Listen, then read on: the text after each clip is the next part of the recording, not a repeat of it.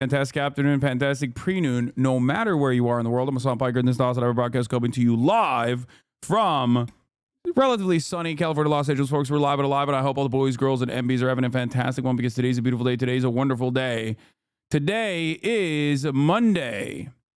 It's Monday News Day, folks. It is December 9th, 2024. We're almost done with a year, and it's Monday, and boy, do I have a lot to talk to you about. But before we get into that, this is the part of the broadcast where I tell you about my personal news about what's going on in the world of HasanAbi Piker for all the parasocialists out there. In between the time period where I pressed the stop streaming button and where I pressed the start streaming button. For all of those who are wondering what happened. So here it is, folks. Ladies and gentlemen, obviously everyone is saying free Luigi Mangione, and we're going to be talking about that. I am going to dial back. This is going to be the first day where I will not be doing Italiophobia. Normally, as you guys know, this is unlimited Italiophobia in the broadcast.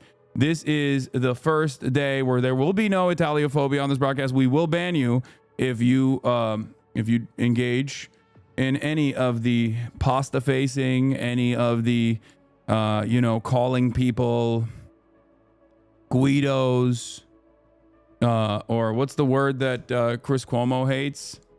You know, if you do, don't do the cook of the pasta. Don't do that. This is no Fredophobia. No Fredo. No using the term Fredo. I can use it because I'm Italian spiritually, but you can't. Okay. Remember, we're gonna do that in a second though. Before I get to Aspettando Hasan, the Italiano version. Okay. Let me tell you about my personal news about what's happened in the world. So, first and foremost, okay, so, God, you guys are already fucking blasting me with like all the insane shit that this dude has said, including demanding that Japan ban pocket pussies. That's crazy. This guy had a lot of weird opinions. All right, maybe not so based. I know who the guy is. Personal news wise, I'm just gonna go through it really quickly, okay? I'm gonna go through it real quickly. What did I do last night? I ended the broadcast, and that's it. I didn't do shit, okay? I had dinner. I watched Dungeon Meshi. Very good show. Passed the fuck out. Woke up early. Worked out. You guys probably saw hit 255 for one at least, okay? Hit 255 for one. It was push day today. My legs are still shot. Here it is. I have to put those towels on because like I'm getting plantar fasciitis on my hands. I think it's called like hook hands or something. Old ass man, being 33 years old. But yeah, just a chill guy putting up 255 is not a big deal. That actually technically is not a big deal. It is not a big weight at all. Okay. Unfortunately, but you know, and it's not big historically, but it is the highest, is the biggest number I've hit in the last, I would say, in the last couple of years. So the fuck you mean not a big weight? 255 pounds is not that big of a weight for someone of my size. I am 225 pounds. I should be able to rep this shit. Okay. I pressed 245 at 150, 5'5", and I'm 10 years older than you. Don't give up hope. I'm not. But also you have to remember, I will probably be taking TRT eventually. And that's when I will really hit those big numbers later down. But yeah, what is this? Be careful lifting weights. Might lead to an injury, then lead to, you know, showing up in New York City with a blinky. Okay, dude, calm down. There's a couple steps in between me getting injured and having my healthcare coverage denied into taking direct action that is violent. And we, of course, as you guys know, do not condone. We condemn. We condemn. Not even once. No.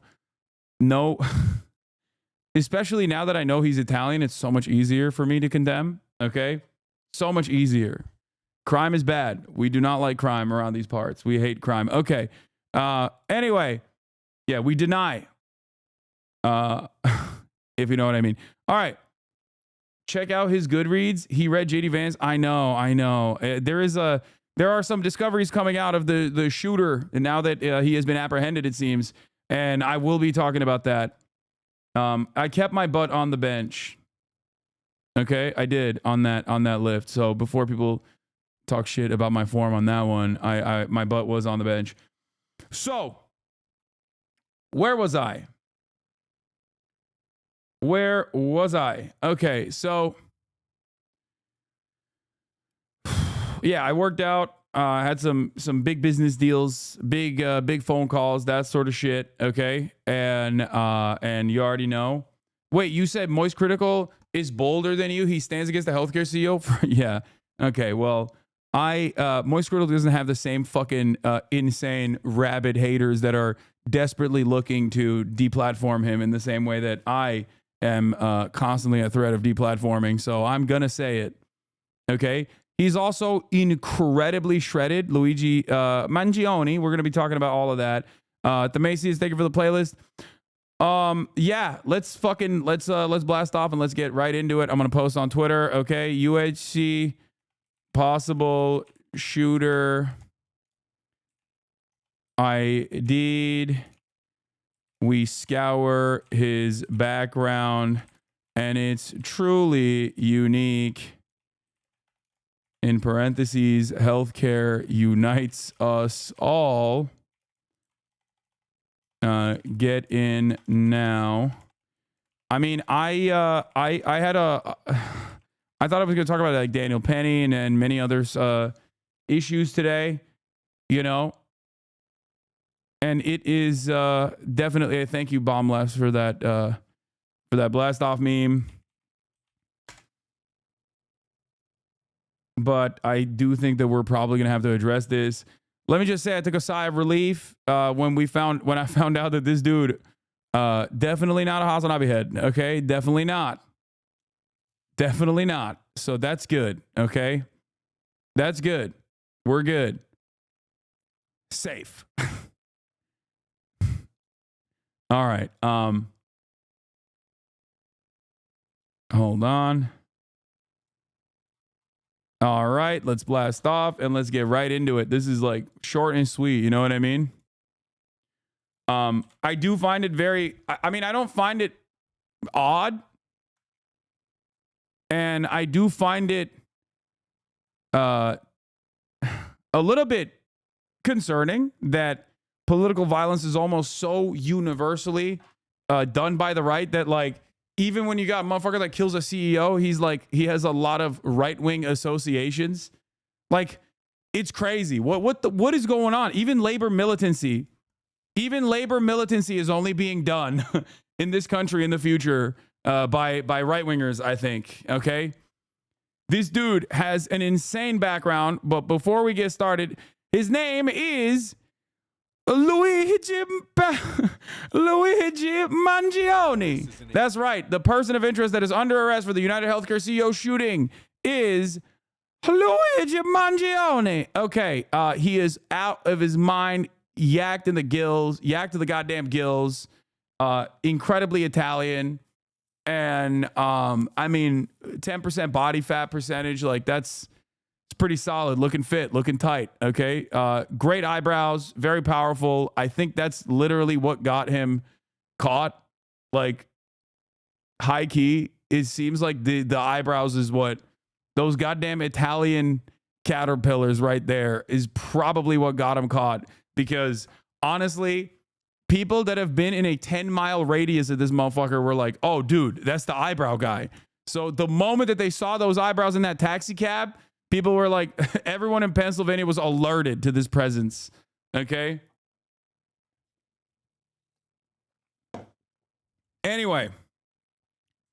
Yeah, this motherfucker should have shaved his eyebrows and I guess that would have been hard, but that would have been hard for him to stay undercover with the shaved eyebrows. What are his right-wing associations? I didn't see anything wrong with what he's posted. He's like a Peter Thiel fan. He doesn't like Jordan Peterson from what I've seen, and we'll dive further into it. But like, I think he's like he likes Lex Friedman. He's like a he's like a right-wing podcast bro, and kind of. What is this? This is the greatest day of my life. Wait, what? That's Luigi Mangione. This person just posted. Wait, did he attend their wedding or something? He has Mein Kampf on his Goodreads. I don't know about the Goodreads stuff, but we'll see. So funny that half the CEO killer's timeline is just retweeting this guy. Oh yeah. It's really interesting. Doors open.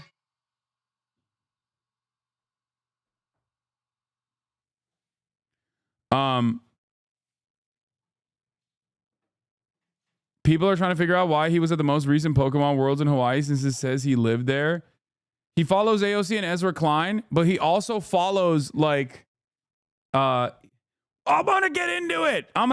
He follows a lot of like fucking right-wing CEOs too. It's very interesting. It's a very interesting. Oh shit, the shelf is private now. They privatized it. No. Chat, log everything. Log everything and send it to me, all right? What is this? No, one of my fishies got sucked into the filter. This guy can't catch a fucking break.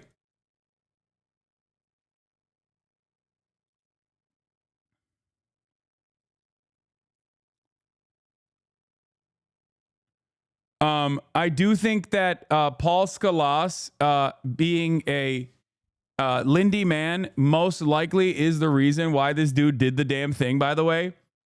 What is this? Holy shit, he follows...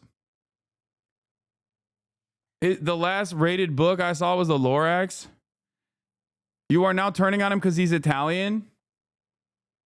Listen, dude. Listen. He is exactly the type of motherfucker that like loves Elon but hates healthcare CEOs. Okay? I need you to understand. Like, it is kind of hilarious that it's just like... We got, oh God, there's so much to talk about. We'll do his reading list. We'll do his Goodreads. Okay. We'll do his Goodreads that's now privated. He obviously reviewed the fucking Unabomber book, classic. Okay. He's got a good bit on Kurt Vonnegut, Slaughterhouse-5. So that's like, he's all over the place politically. Okay. Which is so American. And I need you to understand this. It is the most American to be politically all over the fucking map. No one has a well thought out, consistent, clear-eyed, ideological perspective. But what's even more interesting for me,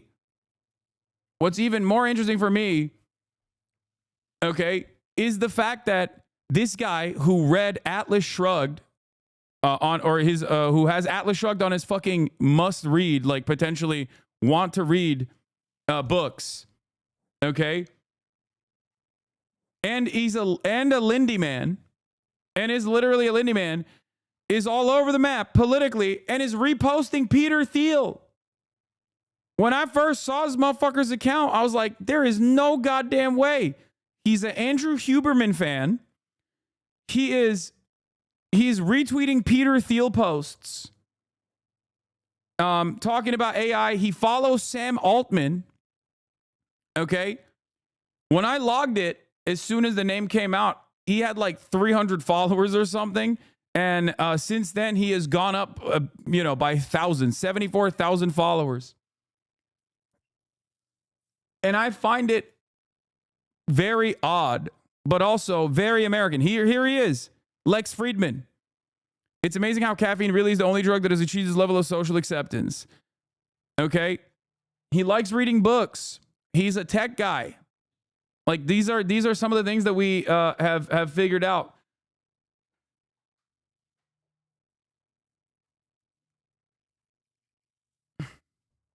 He was a HasanAbi head. Top of the hour Dankies. Yeah, he's not a HasanAbi head. Okay, calm down. That's not a real tweet. Shut the fuck up.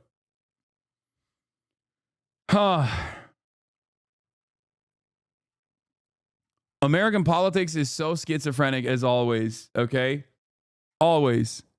Never forget that.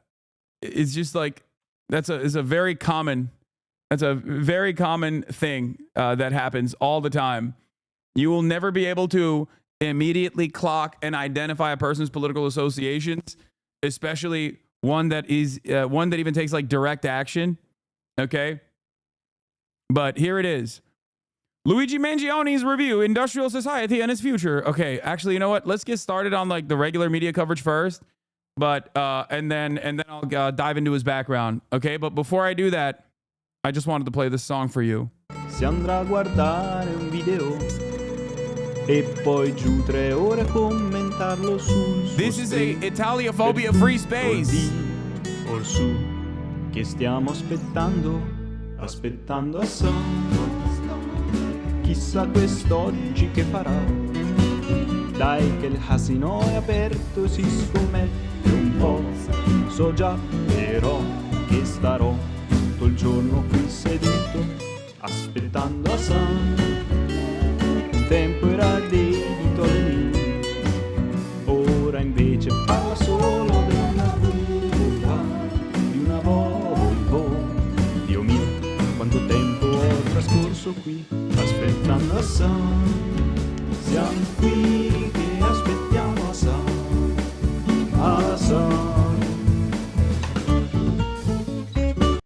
Why are we listening to this respectfully? Because the name of the United Healthcare CEO shooter is Luigi Mangione. That's right. He is the person of interest, Luigi Mangione, who is under arrest for the United Healthcare CEO assassination. Ladies and gentlemen, here it is. Let's take a look at the special report from ABC News. Hi, I'm Diane Macedo. We are coming on the air because multiple law enforcement officials say a person of interest is now Mamma mia! being questioned in the New York City murder of United Healthcare CEO Brian Thompson. They say he's identified as 26-year-old Luigi Mangione. Here's New York City Mayor Eric Adams with an update. Thompson of United Healthcare was the victim of a senseless act of violence. Our officers have been working around the clock. Many of them did not go home to pursue this individual. It was crucial that we were able to remove him off the streets of America, and we were going to seek. Yeah, I mean, yeah, I felt really unsafe. Gioforio, thank you for the 5 gifted subs, my friend. Gioforio. The Italians are on a come up big time. Do you understand? Wait. Oh, I thought you were. I thought he replied to this or something. Why mafia isn't a fucking aesthetic, a thread? I cook the pizza. Go fuck yourself for real. I can't with these people anymore. I hate you all from the bottom of my heart. Ignorant pieces of shit. I cook the meatball. Hey, passa the linguini. Essa mia Mario. Mamma mia. Yeah. Please check in on Mario, please. Yeah. Him out, no matter where he was at the time. And so this is a strong person of interest. The police commissioner and he's strong, all right. He's right. He's strong. We'll go over where we are right now in the investigation. He matches the description of the identification we've been looking for. He's also in possession of several items that we believe will connect him to this incident. How did we do it? Good old-fashioned police work. The chief of detectives and the police commissioner made the decision to release as much of a photo that we had at the time. We sent it across the country, and someone, a McDonald's employee, did something we ask every American to do. If you see something, say something, but most importantly, do something. And they did. And because of that, we believe we have a strong person of interest to deal with this case. I want to now turn it over to the police commissioner of the city of New York, Commissioner Tisch. I think it's really fucked up that they revealed this guy. I'm gonna be honest. I don't give a fuck how, but listen. BDS is he went to Starbucks first, got nabbed there, then he got caught at a fucking McDonald's in Allentown. Okay, BDS would have saved him. BDS would have saved him, and he didn't do it. Okay, he didn't do it. That's what you get, motherfucker. I mean, listen, free him, but also, you know, he's a dumb fuck who used the same fake ID. Okay, Central Committee. Like, just because this man is, not ideologically aligned with someone like myself or someone like yourself, it doesn't mean you have to be so mean to him, okay? And I know it's partially because you hate Italians, okay? And I understand that. I understand that it's afraidophobia that you are exhibiting. But let's just work through it. Let's just work through it. Let's try to get a better understanding of what motivated this man to behave in the ways that he did, okay? Oh, not Allentown, Altoona. Do not get my beloved Toontown names mistaken. First of all, Pennsylvania is such a fucking fake ass state that there's not one but 2 different tune related places. Like, what kind of Looney Tunes nonsense is happening over there? Y'all don't have better fucking names? My bad. Thank you, Mayor. Good afternoon, everyone. Earlier this morning in Altoona, Pennsylvania, members of the Altoona Police Department arrested Luigi Mangione, a 26-year-old male, on firearms charges. At this time, he is believed to be our person of interest in the brazen targeted murder of Brian Thompson, CEO of United Healthcare, last Wednesday in Midtown Manhattan. The suspect was in a McDonald's and was recognized by an employee who then called local police. Responding officers questioned the suspect, who was acting. This is what Altoona is famous pizza, for. And then there is pizza. Altoona Sicilian is what Altoona Hotel pizza was like back. Okay, I'm not gonna lie. This is probably the radicalizing principle, dude. This is like, if I'm an Italian man and I find out that this is what they've done to my fucking most significant cultural artifact, I'm gonna fucking lose it too. Oh my God. What the fuck? What the fuck is this, bro? What the hell are they doing in Altoona? Hey, yo, look at this shit. What? You know, this reminds me of George W. Bush's favorite meal, which was, I think, a pizza cheeseburger, like a cheeseburger pizza. That's what he used to eat every fucking night. George W. Bush ate like a child. And I feel like this is the version of that. He was there for his next hit. Yeah, he went to Altoona to kill this guy next. It's like your crimes against Italians will be addressed today.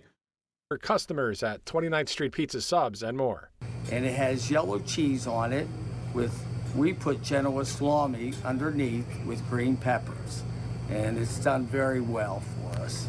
And customers from Brooklyn, New York agree. It's the best pizza from here. Oh my God. Okay. All right. What the fuck are we doing? Yeah. Elon Musk has been taking his son out as a little human shield nonstop since the CEO assassination. Is pretty funny. Like, he has literally been in public only with his son since that CEO assassination. He's like, hey guys, I just want to remind you that I am a human being. I am a father.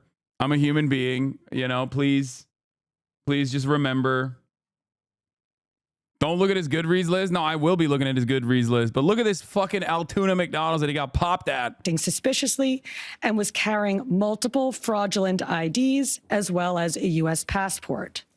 Upon further investigation, officers recovered a firearm on his person as well as a suppressor, both consistent with the... Wait, this motherfucker was literally carrying that shit on? He didn't dump it?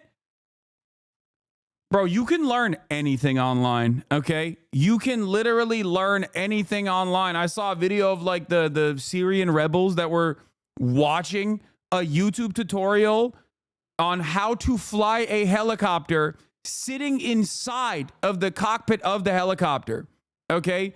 And now I'm beginning to realize that this guy was not a professional at all and just simply watched a YouTube video on how to carry out a fucking assassination, because he should have watched more YouTube videos on how to fucking, I don't know, hide the evidence. Why the fuck? Yeah, I hate to do Monday morning quarterbacking here, but like the way he carried it out was pretty fucking smooth. And then he turns around and he's like, yeah, I'm going to go to fucking Altoona. No place where he ditched it. Like, by the time you get to Altoona, you could drop the gun anywhere at that point. You know what I mean? Drop it in a fucking river, dog. What are you talking about? Oh, shit. The mic is breaking again. I'm getting... Federal authorities are cooking my microphone. By the time you get to Altoona, you have already left. You have already left the state, okay? Dump it in a goddamn river, man. Okay? Make it the law enforcement, make it law enforcement the problem of law enforcement later down the line when someone is doing magnet fishing. You know what I mean? How the fuck do you keep that with you? Was he going to go and kill other CEOs or something? What the fuck was he doing?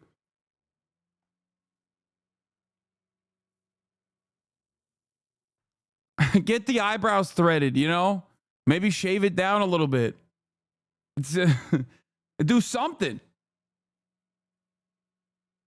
How can a leftist argue for pollution? Okay, man. Sometimes it's, you know, sometimes you got to ditch the fucking assassination weapon, okay? Dude thought he would get laid if he showed proof. This motherfucker doesn't need to get more pussy, okay? What are you, crazy? Have you seen the way he looks? Like, I do not think. Turns out a mutual friend of mine. Oh, this is from the prospect. Luke Goldstein says, turns out a mutual friend of mine went to high school with Mangione and was on the wrestling team with him. Says he was a class valedictorian. He had back surgery a few months ago and went missing. No one had heard from him. Oh my God. Well, now we know what the motive is, it seems. He's an incel, though? No, I've seen him with like a lot of ladies, dude. I don't think he was an incel.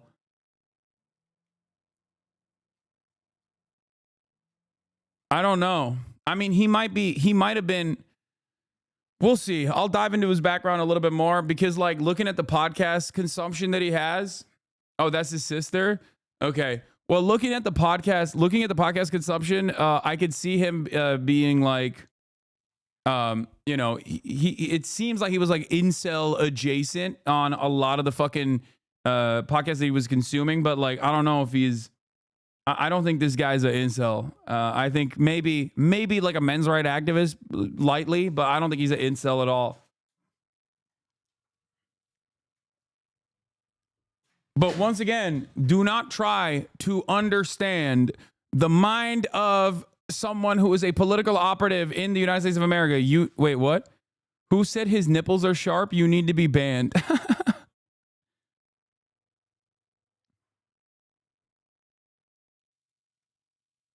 Anyway, avid reader of 295 books listed on Goodreads. Academically, he holds a master's and bachelor's degree in computer science from the University of Pennsylvania. Additionally, he gained recognition as a valedictorian at Gilman School in Baltimore, showcasing his academic excellence. His work includes contributions to machine learning and robotics, as evidenced by projects on GitHub. It makes sense. He was like a fucking stem cell. He was like a jacked stem cell. So yeah, it makes sense why he would find himself captivated by, when you have no humanities, when you have no formal humanities education, you find yourself in the throes of radicalization by the likes of fucking Andrew Huberman and shit. And all of a sudden, you know, become like kind of stem cell adjacent. Yeah, here is a very famous tweet that we have to point to. He literally, quote, retweeted Elon Musk's favorite neo-Nazi here. Immigration won't solve anything. It's maybe a short-term solution at best. Japan will be fine as long as it stays Japanese, this guy says. I am, yes, you are, no. He is a famous neo-Nazi online. Elon Musk's favorite neo-Nazi, as a matter of fact. He, quote, retweets him and says, modern Japanese urban environment is an evolutionary mismatch for the human animal. The solution to failing birth rates isn't immigration, it's cultural. Encourage natural human interaction, sex, physical fitness, and spirituality. Ban Tenga fleshlights and Japan real hoe custom porn star pocket pussies being sold in Don Quixote grocery stores. Yeah, that's going to fix the problem, man. You're definitely right. Yeah, it's because the Japanese are too vociferously they're ravaging these sex toys that you can purchase at Don Quixote. And you know he's a fucking weeb too, because he knows what Don Quixote is. If you know what Don Quixote is, you're a goddamn weeb. You're a fucking otaku. Okay? Replace conveyor belt sushi restaurants vending machine ordering with actual human interaction with a waiter. I'm willing to bet that there is like classic fucking dumbass otaku that doesn't even understand Japanese culture, especially because human interaction is so there's so much need for human interaction that like a big part of Japanese nightlife industry revolves around people that basically fucking give that human interaction to you while you're engaging in social drinking, even if you are alone, okay? So it's not the fact that there's too many conveyor belt sushi and restaurant vending machines. Dumbass. Replace 24/7 esports cafes with young males. Earn false fitness signals via Tekken fighting and Overwatch shooting games with athletics in school. Heavily stigmatized maid cafes where lonely salarymen pay young girls to dress and anime characters and perform anime dances for them. Revitalize traditional Japanese culture, Shintoism, Okinawan karate. onsen, etc.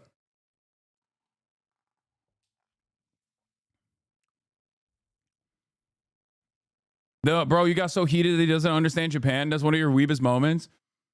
Yeah, I love talking about the Japanese birth rates, okay, without addressing Japanese work culture, capitalism, and also the tendency of developed nations across the board to run into this trap regardless, especially if they don't engage in any sort of migration. Like, this is what happens when you are a fucking stem cell with no understanding, no political acumen whatsoever. But I digress. This is important to understand and acknowledge that the issue of healthcare is a unifying principle, is a unifying problem. This is why it is not surprising that this person is not like a fucking card-carrying commie leftist. Okay? 2 reasons for why it's not shocking to me that he is not a card-carrying leftist or whatever, but instead is this like indecipherable kind of right-wing guy. Okay? 1, he's a stem cell. Okay? No understanding of humanities, probably assumes that humanities are bad. Okay? 2, the right dominates the space for political violence. They just dominate it. They own it. They dominate it. The right is so used to doing political violence that when you look at 2 of the Trump attempted assassins, Ryan Ruth, my NATO hero, okay, the #1 NATO defender, the 1 NATO voter, Ryan Ruth, and the other guy whose name I fucking forgot, the one that shot at Trump and popped him in the ear. One was a registered Republican. The other one had voted for Donald Trump. Ryan Ruth had literally voted for Donald Trump. So, like, obviously, Thomas Matthew Crooks. Yeah, that's his name. So, I feel as though the right is so used to the political violence and owning that space that they just kind of do violence to themselves.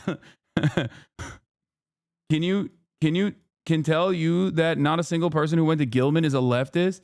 I mean, it doesn't have to be. He doesn't have to be a leftist at all. It doesn't matter. This reaffirms my position. Okay? This is my point. My point is, this is not a left-right issue, okay? This is definitely a class issue, and it certainly impacts even rich people from rich families. I've talked about this before. When I was broke and I worked at the Young Turks, I had health care. I had health care that was given to me by the company that I was paying for, right?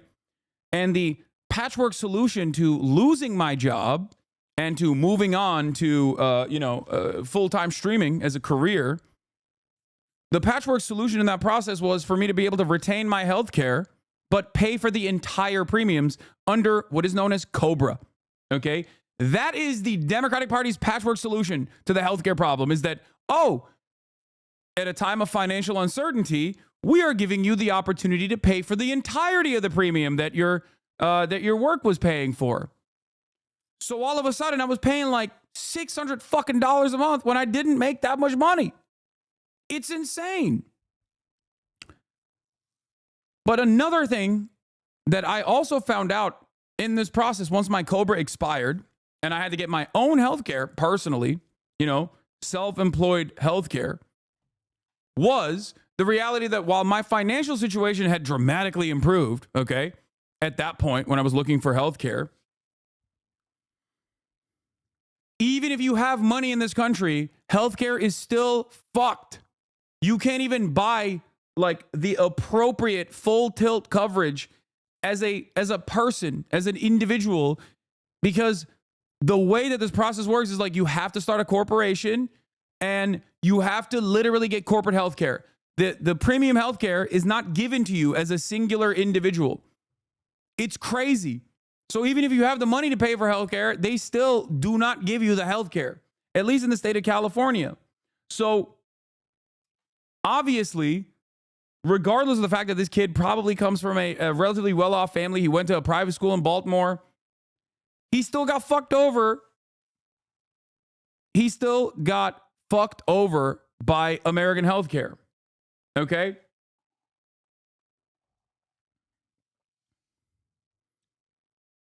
That's it.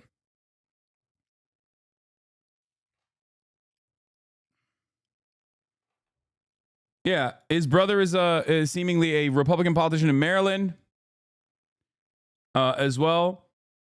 And it's not, you know. Look, there's a very sad story here.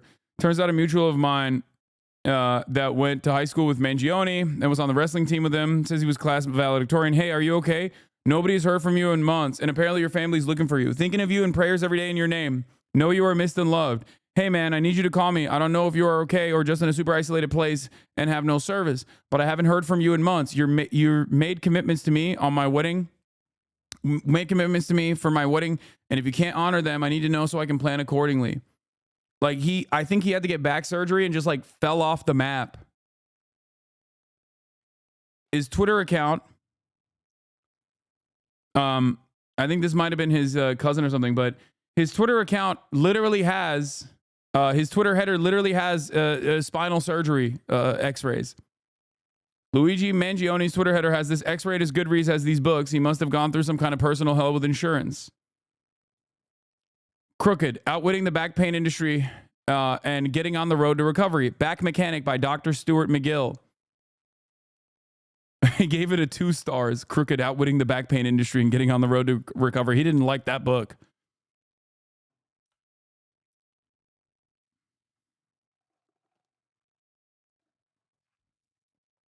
I guess he didn't like the book because it said it didn't tell him at any point that the way to outwit the healthcare industry is by taking matters into your own hands. That's why he gave it 2 stars. Where he was like, yeah, no, I am not.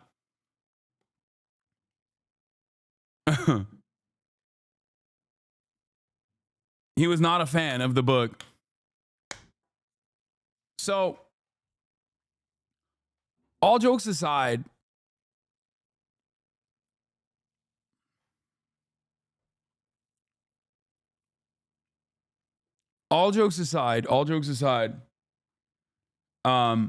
this is a real moment of radicalization for a lot of Americans. Yeah. Muhammad says, Jim bro, who's mad at insurance for how they're covering his injuries. I get it.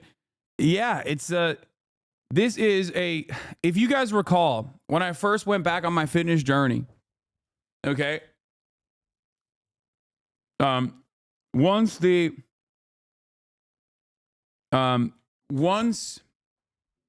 pandemic lockdown restrictions were lifted and I went back to working out, I had a shit ton of injuries because I had not moved my body enough.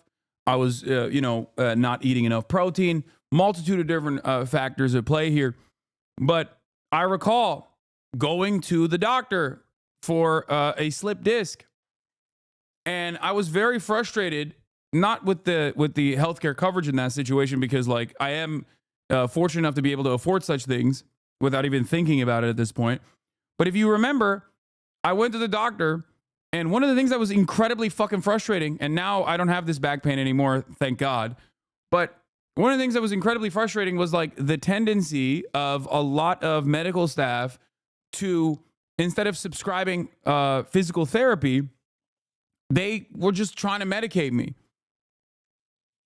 And like I am obviously pro modern medicine, as you guys know. This is something that I am not like an RFK Jr. type of person. But one thing, did I say subscribing? Sorry, prescribing. But you should subscribe for $6 or for free with a Twitch Prime, or you can get gifted a sub as well. Okay? But one thing that I personally experienced that I found to be very frustrating is that like prescribing pain relief medication when you have a injury is not addressing the like major cause of that dysfunction. Okay. And this is something that I talked about at that point as well. this isn't to say that like all pain relief is bad, and I'm not saying that at all. I think there's a time and place for that, for sure. There's chronic pain. I totally understand that. But I think the tendency, even, and this is not even like insurance related, even though insurance factors into this equation a little bit, but the tendency to overprescribe pain relief medication rather than try to address the problem and take this more complicated approach that requires you to identify where the muscular imbalance is and identify why you have injured yourself and try to fix it. Like, that is a long and convoluted process. So I think that's part of the reason why people are way more, people just immediately go, yeah, just take this pain medication and just like rest it and it's fine. Also, thank you, Zylax, for the 50 community gift of subs. And this is frustrating. Every aspect of medicine in this country still, at a certain point, revolves around the profit motive. Okay? It is something that does not make sense. Even if you've taken an Econ 101 course, you understand that medicine, pharmaceuticals, and any sort of like medicine in general, any sort of medical help in general, has inelastic demand. If you don't get it, you die. So you have to get it, right? So the very fact that we still use this as an opportunity to fucking generate profits is insane to me. And I think that's part of the reason why a lot of people have distaste and distrust for healthcare in this country. And that's why you got the likes of fucking RFK Jr. and so many like anti-vaccine people in America that have this kind of attitude, because they see the issue with for-profit healthcare. They recognize the issue with for-profit pharmaceuticals, and it breaks their fucking brains. And instead of recognizing that the solution to this problem is by taking the profit motive out of this, equation, a lot of people just end up, making up their own minds about this shit and despising healthcare and despising medicine even.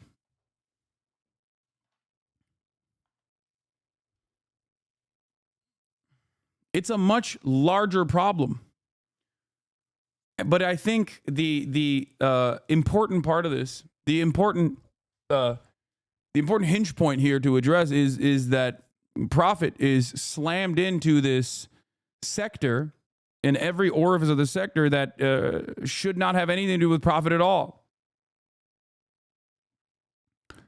And every single person has a story like the one I just told you. Every single person, because at a certain point you needed healthcare, okay? Unless you're like one of the most fortunate people on the planet, you still needed healthcare at a certain point. And when you got it, you were shocked at the bill. When you got it, you were shocked at the process where this healthcare that you paid for or that your parents paid for fucked you over and they denied your claims. We live in a country where there is a concept of medical bankruptcy. Europeans cannot comprehend that. They're like, what do you mean medical bankruptcy? That is an insane process. And yet it is a very real process.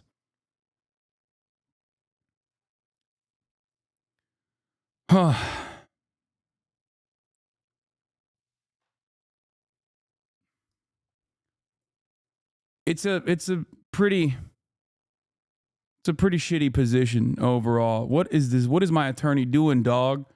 What is my attorney posting? Let's not do infighting, okay? At a moment of division, I don't like that. I think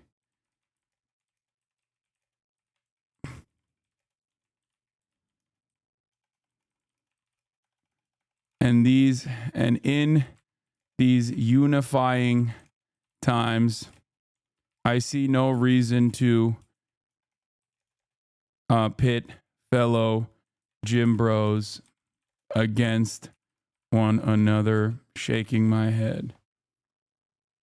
You're mad he's hotter than you? I'm not mad about that at all. But he is hotter than me. That's true.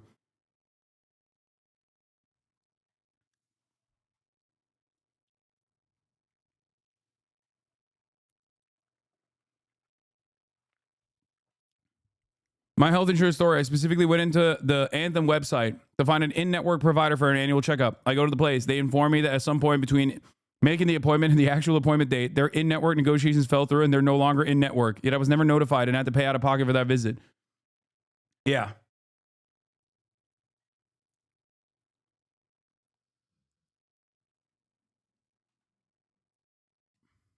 Ew, no, he's not. No, he's very hot. I think you guys are crazy. Anyway. So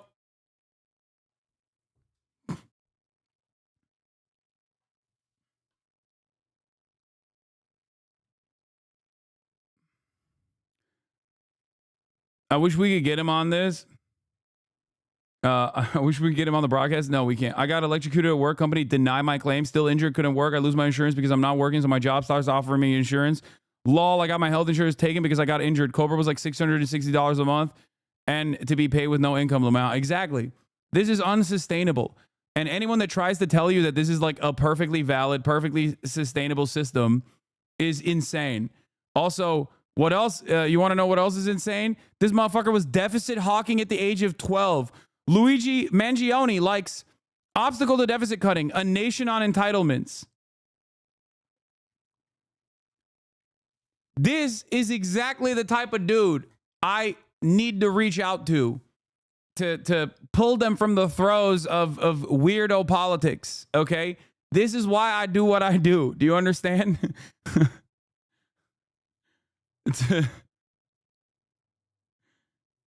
This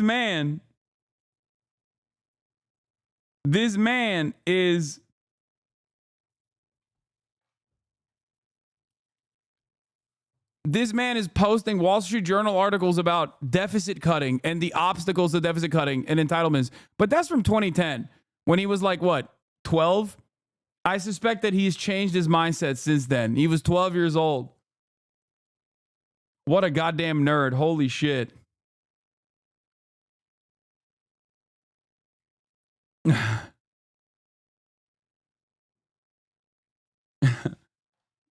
This guy was definitely watching the Feminist Owns compilations. Yeah.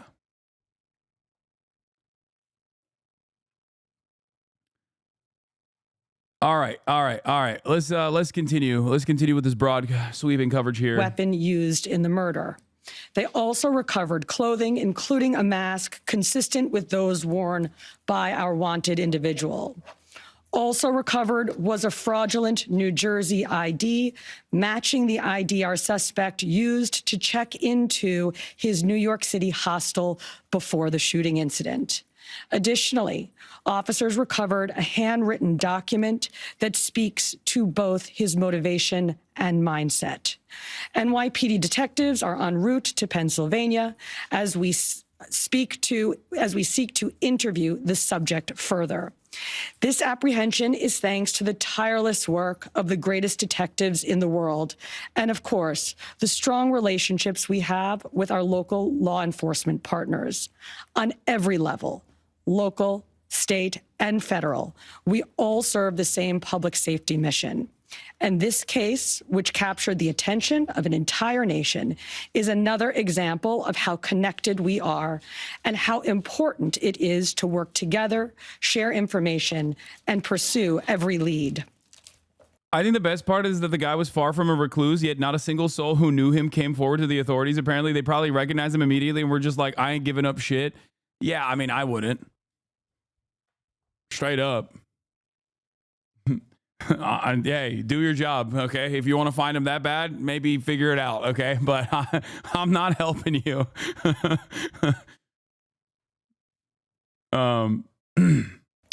For just over 5 days, our NYPD investigators combed through thousands of... Yeah, the attention that the nation gave to this story is not the type of attention that she thinks is good. I will say, I don't think it was a positive. They had a positive association with him, not the victim. Of hours of video, followed up on hundreds of tips, and processed every bit of forensic evidence, DNA, fingerprints, IP addresses, and so much more to tighten the net. We deployed drones, canine units, and scuba divers. We leveraged the domain awareness system, Argus cameras. I love this like back patting that like all of these institutions always do after like some random fucking McDonald's employees. Like, I recognize those eyebrows. He's being kind of sus. Like, it literally is always like, we did so much. Yeah, it amounted to nothing. Like, you did so much with your domain awareness system, and the only thing, the thing that got him caught was the fact that he didn't follow BDS. He did not go to, he should not have gone to the McDonald's in what is it, Toontown, Looney Tunes Town, whatever, fucking Pennsylvania.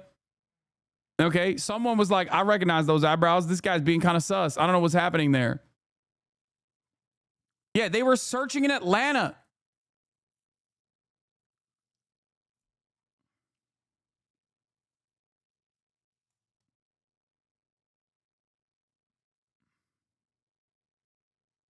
Italiophobia got him arrested.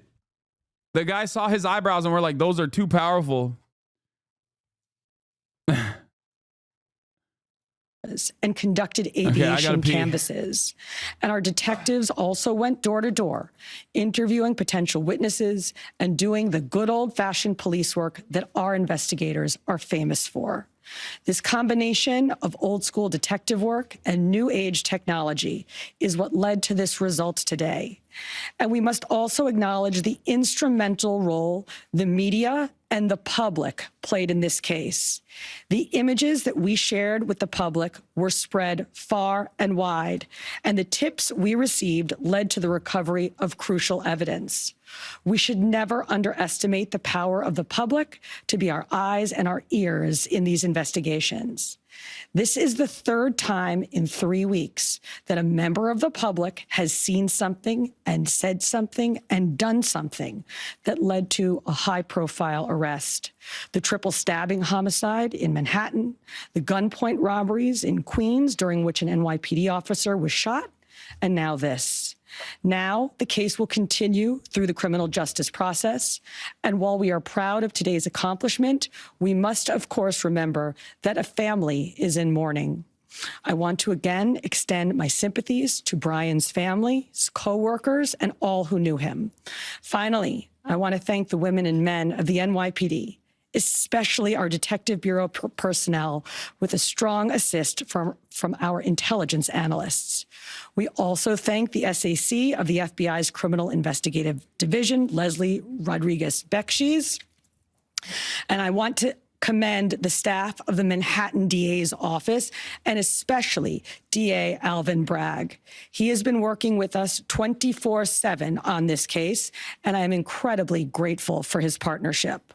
I'll now pass it along to our great Chief of Detectives, Joe Kenny, who will provide additional information. Chief. Thank you, Commissioner. Good afternoon. As the Commissioner stated earlier, a male was taken into I think it's pretty funny what they're like, the NYPD was working tirelessly around the clock. Meanwhile, this is what the NYPD actually was doing, okay? Look, hold on. Dude.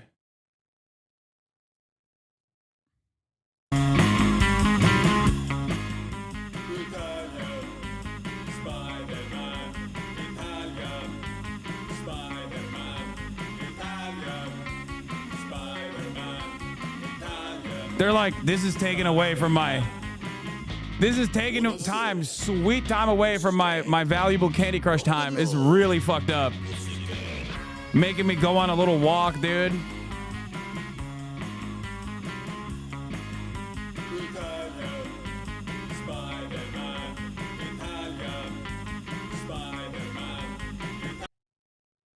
You know? Look at this pic of them diving in a Central Park pond. Random guy in a rural Pennsylvania sees suspect in a public restaurant, calls the cops. NYPD diver comes out of Central Park pond 275 miles away and solemnly removes his snorkel. We did it, boys. Yeah, tax dollars hard at work, baby. It's just like, it's so fucking ridiculous. But of course, you know, Don't let these guys, don't let the truth stop you from, creating this narrative that we did a fantastic job and we deserve $700 billion, please. Custody today in Altoona, Pennsylvania this morning. He has been identified as Luigi Nicholas Mangione. He's a male, 26 years old. He was born and raised in Maryland. We know he has ties to San Francisco, California, and his last known address was Honolulu, Hawaii. He has no prior arrest history in New York. Members of the NYPD Detective Bureau are currently traveling to Pennsylvania with members of the Manhattan District Attorney's Office to interview this subject. This case was brought to a successful conclusion based on the coordinated effort between numerous NYPD units, including the Intelligence and Counterterrorism. Yeah. Felix says, wow, I can't believe the shooter was an attractive and courageous buffoon with beliefs that were all over the place. Not, what is this, your first day in America? Yeah, I mean, it is the most expected thing. Listen, once I saw in my lifetime an actual trans person do a school shooting, I was like, oh, this is like an introduction to being an American, okay? Like, that's it. Dude, America is the land of mass shootings and gun violence, okay? This is the number one thing that we do, all right? And people have no consistent, clearly defined political. What he posted off screen first? Wait, what? No, there's no way this is actual. If you see this, I'm already under arrest. Luigi Mangione? Okay, dude. No, this is a meme, isn't it? This is a fucking meme, I suspect. Yeah. I don't think this is a real I don't think this is a real account, dude. Let's look at the activity of it first. Wait, what the fuck?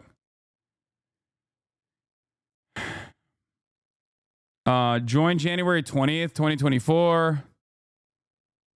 One video, 198 subscribers. Yeah, this is like nothing on it. No, this is yeah, he's posted up with a fucking with Starbucks on the image too. I mean, not Starbucks, McDonald's on the image. No shot.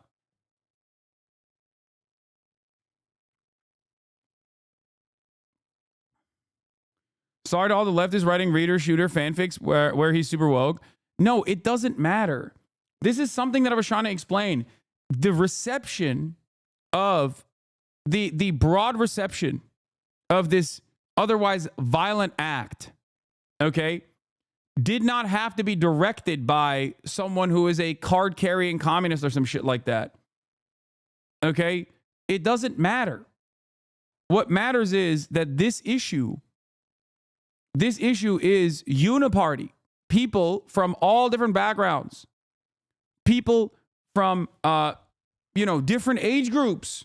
The Debras and the Barbaras on Facebook were celebrating this action. Ben Shapiro's viewers in the comment section were celebrating this action. Because the reality of the matter is, it doesn't matter. Unless you are literally one of the richest motherfuckers out there, you are never going to be sheltered from the lecherous nature of healthcare profiteers. It's impossible. It's virtually impossible not to be impacted in a negative fashion by the for-profit healthcare insurance industry in this country. Okay? That's why it doesn't matter what his political background is. Okay?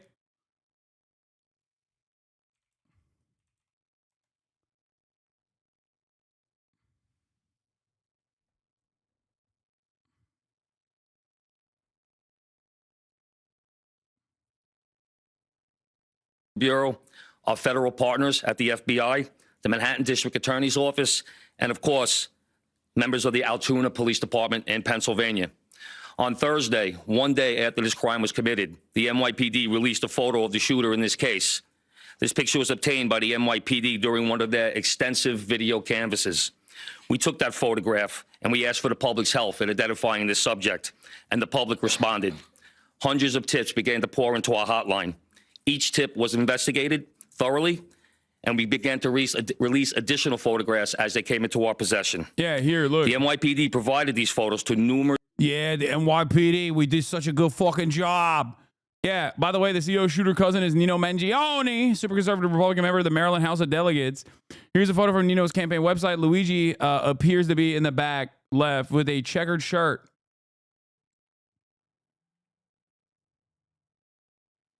Where is he? Oh, there he is. Boop. Computer, enhance. Ridiculous accent. He's faking it. I agree. Italians finally getting someone better to celebrate than Christopher Columbus. Yeah, apparently he had like a 2-page manifesto as well, which we'll cover in a second. What we know about the suspect arrested in the killing of the CEO of United Healthcare, a 26-year-old Ivy League graduate from Maryland, was arrested at McDonald's in the killing of Brian Thompson.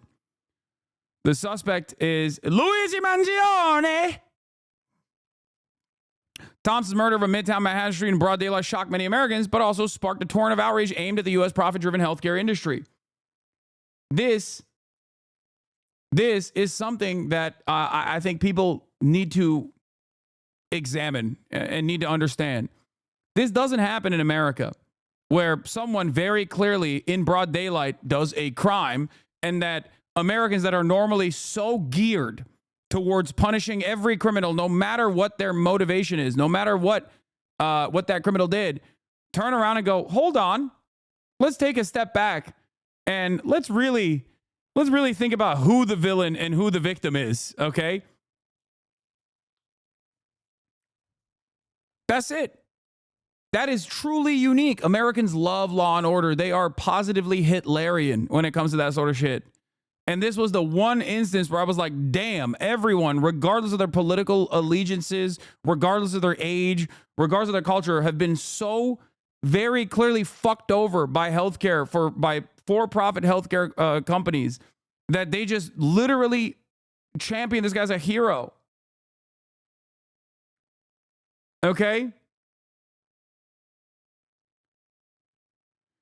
Numerous media outlets, local, national, and international outlets released the photo via television, print, social media, and online content. Luckily, a citizen in Pennsylvania recognized our subject and called local law enforcement. Members of the Altoona Police Department responded to the call, and based on their investigation, they notified the NYPD. This investigation is still active and ongoing. Thank you very much.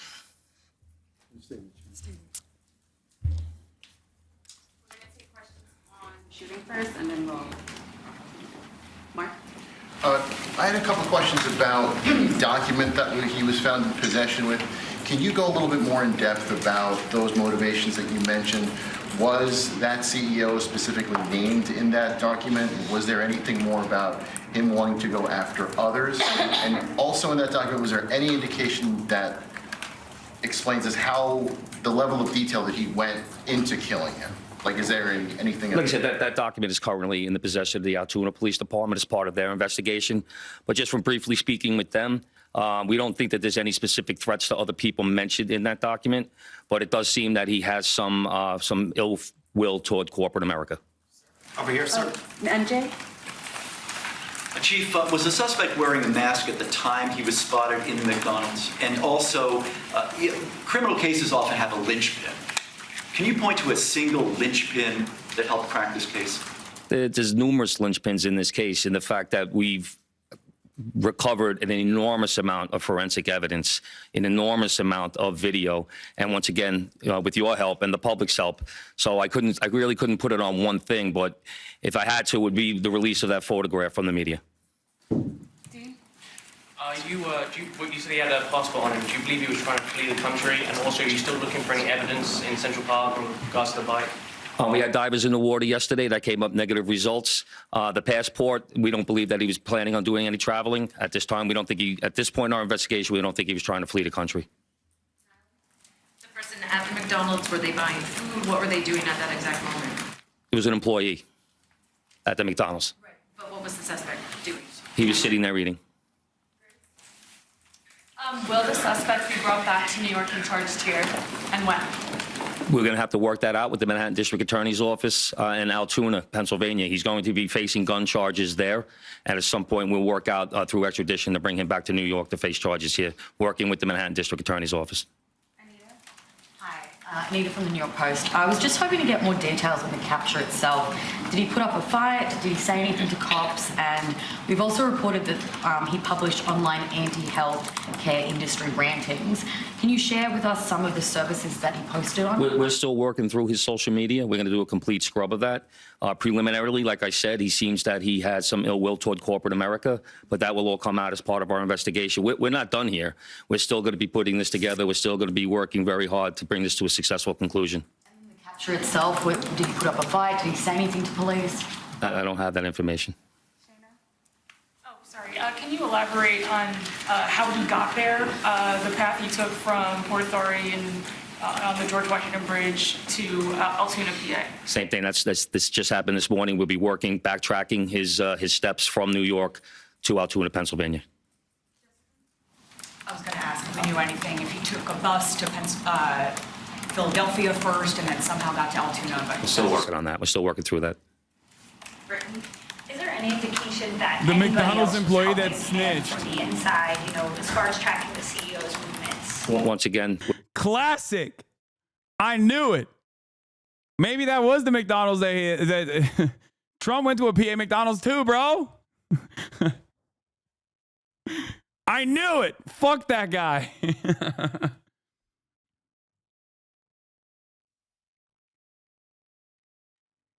You know what? I'm going to fucking QRT that. That's a banger tweet right there. Thanks for the fucking hat. Thanks for the hat tip. Okay, hold on. Is that the right term? Hat tip? Is it hat trick? No, hat tip, right? I don't know.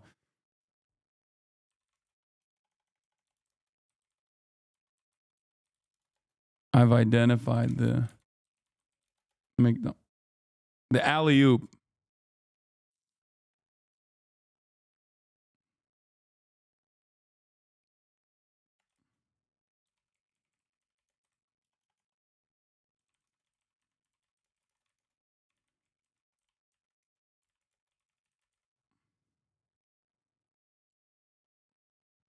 Hat trick means you scored? Yeah, I mean, the assist.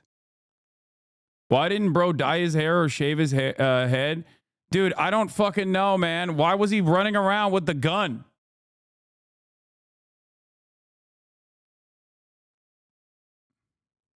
I know what hat trick is.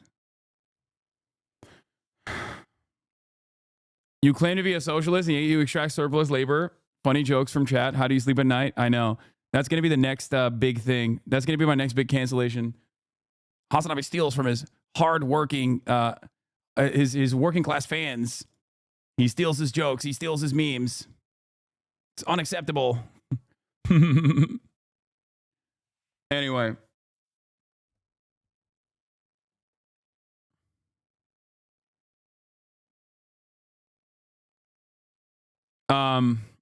All right, let's finish this off. We're still working this investigation very hard. It's not at its conclusion yet. That could come out during our investigation, but as of right now, we have no indication that that took place. Chief, did he have any weapons or anything like that with him when he was arrested? He was in possession of a ghost gun that had the capability of firing a 9mm round and a suppressor. Oh, it was a ghost gun. Oh, he made it. Oh, he's such a fucking nerd, dude. Jesus Christ, this guy is such a stem cell. It's crazy. Get into a little bit about the technical aspects of the investigation. I know you deployed an unprecedented amount of technology. You also... hat tip is correct, by the way. It is homage. Like, you say hat tip to be like, I got it, like a layup, an alley-oop. So I wasn't wrong for using that term. Activated the Sentry program through Intel. Can you talk about how that is going to play into actually building the case as far as cell phone and all of the other technical aspects of what you've done? In this case, it really came down to technology was the use of drones in Central Park, and really comes down to the video canvas that we did. We used every source of video that we could collect, hundreds and hundreds and hundreds of hours from hundreds of sources, and that helped bring this to where we are right now. The gun is Is it believed to be the gun he used in the shooting? And there was some talk that it was a veterinarian type gun. Is that accurate? No, as of right now, the information we're getting from Altoona is that the gun appears to be a ghost gun. May have been made on a 3D printer. The capability of firing a 9mm round, obviously that will come out during our ballistics testing. Oliver? Yeah, Oliver Barnes from the Financial Times. Do you have any indication like how long this handwritten, is it a handwritten manifesto that you found on the suspect? And then also... So Republican shooters are 1 for 3 this year, shaking my head. Yes. They are 1 for 3. Friend activity, Luigi Mangione, B2B featuring Tinashe, Charlie XCX. Brat, and it's completely different. Oh man, he was all over the Brat Summer vibes, it seems. He was blasting Brat Summer. It's kind of funny because like this is, as someone also pointed out in the chat, like this is not the normal profile of this like, you know, weirdo shut-in that wants to make a name for themselves by like doing an either high profile assassination or just like the regular thing that Americans normally do, which is like fucking shoot up a school, right? Like this is very clearly a motivated individual. Like there is a harm that was done to him, it seems, that Americans immediately recognized as well. And he took direct action. And so it is like it's a he doesn't fit like the profile of the normal shut-in guy experiencing like, you know, a mental health care episode or some shit like that, which is why there are going to be in the upcoming days so many people that come forward to be like, I know him, I grew up with him, I went on a date with him, he's a really chill guy. You know what I mean? Like, regardless of his like indecipherable politics, I think many of you, especially in this community, don't understand that like the average American has, what do I always say? The median voter has political opinions that are inherently contradictory to one another. Okay. That's why so many people, even on like the QAnon side, will be like, I hate for-profit insurance, and that's why I'm voting for the Republican Party to deregulate healthcare. It's like, that doesn't make any sense. But that's American politics. You know? That's how it is.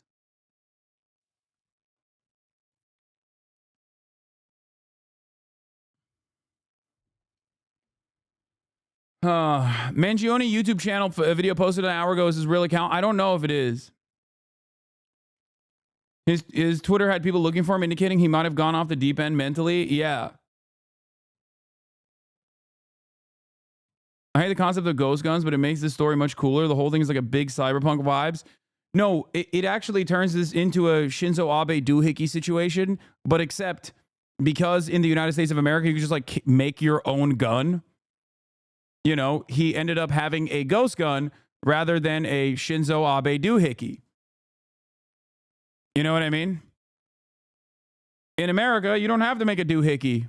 You could just make a gun, like a real straight up gun. Whether or not he put it online at all? Don't know if it's online. As of right now, it's a handwritten 3-page document. Chief, does he have ties to that area, and was he someone who you knew by name before his arrest? We believe he may have attended college in Pennsylvania, but like I said earlier, he has ties to Maryland and California and Hawaii. And you knew him by name before today. Was his name on your radar? Excuse me? Was his name on your radar? Was he someone who you had been looking into before his arrest? No, we did not have his name prior to today. Brent, sorry. Does he have any prior arrests? I know there were none for New York City, but is there any prior arrests anywhere else in the country? We have not come across any arrests in the country. Chief, hi, how are you? On two things. On the ghost gun, is it something you're going to be looking into to see if he made it himself? And can he make that himself? Or would he have to buy the gun the way it was? No, once again, that'll be part of our investigation as we follow up. I mean, obviously he's going to face murder charges, but is there any chance that he could face any other charges because he was targeting the CEO and because of his writings and other things that we're now finding on him? Federal charges or that determination will be made by Alvin Bragg. I mean, listen, all I'm saying is my man had no prior charges, okay? No prior charges, no capacity to reoffend. It seems like this is a one and done, a real crime of passion, okay? What do you mean? Like, anti-CEO being considered a part of the hate crime statute is something that you would expect from America, honestly. Like, we should put CEOs in a protected class of their own. People of means, people of wealth, POWs, you know? This is anti-CEO action, and CEOs should be classified as a protected category, protected class. Rich people across the board should be classified as a protected category. I feel like we will inevitably get there if things get even more dramatic and things escalate even harder. I fear that we will inevitably get there. But before we get there, we'll probably make cops into a protected class of their own. There has been some Republican initiatives in the past that do that. So, you know, and it has been successful in certain places. The real POCs are no longer people of color, but it's people of class. And not the working class. People of capital. POC. People of capital. Yes, what connections does he have in Pennsylvania that you know of? Are they in Altoona specifically? We believe he attended college in Pennsylvania. Does he know anybody in Pennsylvania? Wouldn't be able to tell you that. All right, we're gonna Shut the fuck up. Are you trying to get me banned from Twitch? Yes. What you talk about the manifesto having said things against corporations, but specifically United Healthcare, and do you believe that Mangione acted alone?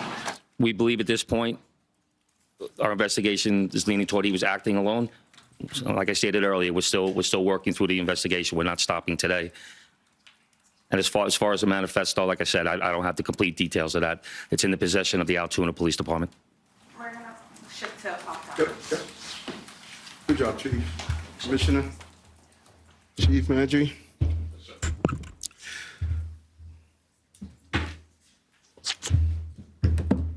Yeah, get back up there.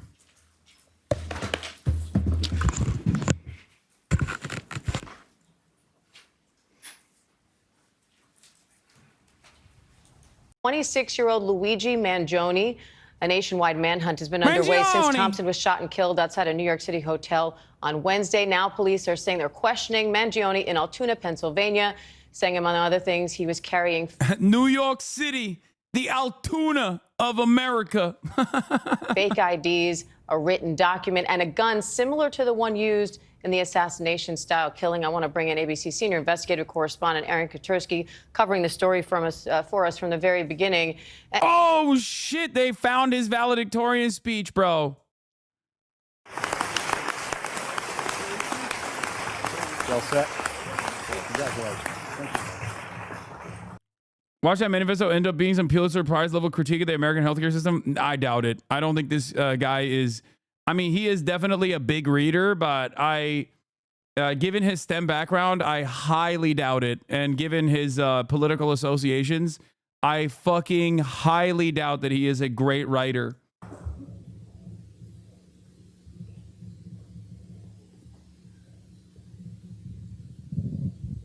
Headmaster Smythe, Mr. Hubeck, members of the Board of Trustees, family and students, good afternoon.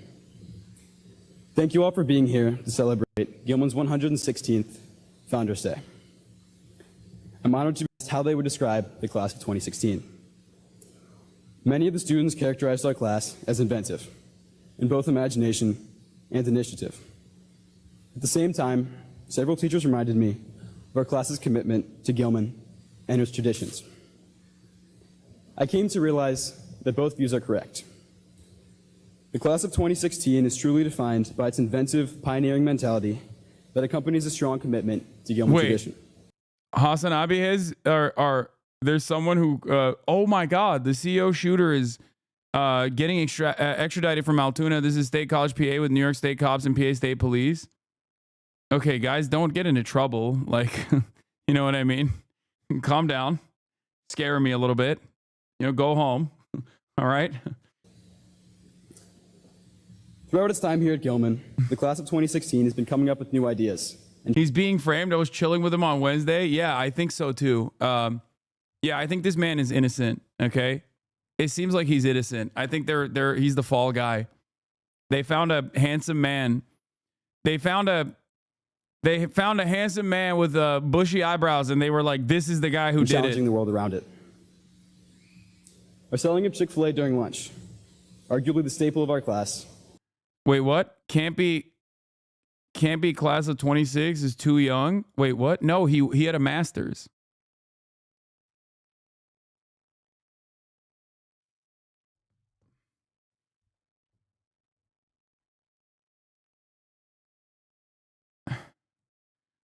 Oh, you found the video.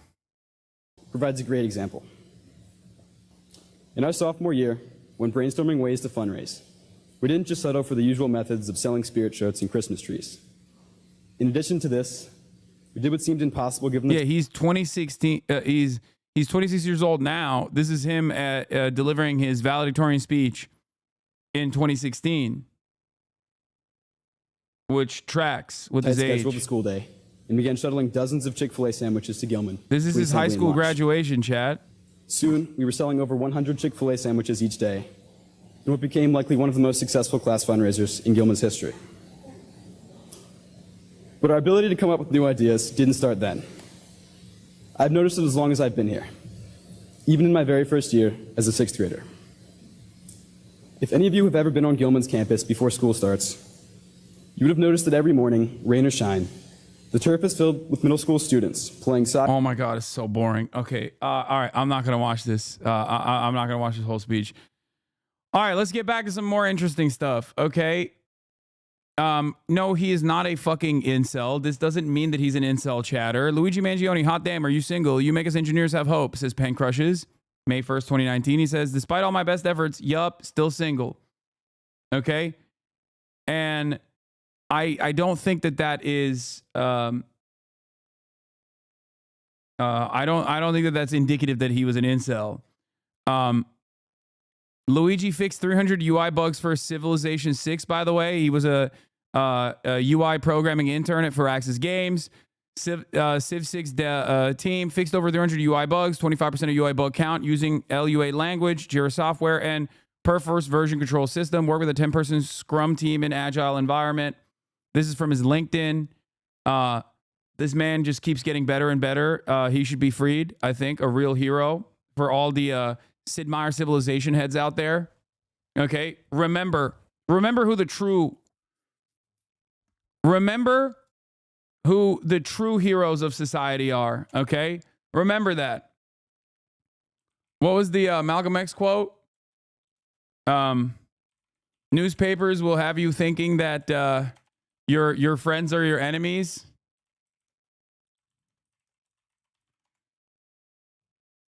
If you're not careful, the newspapers will have you hating the people who are being oppressed and loving the people who are doing the oppressing. You know?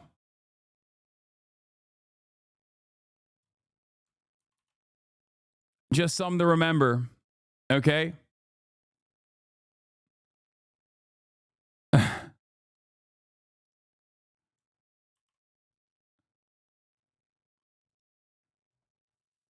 We need a GoFundMe for his defense. Oh, dude, he will. He will pop off. If Biden really wanted to get spicy, he would pardon this guy. Unfortunately, he is not.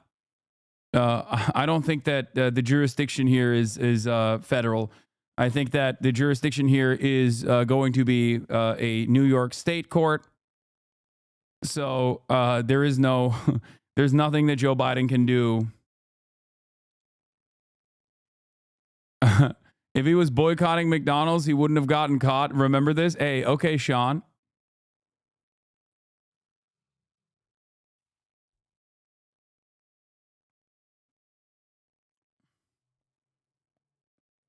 The real person who can save him is Kathy Hochul. And Kathy Hochul already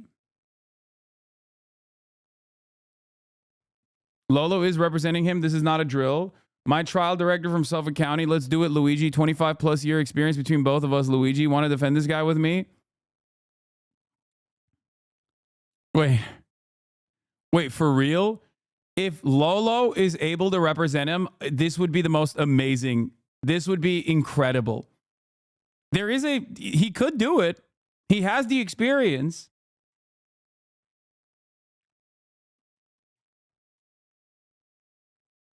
He has it. He needs Jayoma. Jayoma does not represent people in New York. I will go in person. What a fucking timeline. I am so on board with Lol overruled. I'm so on board with my lawyer representing this man. This would be fantastic. Look at his lawyer, dog. This man is going to jail. Why have we had not one but two weird centrist assassins this year? Because that's just America. Okay? The very fact that his politics are all over the place is the most American thing. Okay? Anyway,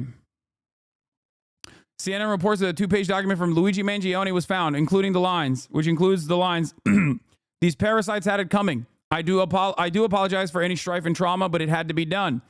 56,000 likes from Pop Base.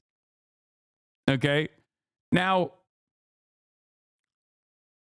all I'm going to say is this manifesto, if it comes out in its entirety, it will rip through. Okay? Also, it seems like he's apologetic, which is very important, especially at a time when no one really sees the need to apologize anymore. You know? I mean, that shows growth. That shows courage. That shows awareness. Release him.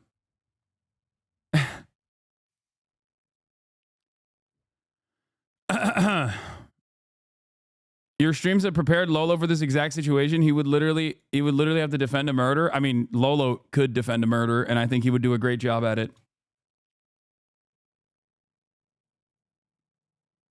Manifesto releases December 11th. No, I don't believe that. That YouTube account I don't trust, chatters. I don't trust that YouTube account at all. John, you have some new details about specific lines that you can quote from this two-page handwritten document that was found on Luigi Mangione's person. What was he writing about? Well, he was railing against the healthcare industry, which of course fits into the scenario here.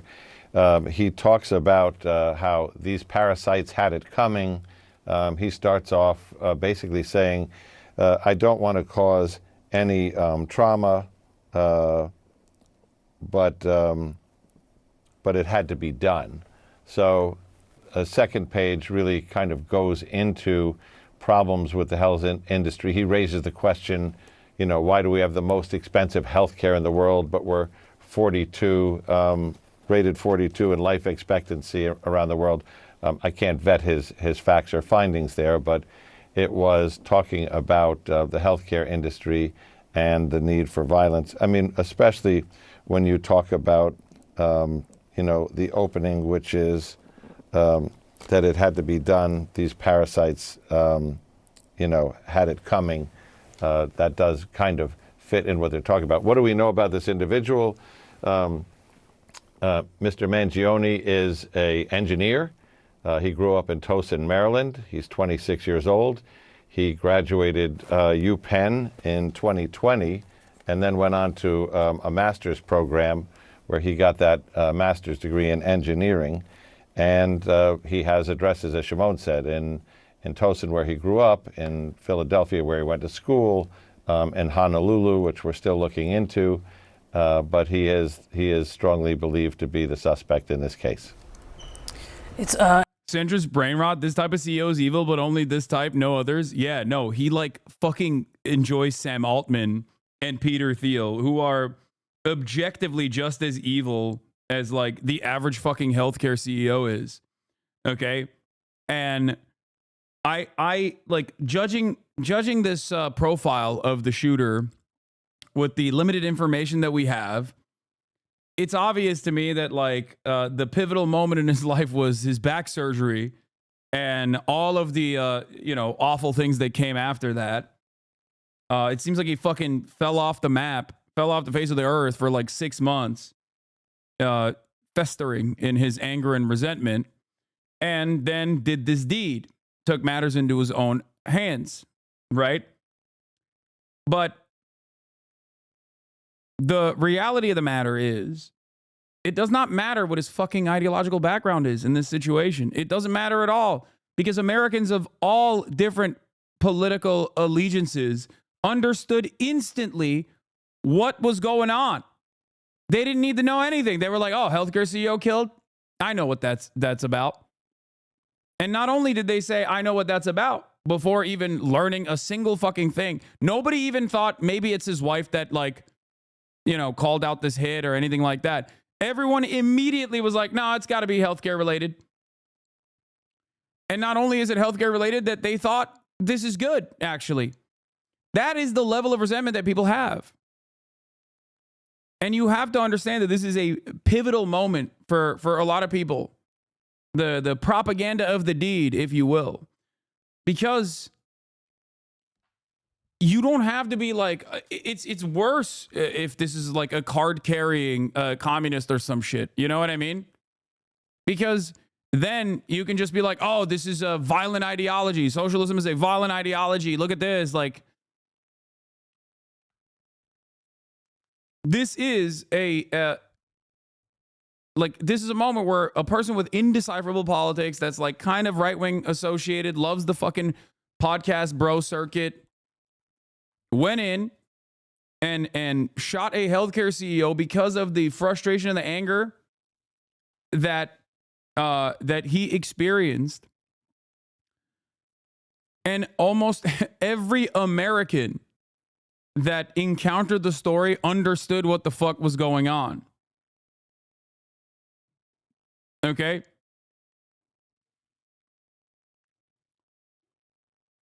I said,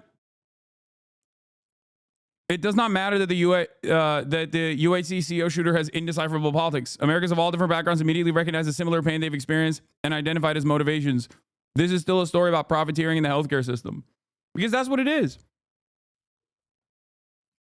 So in the upcoming days when they say like, oh, he went crazy, like this is a crazy guy, it's like, yeah, someone who rips through the social fabric in this way and engages in an act of direct violence in this way, of course, does not have like full-blown mental clarity, but it still doesn't change the dynamic at all. And it certainly doesn't change the reception of the act, because people with the mental clarity that weren't involved in this recognize the wrong and the harm that they have also experienced in their own personal lives. So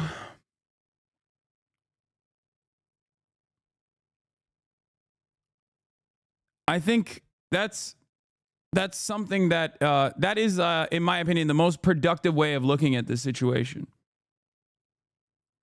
Okay?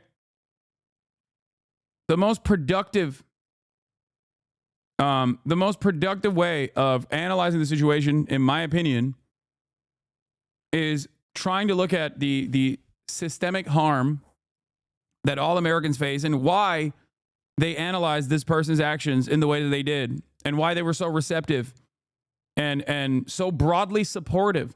Guys, please stop sending me the fucking fake YouTube page. I don't think he timed a video saying stay tuned. I don't think that YouTube page is real. It's going to come out to be like some fucking cryptocurrency rug pull. And I don't know. It's not confirmed, okay?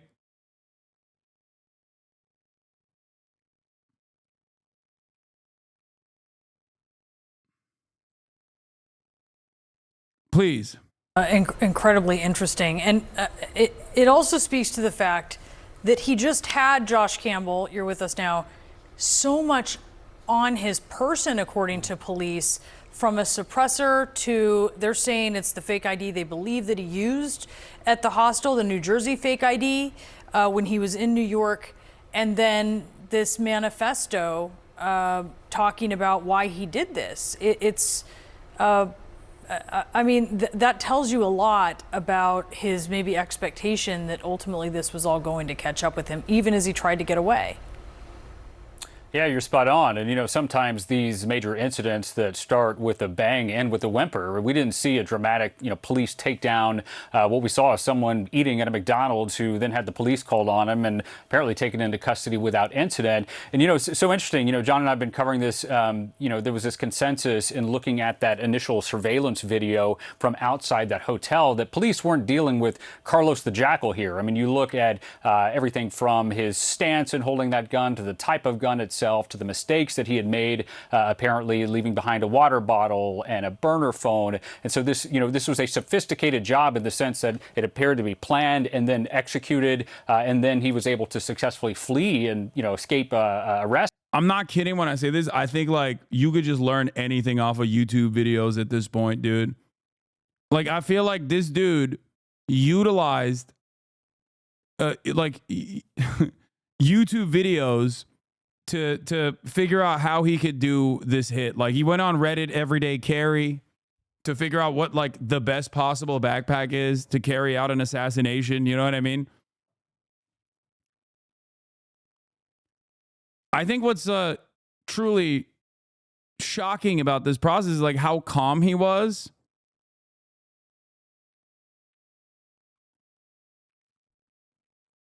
Throughout the entire process.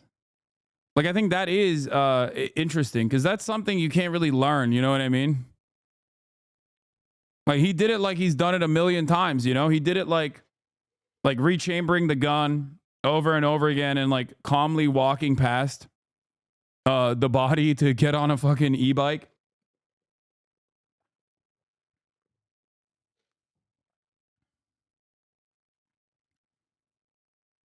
Like he was on, I don't know if he's on like beta blockers or something, but he just seemingly, had his mental fortitude in the moment. He's locked in. Yes, he fucking locked in, chat. So let's take a look at Luigi Mangione, like the quote. America's the wealthiest nation on earth, but its people are mainly poor, and poor Americans are urged to hate themselves. To quote the American humorist Ken Hubbard, it ain't no disgrace to be poor, but it might as well be. It is in fact a crime for an American to be poor, even though America is a nation of poor. Every other nation has folk traditions of men who were poor but extremely wise and virtuous, and therefore more estimable than anyone with power and gold. No such tales are told by the American poor. He liked this Vonnegut quote. They mock themselves and glorify their betters. The meanest eating or drinking establishment owned by a man who is himself poor is very likely to have a sign on his wall asking this cruel question. If you're so smart, why ain't you rich? There will also be an American flag no larger than a child's hand, glued to a lollipop stick and flying from the cash register. Americans, like human beings everywhere, believe many things that are obviously untrue.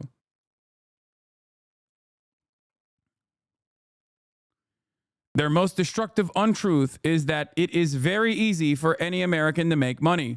They will not acknowledge how, in fact, hard money is to come by. And therefore, those who have no money blame and blame and blame themselves. This inward blame has been a treasure for the rich and powerful who have had to do less for their poor publicly and privately than any other ruling class since, say, Napoleonic times. Many novelties have come from America. The most startling of these, a thing without precedent, is a mass of undignified poor. They do not love one another because they do not love themselves. So he, on the one hand, he liked this quote, but on the other hand, he was like, I want to read fucking Atlas Shrugged. Okay. So who knows? But like I said, you do not need to understand what this you do not need to try and decipher this person's politics, especially because the people that have shown him support come from every different fucking political background. Okay? That's it. When I saw the Debras and the Barbaras on Facebook hitting that fucking laughing smile emoji reaction on the United Healthcare post talking about Brian Thompson's untimely demise, I was like, this is a pivotal moment. This is a moment where, like, no, Americans are openly, very viscerally angry at healthcare in particular. They might not even necessarily recognize that the for-profit aspect of healthcare is the problem. Many Americans do not. Many Americans do not have class consciousness. Many Americans do not recognize the powers that control their lives and dominate their lives. Many of them might even appreciate it. Many of them might like it. Many of them are terrified of any sort of alternatives, an alternative vision for society. Having said that, however, they still know who fucked them over at the end of the day. They know that, at least in terms of healthcare, they have a direct involvement with this. Okay? They have a direct involvement with the pain. Very visceral. It's very real. It's something that they've seen. It's something that has harmed their loved ones. Maybe they're elderly. Doors open.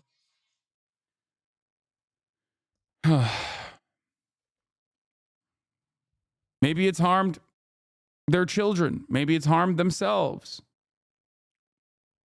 And that's it. That's where you see where this anger and resentment is coming from.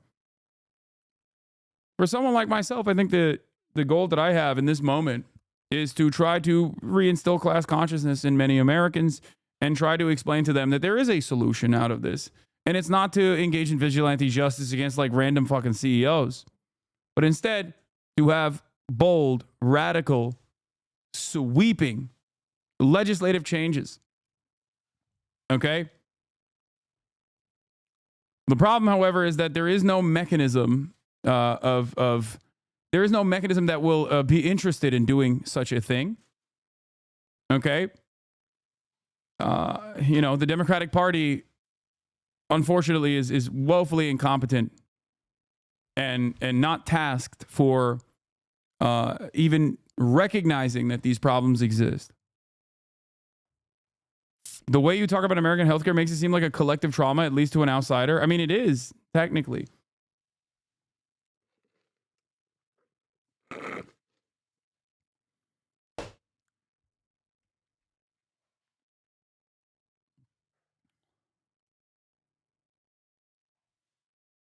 Yeah. Holy shit, I just realized he got surgery right after turning 26. No, I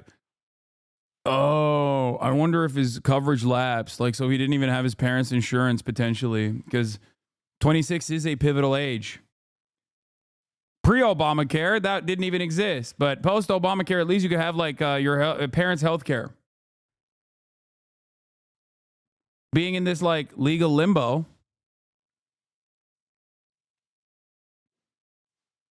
You know?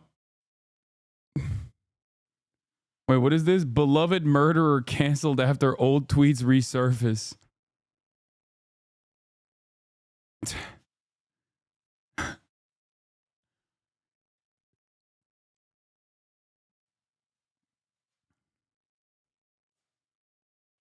He's a young man in an online space dominated by right-wing views. As a result, it is expected that he would have gone down a libertarian right-wing path. However, despite probably doing everything he was told was necessary to make money, he continues to be poor and hurt by the rich. Yeah.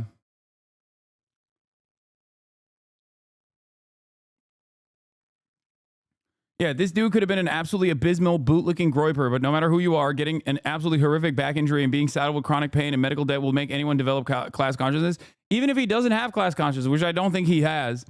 I saw a tweet the other day that was like, Americans will celebrate the murder of a healthcare CEO and then turn around and call ICE when their Uber Eats driver is like 5 minutes late. Okay? Like, you don't have to be a fucking card-carrying commie or anything like that. You don't have to be a socialist. You don't even have to have any sort of class consciousness whatsoever. You still do recognize that, like, healthcare, for-profit healthcare, even if you don't have the proper terms to communicate this anger and resentment, you still recognize who's fucking you over in that situation because it's so deeply personal. And it's very obvious that he like still comes from, a relatively well-off family in Maryland too. An immediate cousin that is a Republican politician.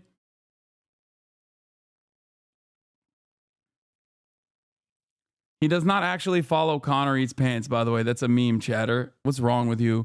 You guys get duped by anything. Holy shit. Like,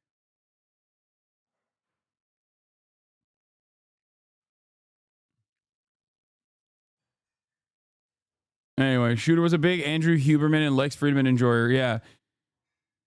Here is his rating on industrial society and its future. Now, if you know anything about Theodore John Kaczynski's formative work, you know that it is also indecipherable, with the exception of like a lot of fascist anti-communist sentiment jumping out of the paper.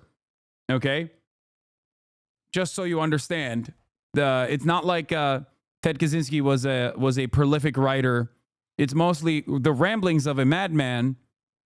A lot of people only hyper focus on the first couple of sentences and basically operate off of that and think that this guy had like brilliant thoughts. Ultimately, he was a rabid anti-communist, a CIA lab rat whose brain was fucking fried, and I guess had some semblance of environmentalism. But here's how Luigi Mangione rated the book. He gave it 4 stars. Okay? Not exactly a great read overall. So the fact that he gave it 4 stars, immediate red flag. Let's take a look. It says, clearly written by a mathematics prodigy. Okay, that could be a diss.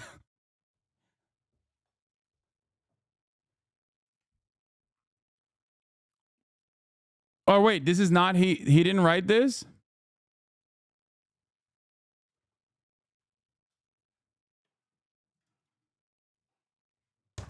Saying this book was clearly written by a mathematics prodigy is like saying this man has a face for radio.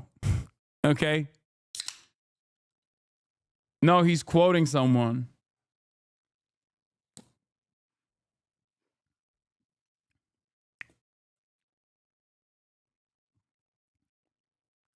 Reads like a series of lemmas on the question of 21st century quality of life. It's easy to quickly and thoughtless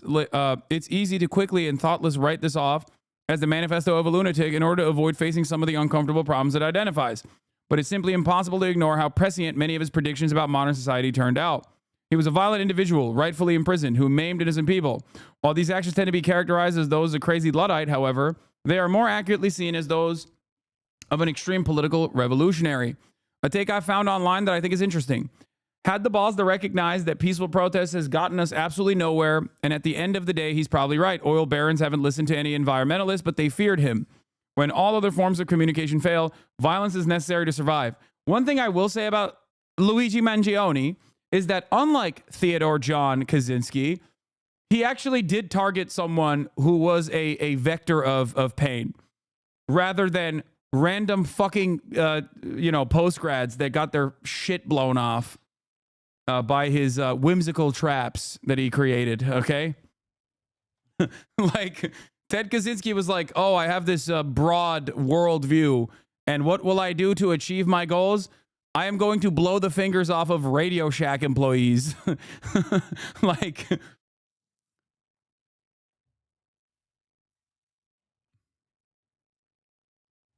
Anyway.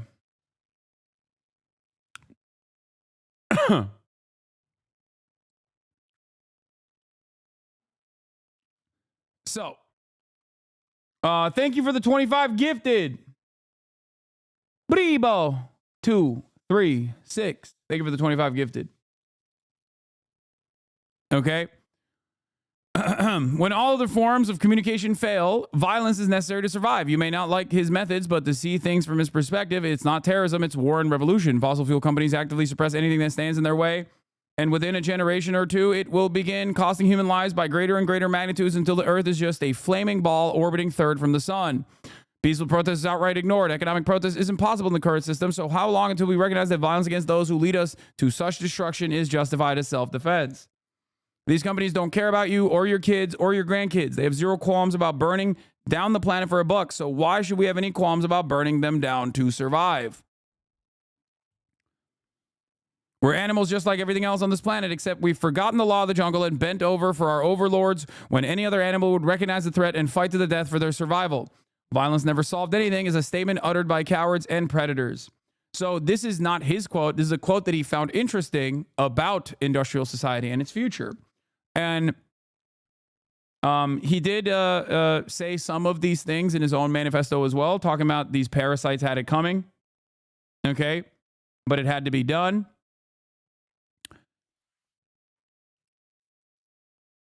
The law of the jungle quote is so tech bro sapiens reader coded. Yeah.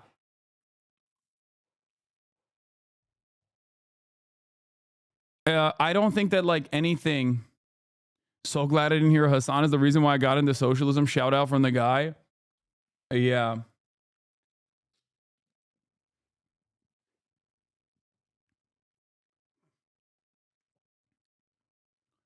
I do not believe that he actually posted that timed YouTube video, for the record.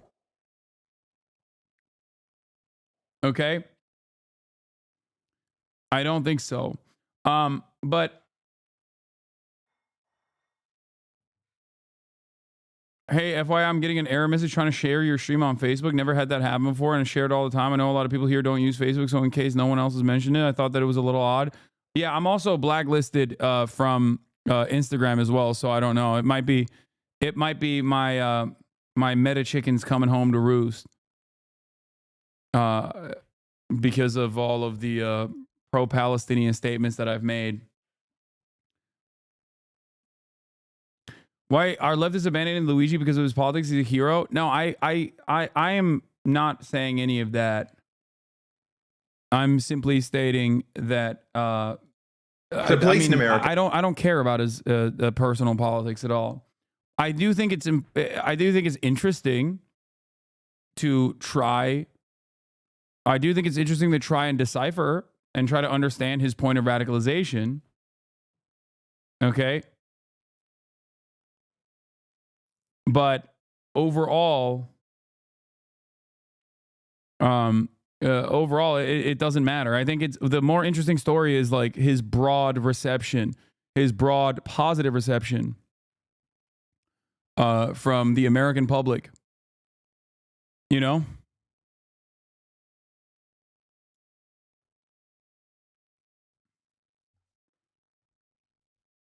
So yeah.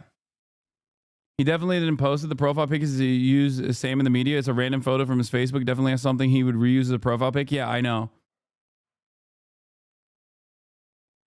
I do find it really funny. I will say that he follows the Lindy tradition, whatever his name is. There's does anyone have that tweet? That famous Lindy tweet? If you're a young guy with no future prospects, go ahead, do something. And the Paul Scholas tweet, yeah, the Lindy man. That famous Paul Scholas tweet, considering that Luigi Mangione actually followed him.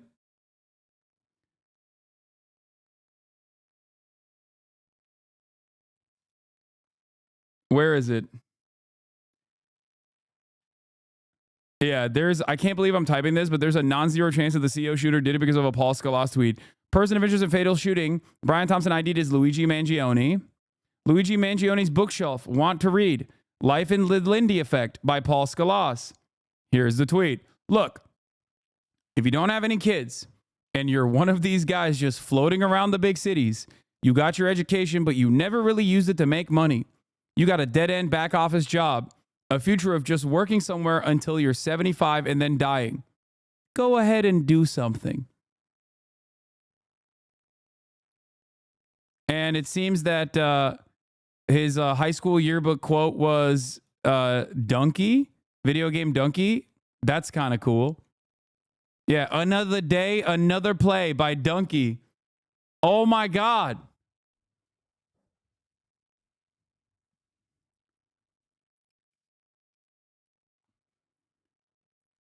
Mom and Dad, thanks for dealing with me the past 18 years. I cannot thank you enough for supporting me along the way. I'll admit, no matter how much. Oh, dude. Oh, my God.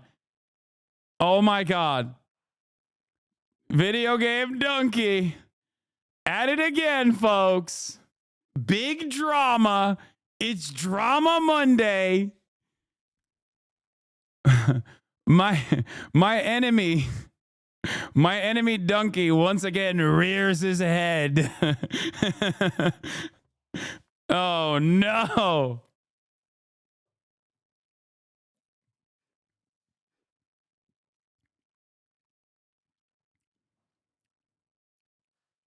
Entered in 6th grade, aka Pepperoni, GI, Squeeze, 30 degrees, involved in robotics, Model UN, of course, Uproar Studios, Writing Center, Senior Retreat, Community Service at Lorien Health. My Gilman experience was illuminating. Another day, another play. Mom and Dad, thanks for dealing with me the past 18 years. I cannot thank you enough for supporting me along the way. I'll admit, no matter how much I hated at the time, your sending me to Gilman was the best thing that's ever happened to me. Love you, Tommy. Thank you for showing me how to push my limits. I wouldn't be the person I am today without you. Baz says, I've enjoyed our many long talks and hope to continue them for years to come. Dan, these last 3 years from a presidential speech to your yearbook announcements to your daily assembly commentary, you turned a once unbearable assembly into the funniest part of the day. To the rest of my friends, you know who you are. These last few years have been simply amazing. Mr. Hastings says, thank you for always having faith in me, even when I didn't. I truly could not have asked for a better advisor. Special thanks, Dr. Salcedo, Dr. Kelly, Mr. Algren, Ludwig, Dr. Kraft, Dr. Mo, Dr. Fitzgibbon, Memories, MS Recess Soccer, Daddy Long, Flies, Thai Wars, CT, blah, blah, blah, blah, blah. Okay. No, I did not watch his fucking YouTube, man. I don't think it's real. I don't think it's him. Why are people getting so... I don't understand how people are so quick to be duped and immediately want to believe that he like actually fucking put forth a timed YouTube video that is going to announce, like, it could be him, but like, you do not have any information at this point. You do not have any information at this point that YouTube video is like real, okay? That it's actually him that timed a release for a YouTube page, especially because like the YouTube page PFP is just like him holding a McDonald's.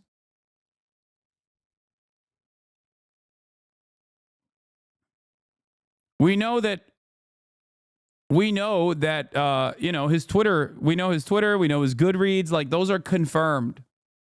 Okay? It's fake and the PFP changed? Yeah.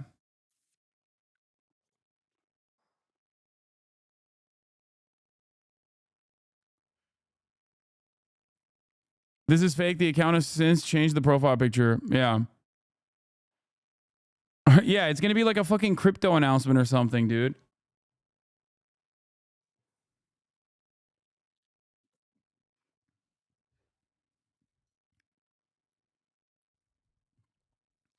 Bro, I feel so sad at this news. What are the chances the police got it wrong? There's always a chance that the police got it wrong.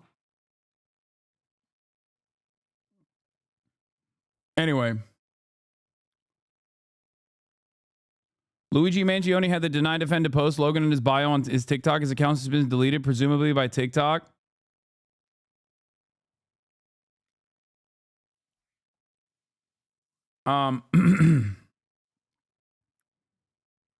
This is what happens when even STEM milquetoast valedictorians have no upwards mobility fresh out of college. Wait, Matt? No, this isn't him, dude. Hey, Mumsy. How you doing? Jake, go back. Change. No green jacket, no hood. This is serious now.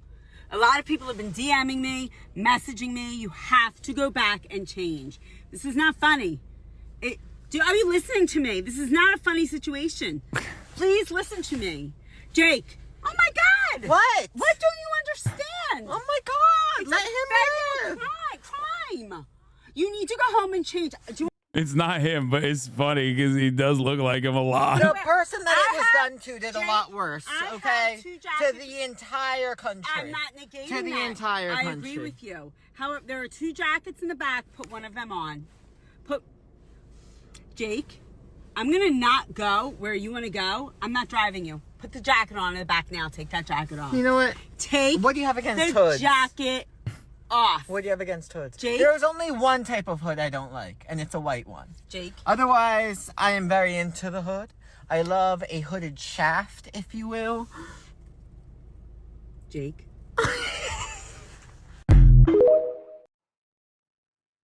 I feel like that was really mean of Chad to call me milquetoast. I'm concerned close to this demo.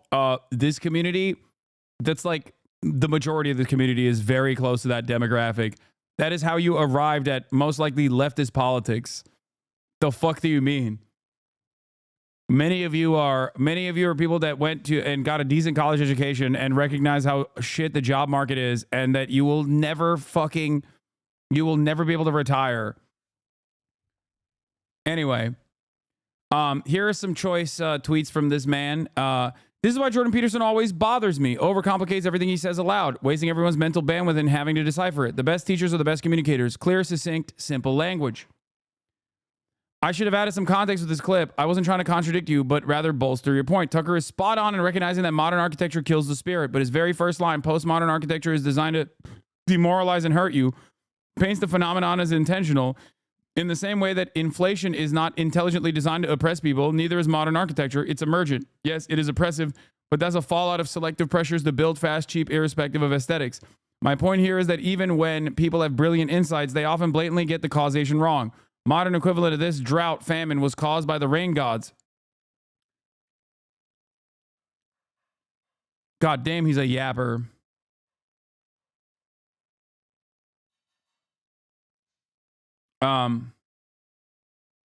Another TikTok. Defund the police. Yeah. Okay. I don't want meme TikToks right now. I want more info about him. If you guys have any more choice tweets from him that can help decipher his like political leanings or whatever, that would be helpful. Okay. Especially before they like ban his shit.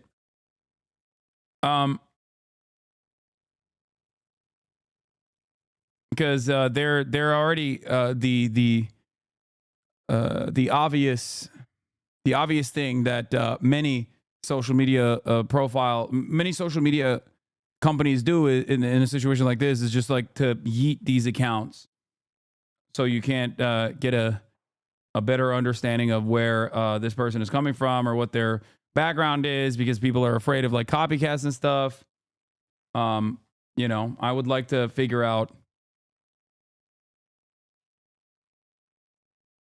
I would like to figure out his background. So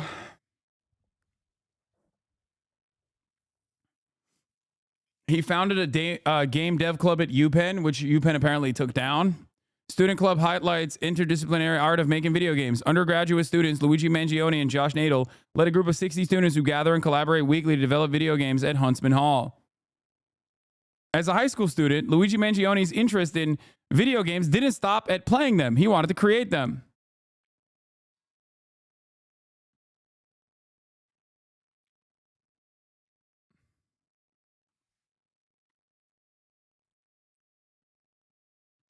Why does it matter what his political leanings were when he got radicalized? Is it really that useful? I'm more interested in what led to his radicalization, not shit he was liking when he was 12 years old. Wait, what are you talking about? That is my point. I think it creates a larger picture. There is definitely pure fascination. There is pure fascination as well. There is a bit of spectacle.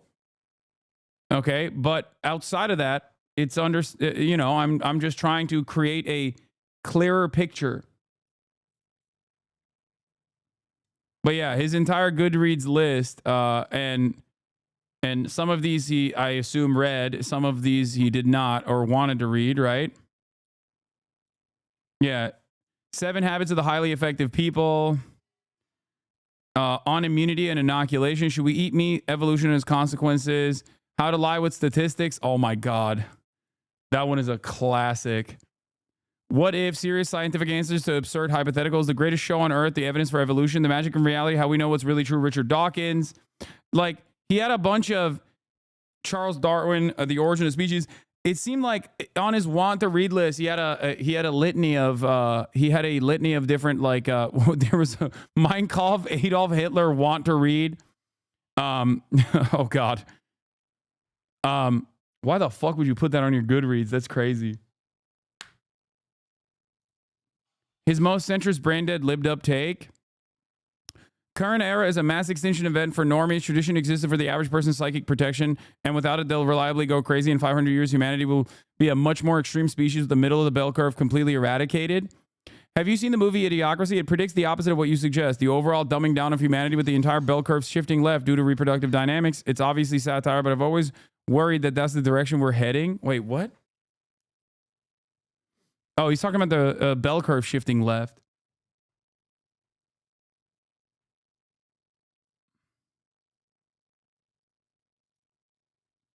Here's one of his tweets from earlier this year. What are your thoughts on this quote from J. Krishnamurti? It is no measure of good health to be well-adjusted to a profoundly sick society. Yeah, I mean, it is one of my choice. It is one of my choice takes as well. Those who feel strong aversion to adjusting to a maladjusted society are normally deemed mentally ill, alcoholics, substance abusers, or slackers. They're corralled into 12-step groups or mental hospitals or placed on medication or even when shunned. All in an attempt to make them conform and fit in when what really needs to change is society itself. Just as gun legislation will not end the senseless mass shootings, because what we really need to do is stop generating psychopaths as a culture.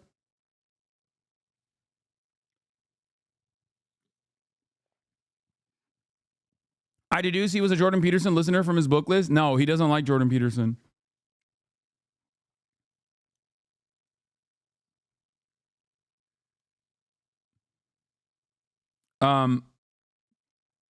But yeah, he had his sister posted this on IG stories praying for you. Which, you know, respect. Same sis. I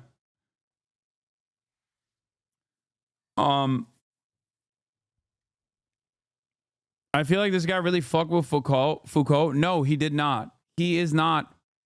You guys, listen. I can't stress this enough, okay?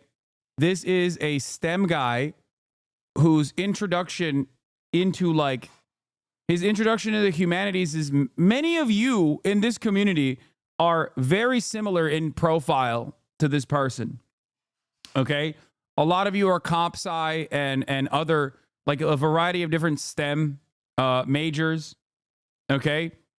But unlike him, yeah, most leftists don't like Foucault. We're not talking about Foucault anyway. Unlike him, many of you, instead of going the regular, like Andrew Huberman, Lex Friedman, enlightened centrist, Jordan Peterson is a brilliant humanities professor route, or maybe you did actually go down that route at a certain point, came here because you realized like maybe these guys were not actually presenting reality in a way that is true. Maybe they were, not exactly well equipped. Okay. Tim Urban, the guy he wanted to be taught in school, is a huge anti-woke guy. Exactly. And it's ironic because Tim Urban has been fucking crying about this guy killing a CEO nonstop. So many of you went on your own intellectual journey and then arrived here. Okay. Many of you went on your own intellectual journey, but it seems to me like he is more so like a possible r/atheism, Richard Dawkins appreciator, guy who thinks Sam Altman is brilliant. Sam Altman is OpenAI, for those of you who don't know. Guy who thinks Peter Thiel is brilliant. Like he retweeted Peter Thiel. Like this is a person who went on his own intellectual journey and, just like many who succumb to the unlimited amount of extreme centrist, maybe center-right content out there, he found himself in the whims of these kinds of content creators. None of that actually played a role in his actions, though. None of that played even a little bit of a formative role in the actions that he took. It seems to me like, regardless of his political ideology or the way he presented himself online, this was a very direct, you can present a very direct through line from what happened in his past and the actions that he took. Like here, he is responding to Tim Urban. My book, What's Our Problem, is now available. The book introduced a new framework for thinking about our chaotic political environment. This is from February 21st, 2023. He responded to this a year later. Do you think one day this could be taught in school curricula? What would that take? Now, I find this very interesting because Tim Urban is also consistently been chirping about how ridiculous and violent this action was. We live amongst a good number of people who are no different than those who ordered thousands of beheadings during the French Revolution. They just don't currently have the power to do what they want. Tim Urban here, quote retweeting Taylor Lorenz, and people wonder why we want these executives dead. That is the irony here, is that his actions, the irony here is that while he was directly like a Tim Urban head, right? Many of those people that he actually took notes from, the anti-woke people, like all these like Lex Friedman types, they by design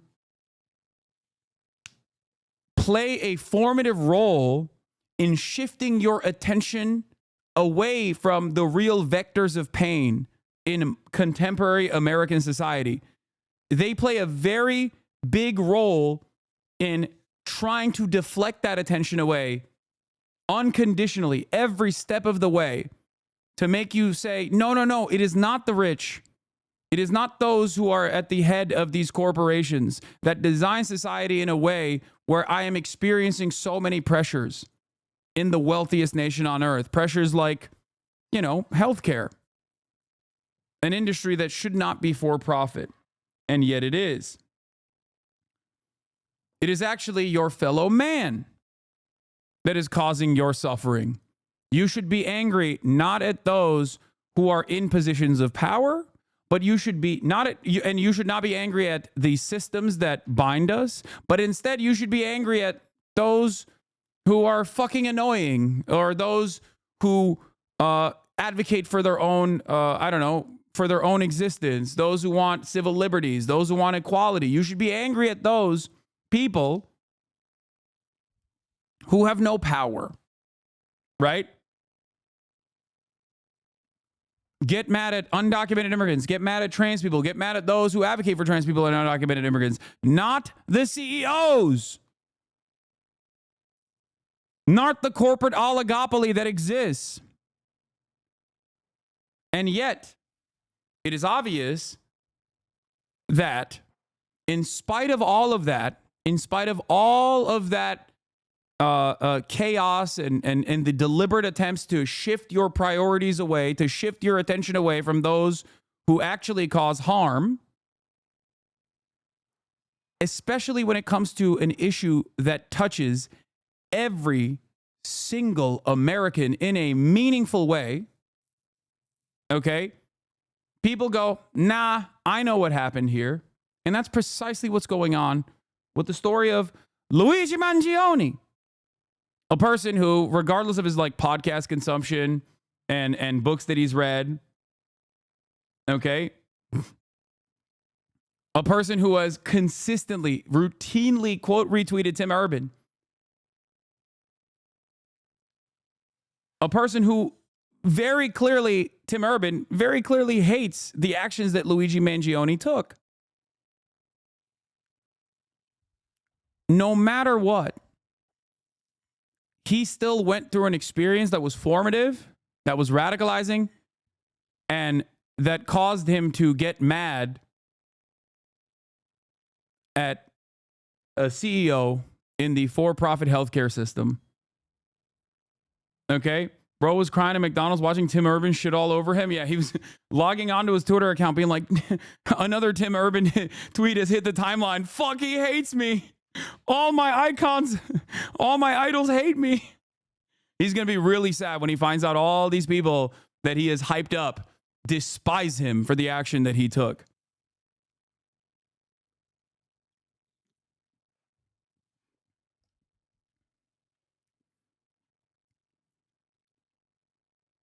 I believe this book will go down in history as the most important philosophical text of the early 21st century.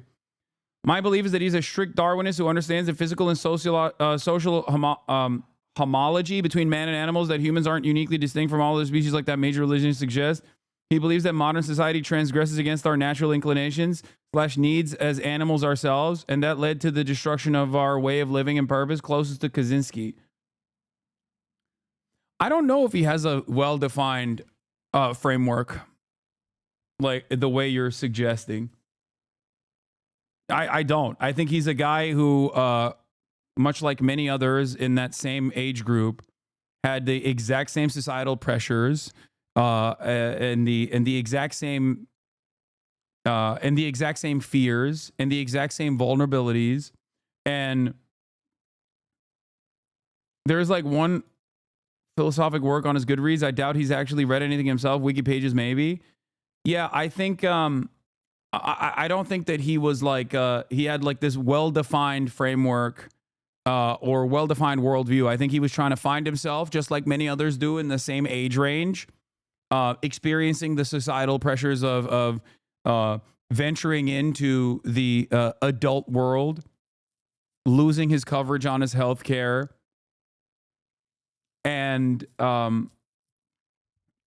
obviously going through this traumatic experience where he had to get health care, most likely had his claims denied, or went through this process that personally radicalized him. And the actions that he took had nothing to do with like all the Tim Urban books that he's read. Okay?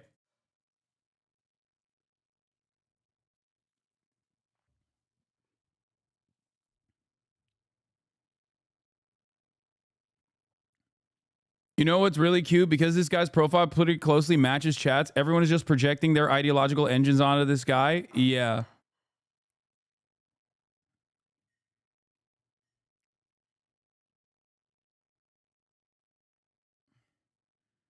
Reminds me of Ryan Ruth, the Trump golf course guy who clearly had contradictory views in politics. A man who wants to be freed from something that is so frustrating, but has no clue what that thing really is, capitalism. They end up with weird, muddied anti-politics. There's millions like that, and they don't really know what they are or what they believe in, but come very close. Exactly. Intelligent with another banger. Oh, Saul Baba. Hold on.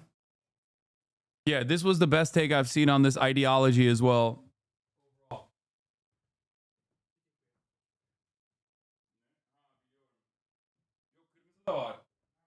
Yanında beyazın olması lazım. Evet.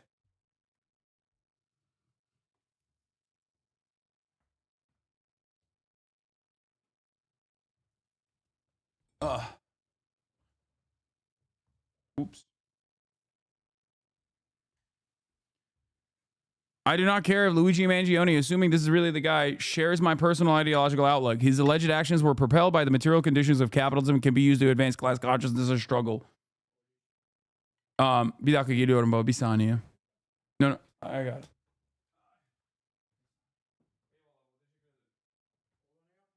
Yapma. Yedi o. So yeah, that's important to address here. Okay. Getting back to the CNN coverage for several days. But when you look at all of that material with him on his person, whenever he is actually taken into custody, someone who had the wherewithal to plan all of this and then to escape several law enforcement agencies would have had to have known that having all of that on his person would implicate him in this crime. As you mentioned, you have the fake ID, an ID that was matching the fake ID he used to check into that hostel. You have the mask that he had that was on these images that have been seen now around the world, and specifically the firearm itself. All of those items could have been ditched along the way as he was trying to escape, but he had them on his person. Of course, we can get into the firearms forensics if you'd like to see how that would actually play a key role here. But when you look finally at the manifesto, that you have to raise the question: is this someone who expected to be caught and didn't mind being caught eventually? Particularly if he is someone who was railing against the industry in which this murder victim had worked, to have all that material on you, and then to have essentially the motive, laying out the motive in these documents for police to find. Everyone, any good attorney will tell you that the best way to escape any type of serious charge, such as murder, is to create reasonable doubt, to have no evidence on your person, to try to fight every accusation that comes your way. That much harder when you have all of that with you as you're taken into custody.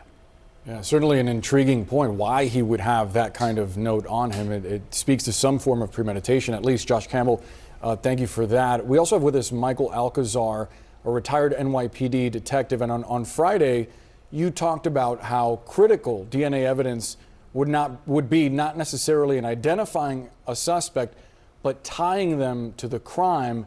And in hearing about some of these details, specifically about the water bottle that was left behind and a partial fingerprint that was on that water bottle, I'm curious how significant a piece of evidence would that be in a future prosecution? Yeah, this is absolutely huge that we have this suspect and then we process the crime scene, as best to the ability of the NYPD. We got DNA, we got fingerprints, we have the ammunition. So now hopefully we can link all that to this suspect. We are going to get DNA from him, get fingerprints off of him. The weapon, like the other person mentioned before, we can link it to the bullets, because usually the barrel will have rifling. I know this is a ghost gun. Hopefully it still produces the same marks on the ammunition. So crime scene processing, the images that we put out, the Crime Stoppers tips, that's what helped solve this crime and make this arrest.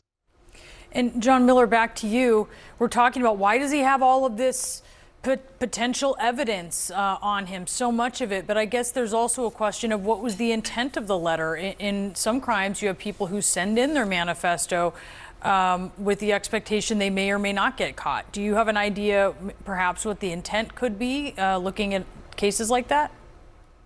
Brianna, that's a really important question, and here's why. When you look at the note, I do apologize for any strife or trauma, but it had to be done. These parasites had it coming. This is a single homicide we're looking at. Parasites is in the plural.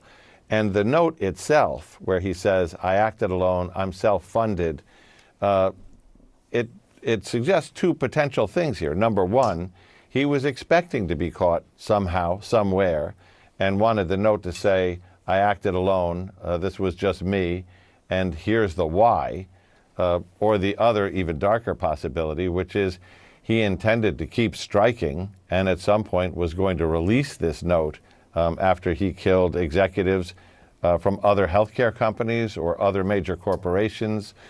We've looked at some of his other writings going back to the past on his social media and things he's posted, and he does rail against corporate America, against profiteering, against taking advantage of the consumer, and he does talk about how protest is ineffective and that violence is the next step that has to be taken.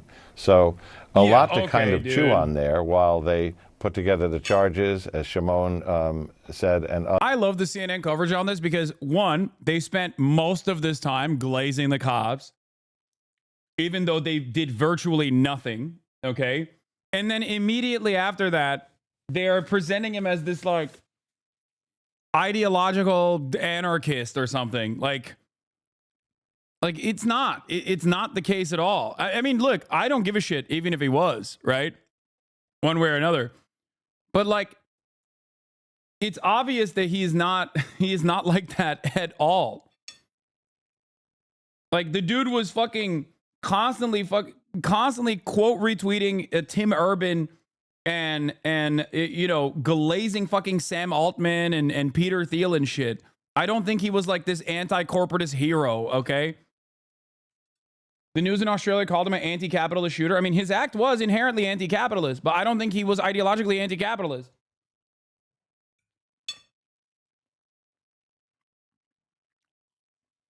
That's my point.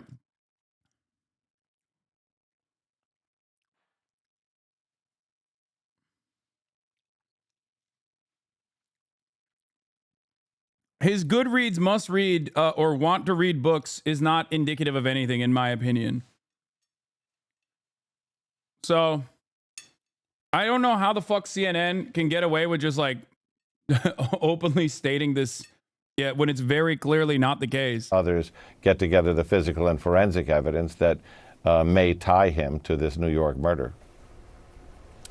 Josh Campbell, back to you, because Michael brought up something I found interesting. Obviously, in a lot of cases, forensic experts will look at a firearm and doing an analysis of the sort of grooves that are on the bullet, the impression that is left on a bullet, and it helps to tie, obviously, guns to certain incidents. I wonder how that might change, given that this is a ghost gun that officials believe was potentially printed by a 3D printer. Well, so the ghost gun aspect would make it more difficult to try to tie it to past crimes. And we know that the bullet shell casings obviously recovered from the scene of the crime. That could be tested. The fact that we didn't hear of any matches to past crimes tells us that, this is something that he may have, procured maybe recently. Maybe he put it together himself. And maybe he's never used it before in the commission of a crime that was known to law enforcement. But it is still a critical piece of evidence because, as you mentioned, when you look at firearm testing, it's very much like a fingerprint. Whenever a projectile leaves the end of that gun, there are unique markings. You can see here, these are images of when I went inside the ATF lab to show this kind of testing. So they would take this gun into one of these facilities. They actually do a test to capture the bullet that is fired, but also the shell casing that gets ejected. And then they essentially take it under a microscope and actually look for those unique patterns. Whenever the shell casing makes contact with that gun, there are unique markings that law enforcement can look at. And what they're trying to do is see, is there a match? When you look at the shell casings found at the scene, you look at those bullets and you compare that with what was tested, all they're trying to do here is to match, was the gun found on this individual actually similar in nature to the characteristics of the rounds of ammunition left behind at the scene. And because of the unique nature of that testing, as I mentioned, somewhat like a fingerprint, that could be very strong evidence. Daniel Penny, the former Marine charged in the chokehold.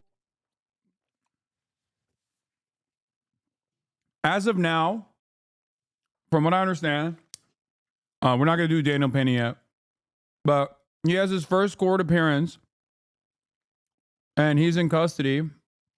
It is going to be in 30 minutes and people are waiting.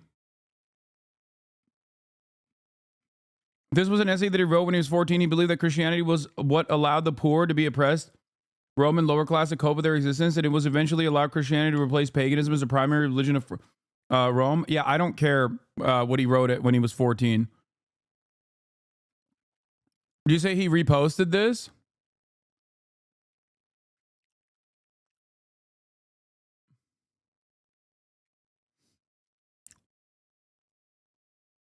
Yeah. Police revealed that finding the 26-year-old was a complete surprise and they did not have his name on a list of suspects prior to today.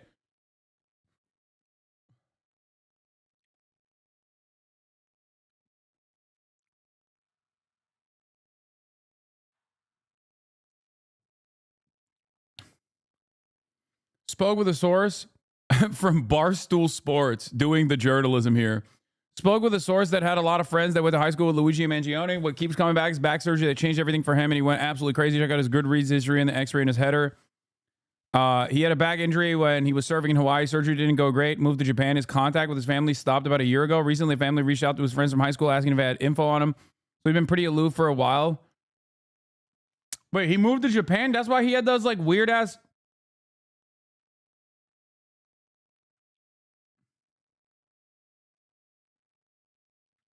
Utilitarian ethics versus virtue ethics. Utilitarian, the action is good if the consequences are good. Virtue, the action is good if it's what a virtuous person would do. Poll results indicate respondents' moral frameworks. Homicide, worst consequence. Rape, worst virtues.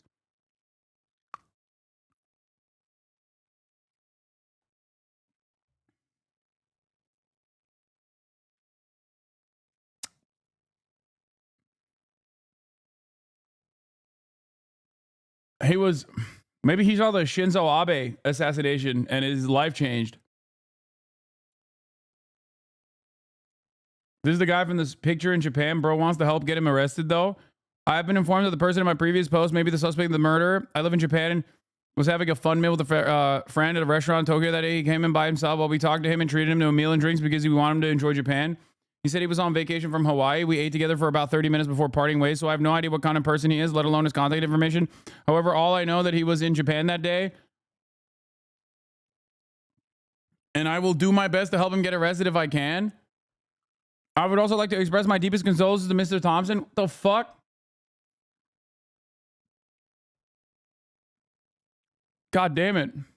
Oh, L snitch. Not a W, chat. Penn State.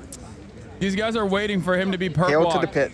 No. Oh no, that's Pitt. What? Ryan, question for you. Hail to the pit. That's Pitt. Yeah, that's Pitt. What's Penn? I don't know. Ask him. I don't know. I didn't go to Penn State. I was going to. I never did. I was like, nope. Yeah, what is the Penn State slogan? It's the We Are. Oh, that's right. We are Penn State. Yeah. Yeah, bud. 43. Looking good. Thank you. Yep.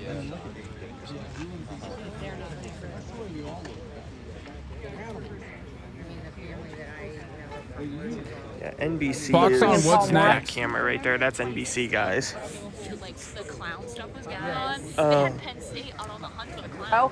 Retired NYPD inspector and a Fox News contributor, and James R. Fitzgerald, retired FBI supervisory special agent and co-host. These guys are Fox News always gets the funniest like former detectives and shit on. I love those guys. The Cold Red podcast. Great to have both of you with us today. Paul, let me start with you. Your thoughts on the latest developments in this case?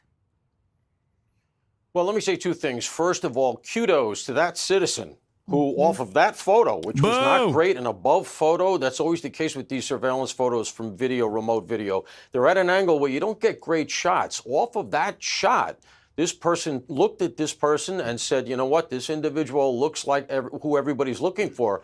And when you couple that with the fact that the reporting was he's supposed to be in Atlanta, the fact that this person in Altoona made him is fairly amazing. The other thing I would just mention real quickly is, okay, that part is down, assuming this is him, and it's looking pretty good. But now something else begins, and there's the prosecution, there's the investigation, there's the discovery. The discovery laws in New York City these days, in New York State, are draconian on the prosecution. They got to gather a ton of stuff. You have the out-of-state issues here. They're going to have to gather all that. You got the extradition. So now it's another battle, and that's what the police are going to be concentrating on now as they go forward.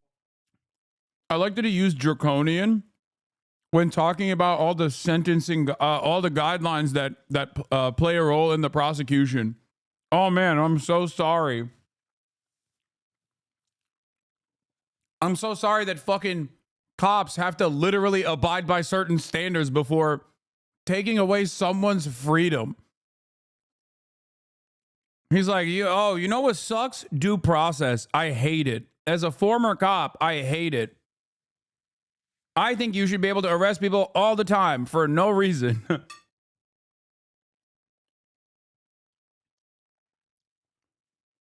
Forward. James Fitzgerald, let me bring you in, former FBI profiler. We are learning some bits and pieces about the person who is the suspect in this case. That is his status at this point. There are other outlets, including the New York Post, which is... He didn't say that. He did. He said that the process for the prosecution here is draconian.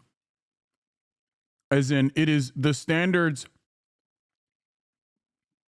that you need to abide by in order to take away a person's freedom, because that's what the prosecutor does, is the standards are too high, is draconian, is too rigorous.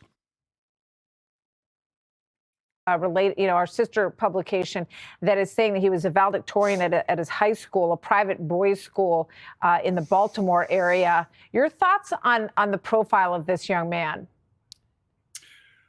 Well, it's only a profile when it's an unknown subject. Once we have someone identified, now they're going to be doing a behavioral assessment.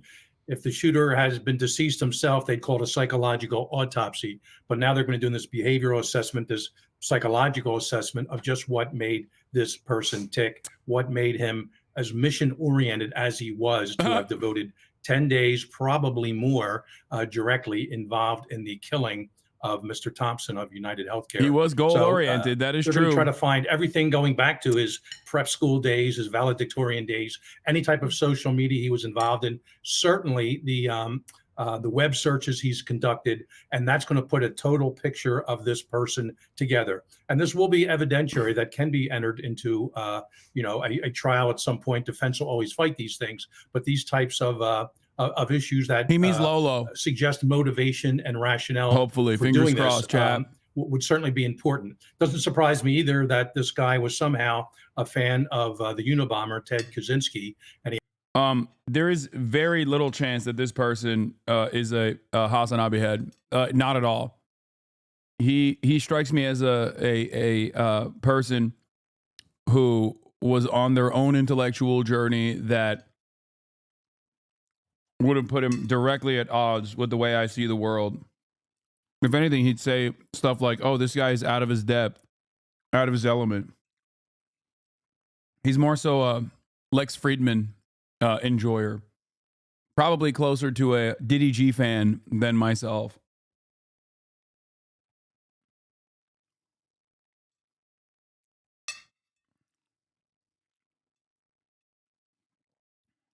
As much as I would not mind that association, ultimately, I don't believe that this person was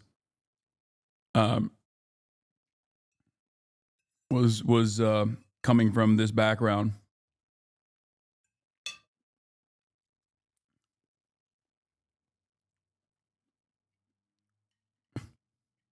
He has his mini manifesto of 3 pages. We'll see if there's as much evidence in there as there was in the 56-page manifesto of the Unabomber, but I'm sure there'll be valuable evidence they can use against him in a court of law. Yeah. Paul, what strikes me is, when I saw his face, and you can see it more clearly if we have the picture of him smiling at the woman who was, there he is, big smile on his face. Yeah, it was a and Riz Lord. I thought when I saw this picture, Paul, that he's a young man, he's smiling in this photo. I thought anyone in his family, they know that that's him as soon as they see this photo. He went to, if these reports are correct, a prestigious prep school, that's all over social media. All of those people, his professors, they also, if they saw this picture, Paul, had to have been able to identify this young man. Do we know whether or not the investigators on this case had been reached out to by people who said, that's him? They couldn't tell where he was at that point, but they identified him. Nope. Yeah, I mean, I have not heard that. That doesn't appear to be public. One of the things I would go back to relative to that question is the Boston Marathon bombing with the Tsarnaev. Nope, we do know. They didn't, which means they probably recognized those fucking eyebrows from a mile away and we're like, nope, I'm not saying shit, dog. That's not my Pookie, okay?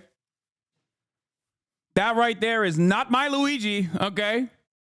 Ain't no fucking way, big dog. And it's not Penn State, it's Penn. It's UPenn, chat. Important distinction. He did not go to Penn State. He went to University of Pennsylvania. It's an Ivy League school. You know who else went to University of Pennsylvania? Donald Trump. Also, Uncle Shaky Gurga.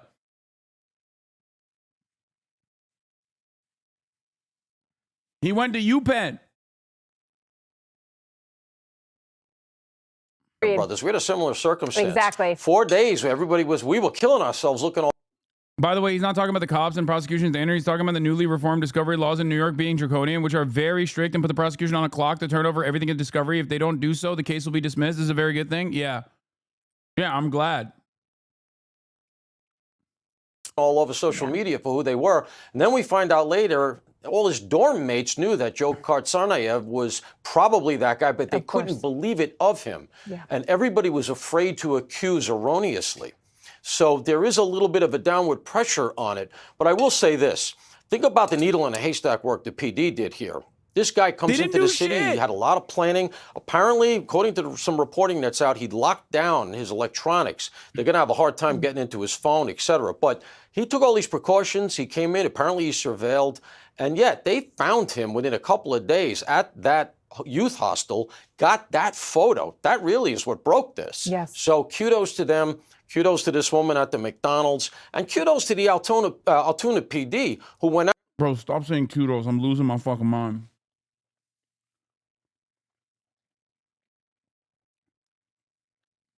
Yeah, his court appearance is coming up, chat. Don't worry. Out and took the call seriously. That would have been a very easy call to be a little dismissive of. They took her seriously. They went out, they eyeballed him. You know, they see the eyebrows, which it's almost like, you know, Koberger, the accused in Idaho. The eyebrows here are distinctive, and they put it together. Yeah, no, it's extraordinary. We knew that he took a bus out of Upper Manhattan and that it stopped a number of places along the way, that the route was headed to Atlanta. So there was a big effort in Atlanta, but we also knew that it was making certain stops along the way. And apparently he got off in Pennsylvania, if all of this police work adds up. So, gentlemen, thank you very much. James Fitzgerald, Paul Moreau. He retweeted this a couple years ago. Okay, dude. Shooter's dad was denied cancer treatment for the second time, allegedly. There's a GoFundMe page about that. I don't trust any of that stuff yet. Okay, this is one of those moments where you have to wait for verification to come from traditional outlets.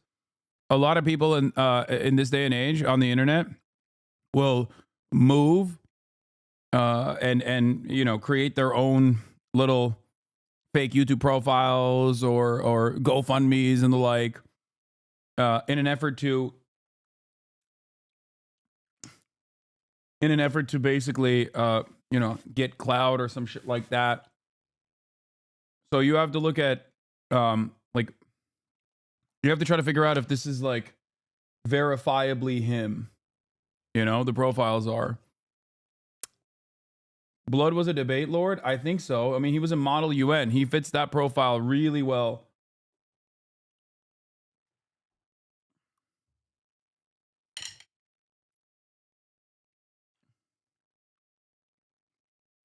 Bro, he did retweet it? Lol, why'd you close it?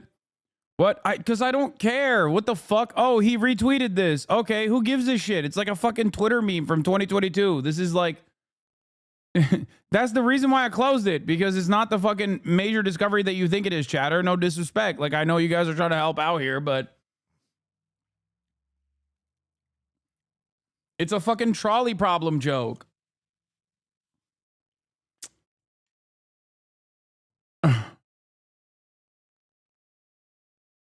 I know the court, yeah, the court appearance is going to happen soon.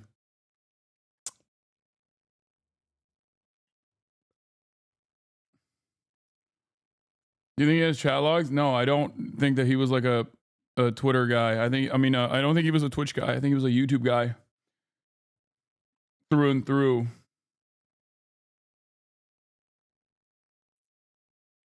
Anyway.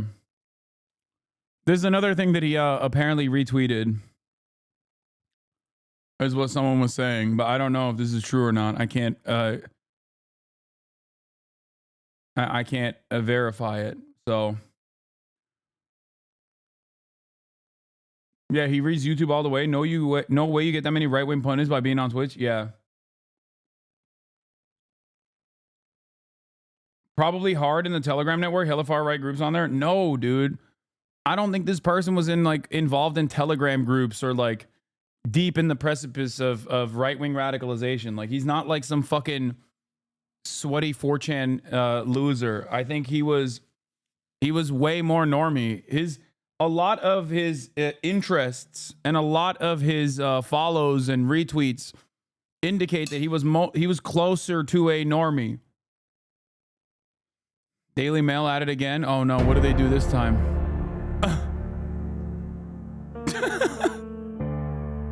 Why are they doing this? Why does that dude? The Daily Mail loves this fucking killer, dude. The way that they keep posting these fucking hilarious. The Daily Mail TikTok is incredible.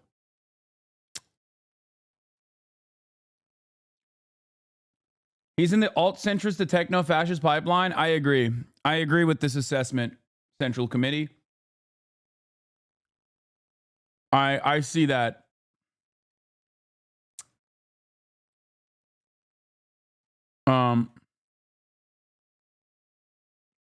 Well-educated, maybe not like, not the fully fleshed out, maybe not necessarily like a fully fleshed out worldview. But ultimately, it doesn't matter. Like, what he did, the actions he took have nothing to do with like his political ideology, in my opinion. Yeah, and Jared Holt is right. He is he's a fantastic researcher of right-wing extremism online. He says, at the end of the day, here's the thing about Luigi Mangioni's online footprint. It cuts off 6 months ago. That means no one has any idea what he was up to or the catalyst that finally got him to the point of killing someone. Anyone who claims otherwise is lost in the sauce. The police say they found a manifesto on him when they arrested him that is likely going to tell us much more than the social media profile ever will. Yeah. So, like, while we can basically create a profile for his point of radicalization leading up to his actual point of radicalization, we do not know what events took place, with the exception of like speculating on the spine surgery that he most likely got. That's it. The last quote he liked on Goodreads. Bro had enough. Unless someone who, like you cares a whole awful lot, nothing is going to get better. It's not. Yeah.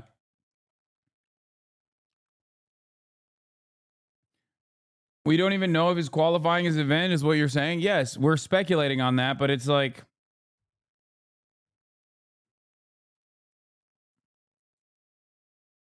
I guess we'll see if he suddenly became an insurrectionary anarchist doing propaganda of the deed. Yeah. I doubt it, but it doesn't have to be that anyway. I don't know why people are just like, I don't know why people are doing purity spirals on the fucking healthcare CEO shooter. Like, who gives a shit? Apparently his Twitch is Pepe Mangione. Check his logs. No, it's not. Where did you get that from?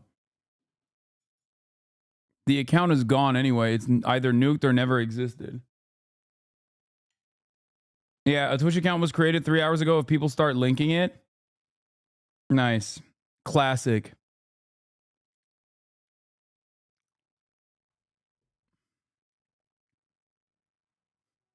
Anyway, I'm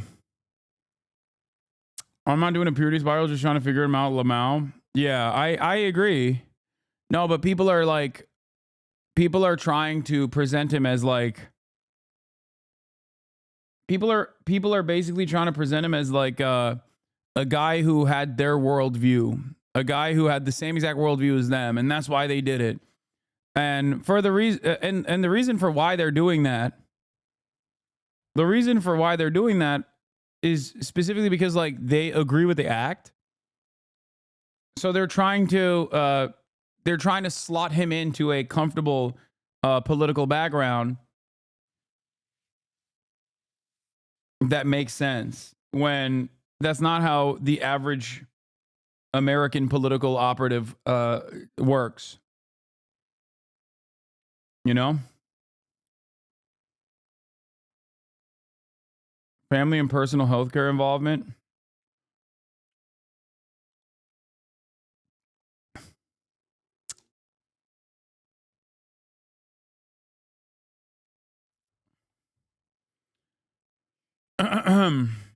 Well, calling him a fascist is extremely dumb. Like, why just assume that? Why can't a person be disgruntled with the system and act exact revenge? No, Michael from Pennsylvania is not saying he's a techno-fascist. He's saying that he was on the center-right techno-fascist pipeline, which I don't disagree with necessarily, because like when you got Palantir and you know Sam Altman.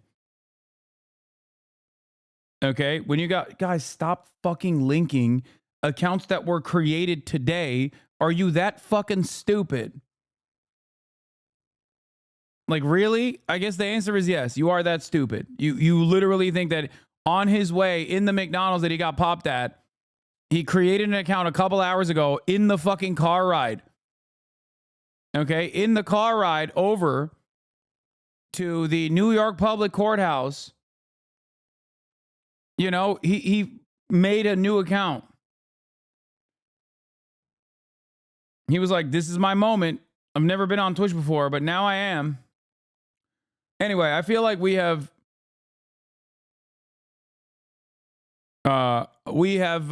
covered this extensively. I'm going to move on to Daniel Penny. And if there are more updates, I will go into that. Okay, I will go into more updates on the alleged shooter. But let's now talk about another murder. A murder that happened in broad daylight in a New York City subway station. Daniel Penny choked and killed a homeless victim that was experiencing a mental health episode in front of a bunch of other people. And as of today, he has been acquitted. Death of Jordan Neely on a New York City subway last year was found not guilty of criminally negligent homicide by a Manhattan jury on Monday. This comes after a judge dismissed a second, more serious second-degree manslaughter charge last week after the jury could not come to a verdict on the count they were hung. Gloria Pazmino, tell us the latest. Well, we are getting a live reaction right from inside that courtroom. My colleague Lauren Del Valle has been sitting there as the verdict was read. Not guilty. Visible smiles from Daniel Penny, who has just been acquitted on that second charge, the criminally negligent homicide. At the same time, the father of Jordan Neely, the victim in this case, escorted out of the room after he had an outburst with an expletive inside that courtroom as the verdict was being read. Court officers stepping in to escort Mr. Zachary Carter out of the room. Why are they showing this, Andrew man? Zachary, as his name, I should say. We are also hearing audible reaction directly in the park behind me. Protesters have been here all morning. And they are now starting to chant loudly in response to this verdict. Today, CNN is so gross. Like, it's just, dude, in the lightest terms, it's just like a straightforward lynching. And CNN is like, remember that lynching that took place? The person who did it, he can now walk free and do it again if he wants to. Just a somber reminder of how things actually work. I wonder if the right-wingers who were chirping about the right-wingers who were chirping about the Luigi guy who shot and killed the CEO, if they have a similar attitude towards protecting life and the sanctity of life with respect to Daniel Penny, who, choked and killed a homeless person. Of course they don't. Because if you're powerless and you get killed, are you asking them not to report on the facts of the situation, though? Really? Is that what you think I'm doing? You think replaying a lynching is actually important enough in this process? You think it takes away? You think me saying like, why are you even showing this footage again? Is actually, that's your takeaway from that? It's the same principle behind like the execution of George Floyd as well. The media consistently kept playing it over and over and over again. I think it's ridiculous. I'm not saying that they shouldn't report on the facts of the matter, but they don't have to be so graphic with the imagery. Oh, so they're going to say that the blue city of New York City let him free means it's even more clear he did nothing wrong? I assume. Today, for the first time in the past 6 weeks since we've been here, Daniel Penny also had some supporters in this crowd, but now we are hearing the chanting. In fact, it was something that his defense attorney tried to declare, ask for a mistrial on this morning because of the presence of loud supporters, which he believed could be heard by the jury inside the courtroom as they were deliberating. They are chanting, "No justice, no peace," which can be heard from inside that courtroom, according to my colleague Lauren Del Valle. So for now, 6 weeks after the fact, Daniel Penny acquitted on the second charge, criminally negligent homicide. days after this jury initially told this judge that they were hung on the top charge, the manslaughter and the second-degree charge, the most serious of the two. The DA moved to dismiss that charge after the jury said they couldn't come to an agreement, and after the judge agreed to dismiss the CNN didn't show the security footage of the CEO getting shot. They stopped the footage before the first shot was fired. Yeah, I mean, but that's a CEO. That's an important person. That's like an actual human. And not just like any human. That is one of the most important humans. Oh, here, he was taken inside. Let's take a look at the perp walk.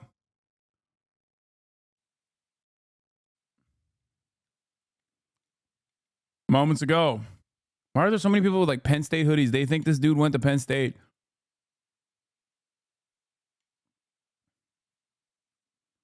Where is it?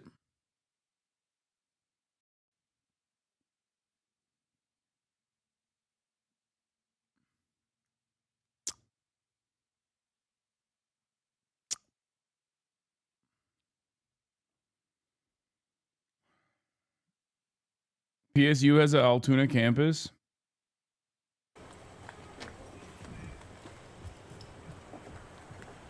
Oh, there it is.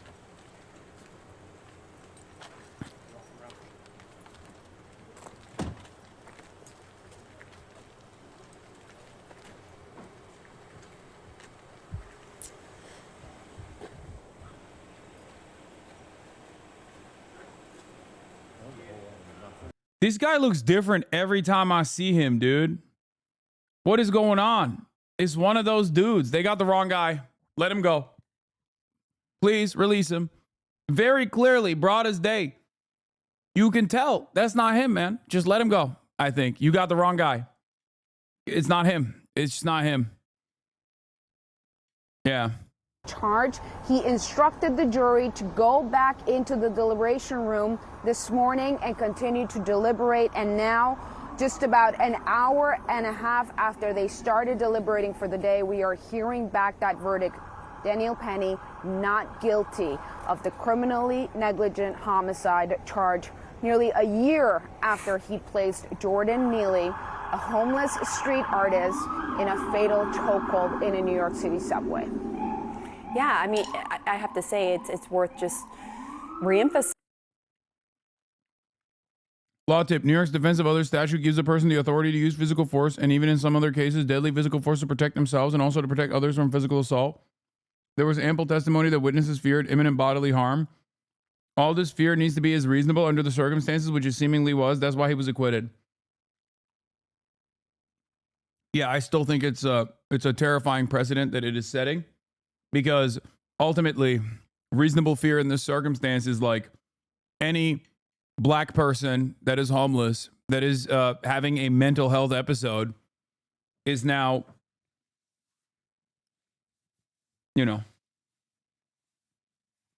is now under consideration as an imminent threat, a reasonable fear, so they could just be assassinated. Great stuff.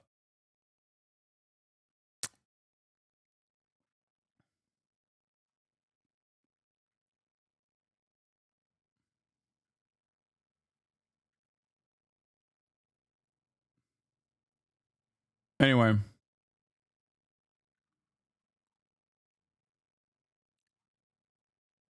I just don't. How did he not pose a threat? Brother, you being afraid of a dude who is like going through it and then watching someone choke them and kill them is on entirely different planets, okay? Entirely different planes of existence.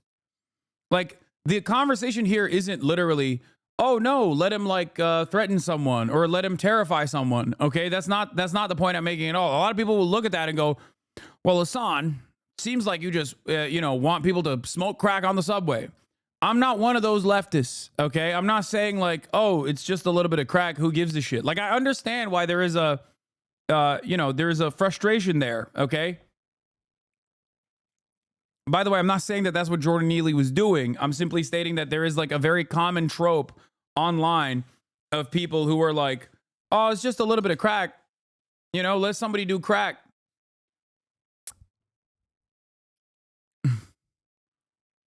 So if the shooter put the CEOs in chokeholds, he would get away with it? No. Because while the CEO in that circumstance has a lot more kills under his belt, the reality of the matter is society does not view the CEO as someone engaging in an act of killing at all, because the murder in that circumstance is socialized, social murder.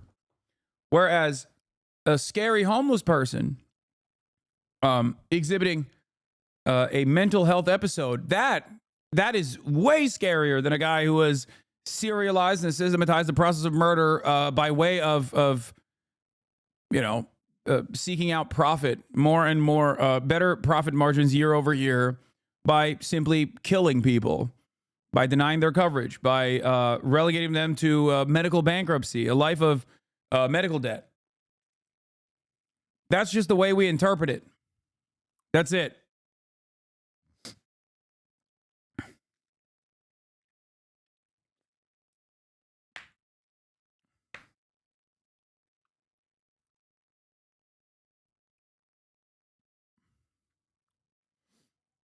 Anyway,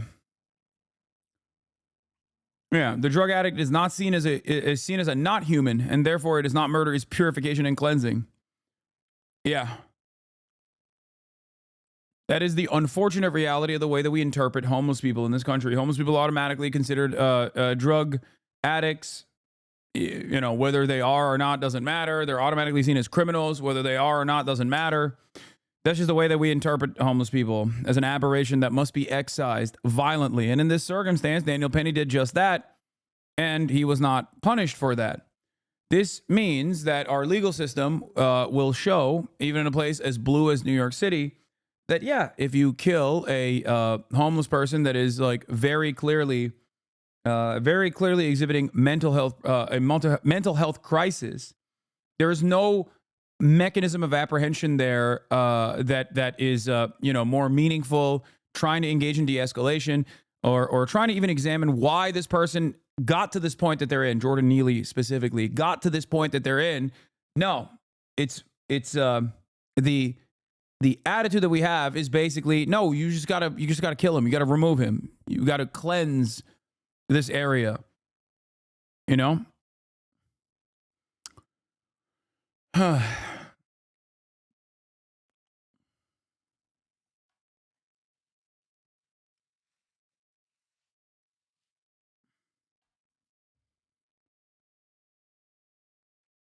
I think it's ridiculous that, this can be seen as like a reasonable level of force and a reasonable level of restraint that was demonstrated. And not just like Daniel Penny doesn't have to be this like white supremacist that was trying to get a fucking confirmed kill, a legal kill by killing a black person. Okay. He could have still in that very moment thought, oh, this guy is a threat to other people. I want to stop him from being a threat to other people. Okay. But what he did in that process led to the death of Jordan Neely. So obviously there has to be, if society has laws and order and a criminal justice system, like you reward certain behavior, you consider certain behavior to be permissible, and you punish certain behavior. And in this circumstance, in my opinion, this was behavior that was worthy of some semblance of punishment so that people don't think that they can take matters in their own hands in a similar fashion. Okay?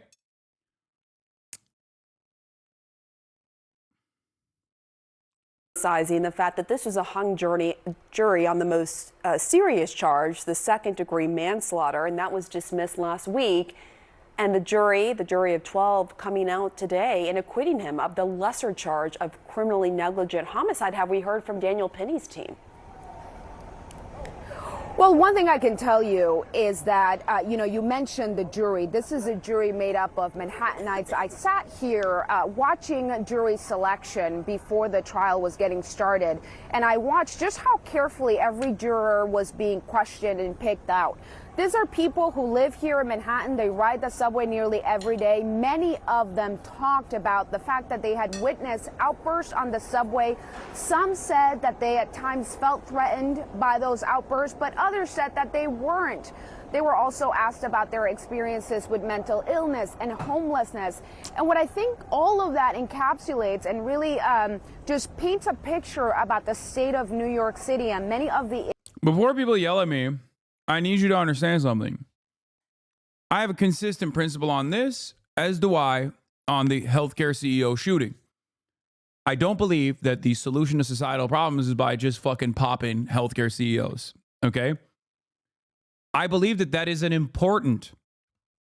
I believe that that is an important anger and resentment that people feel that must be acknowledged in this circumstance.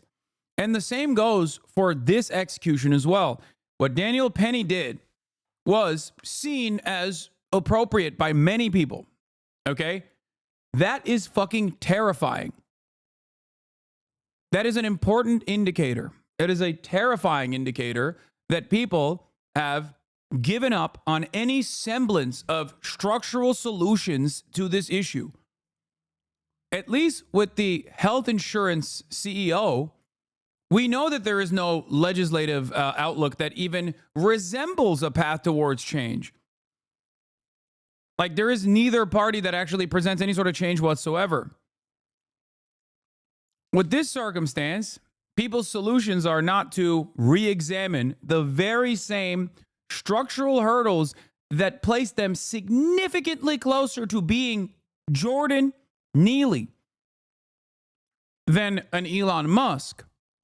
Because after all, every single person in this chat, myself included, regardless of my financial success, are far closer to being homeless than we are to being Elon Musk.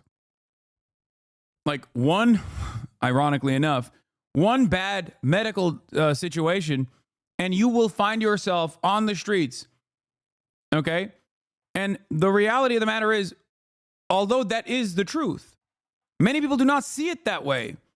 And they simply look at homeless people and go, oh, gross. Like, I already have all these societal pressures that I have to deal with. And now there's a weird person that it smells bad, that is like around me and being a nuisance and maybe even behaving in a way that is scary.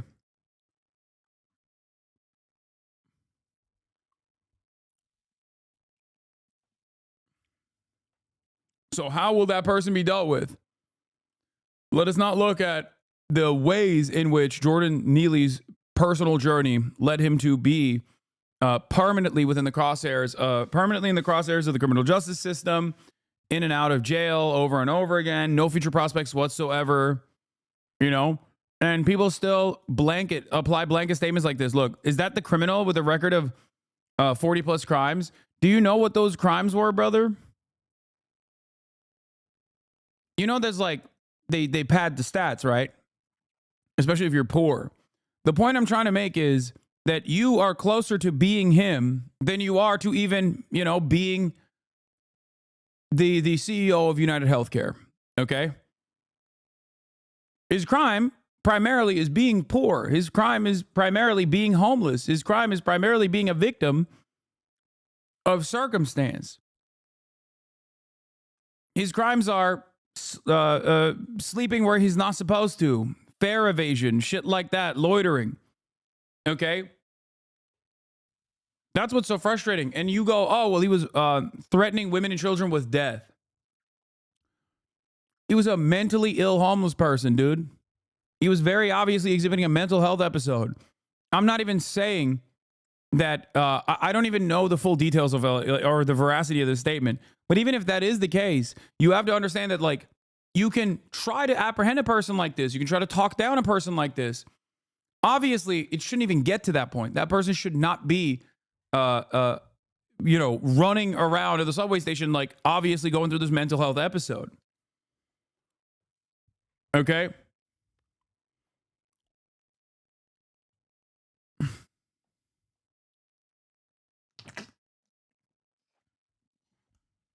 The issue is, there's two ways to fix this problem. You either fucking randomly task people with the goal of going out and just executing people like Jordan Neely in the crowded subway carts. Okay? You either do that and you basically democratize this process and everyone takes matters in their own hands, or you recognize that these people are victims of circumstance and try to solve it and try to ensure that there aren't more new homeless people being created every single day because they get priced out of the housing market.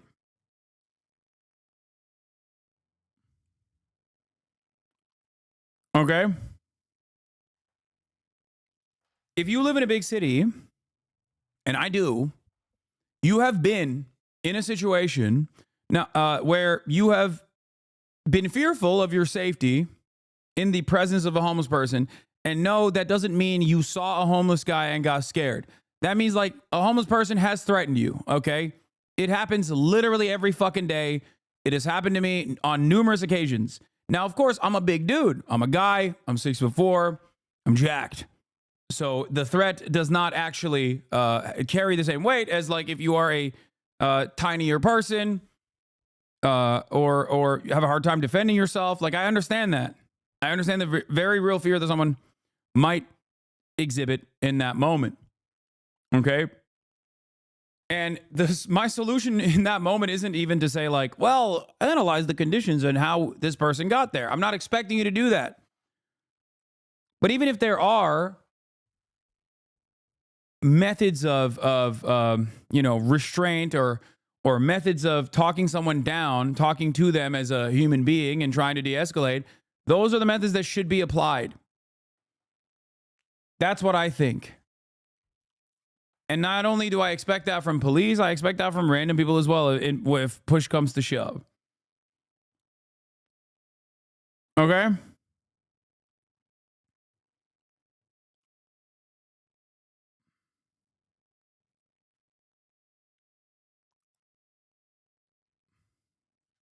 Issues that the city is grappling with, mentally ill people, homelessness, public safety, and the perception of public safety, especially in the city's subways. This was something that was really happening a lot at the time of the incident, and people continue to be concerned about.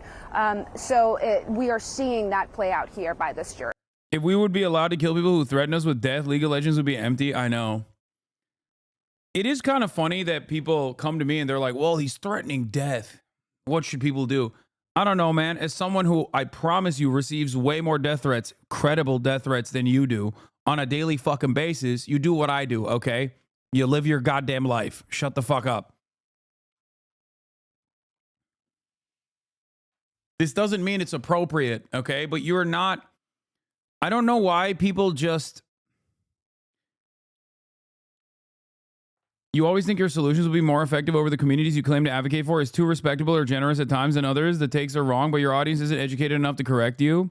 His crime was being black as well. You don't think race is an issue? What? His crime was being black as well, but you don't think race issues are real enough to be a primary source of issue that needs to be solved?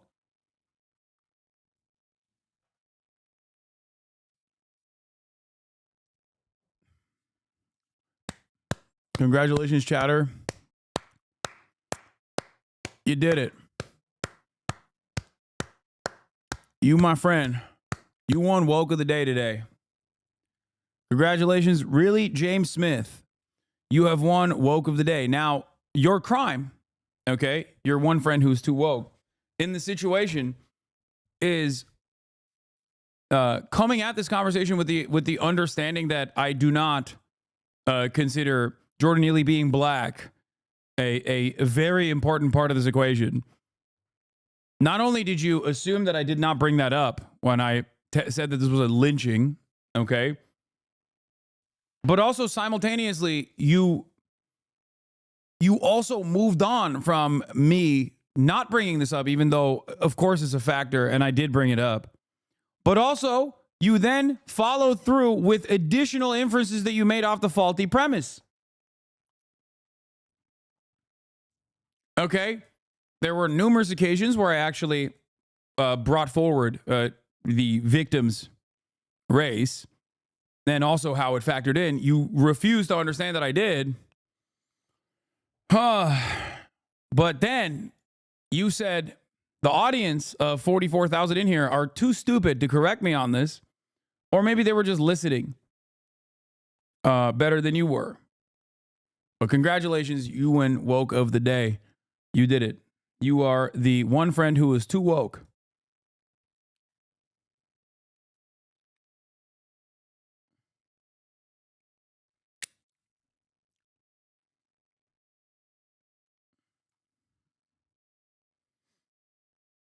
Anyway.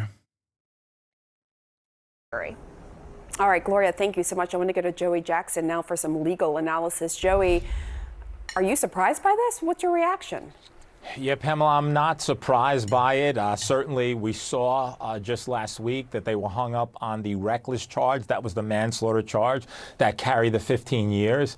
And I think that there were concerns as to why they were hung up. I think when you look at this, what does it tell us? First of all, we have to look at what criminally negligent homicide means. It means that the jury would conclude that he was negligent. That is, that he failed to perceive the risk that his activities could cause the death of Jordan Neely. However, I think that there are two issues that you look at that are critical. Number one, was it self-defense? Certainly, that's what the defense argued, that he, that is Jordan Neely, represented an immediate threat. And as a result of representing that immediate threat of death or serious physical injury, that restraining him in the way that he did was reasonable and appropriate. And so that was the one issue. I think the second issue was the dealing with causation. What does causation mean? It means that the prosecution had to establish that he caused, that is the defendant in this case, Mr. Perry, the death of Jordan Neely. And there was really dispute on the medical evidence. On the one hand, you had the prosecutor's medical examiner saying, in fact, it was the chokehold that caused it. On the other hand, you had the defense saying a number of things. Number one, that there wasn't sufficient pressure applied such that it could be the chokehold. Number two, that schizophrenia diagnosis, that the issue with the synthetic marijuana, et cetera, caused it. So I think there were plenty of issues for the jury to conclude that just beyond a reasonable doubt, either A, it was self-defense, and B, that he wasn't the cause. So those were two good reasons as to why they could acquit, and that's exactly what they did. We need some black. I don't understand, because, like, didn't he choke him for 5 minutes straight? And he died. Like, how come every time a black person gets choked to death, it's always, every time a black person gets choked to death, the media's like, well, you know, there was drugs in his system. Like, the fuck? People do drugs all the time. What are we talking about?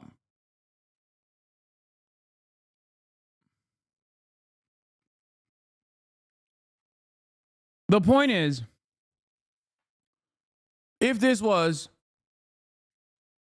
a rich person, if this was a white person, if this was a white rich person who had smoked synthetic marijuana and maybe had unexamined or undiagnosed schizophrenia, would society's approach to the subject matter be different?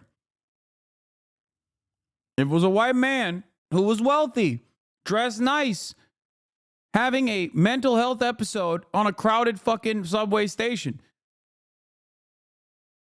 and somebody choked them to death. Let's say a black man choked him to death. I don't believe that people would approach the situation in the same way. I don't. I think that they would. I think that he would get the book thrown at him. Look no further than what will happen to Luigi, our boy Luigi, and the way that he will be treated by the criminal justice system.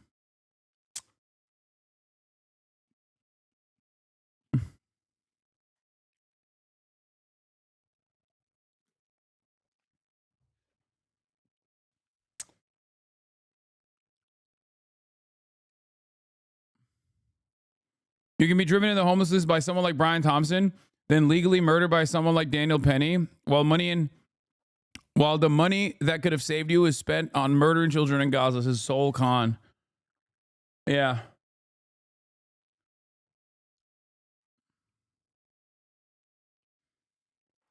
The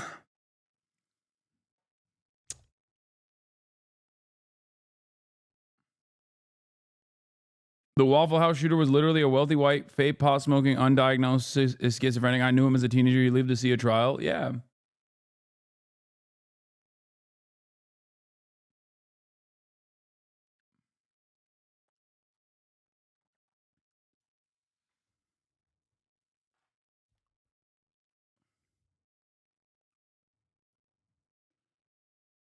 My point is, I think personally that the standard for killing a human being, for taking another human being's life, should be unimaginably high. Unimaginably high for someone who is unimaginably high for someone who is of a police background, and even higher for like the random citizen, because the entire point is, I mean, you're just unimaginably high for both. The point is, you can't fucking let people get away with just like murking people, okay? You are setting a very dangerous precedent. You're like, no, it's open season. And the worst part about this is like deterrence, right? If your expectation is like, well, this creates a deterrence for people to act out on the subway stations, you think the motherfucker that's going through a mental health episode gives a shit about the legal precedent set forth by Daniel Penny? If he's going through a schizophrenic attack, he's going to do it regardless.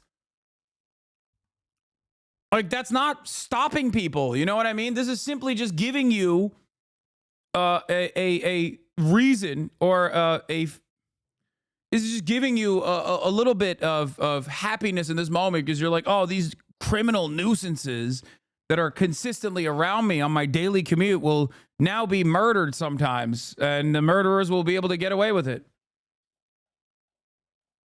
It's crazy.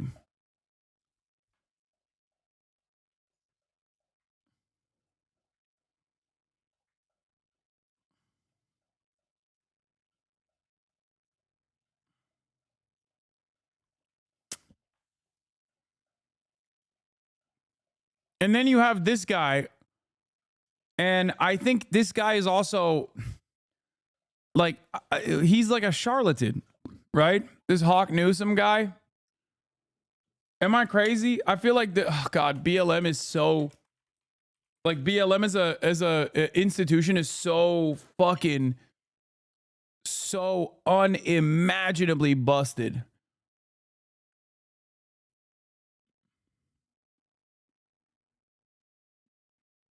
I don't know if it's the same guy, but like, guys, stop making jokes about Hawk Tua. Okay. It's just at this point in 2024, whenever I see someone who is like an organizer of Black Lives Matter openly say that they're an organizer of Black Lives Matter, it's almost always some dude who is like going to say some unhinged shit.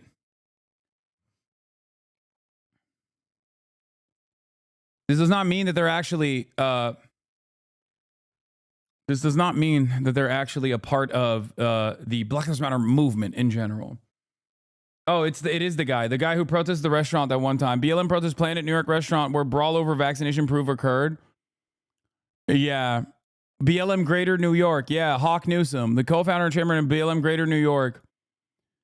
Yeah, they're, I think these guys are, I don't think these guys are valid. Okay. Just letting you know before we start this process, before we go down this route and listen to what he has to say. Black vigilantes. That's right. People want to jump up and choke us and kill us for being loud. How about we do the same when they... Oh, yeah. Sure, man. 2-minute preface to a 19-second clip. Yeah, dude. Yeah, this is how all black people are. They all want to do vigilante justice against random white people. Stop saying he's not wrong. You're a fucking idiot. Okay? Shut the fuck up. Shut the fuck up. Shut your bitch ass up. So many of these goddamn fucking morons in this community, as well as every other community, are the first to go the Black Hammer route.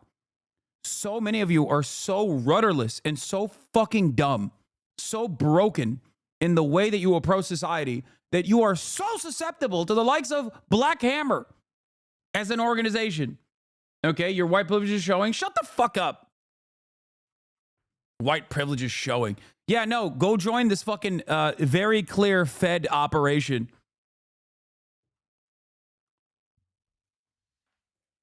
God, I hate some of you motherfuckers so bad. You're so quick. You're so quick to just like grab onto the fucking bait.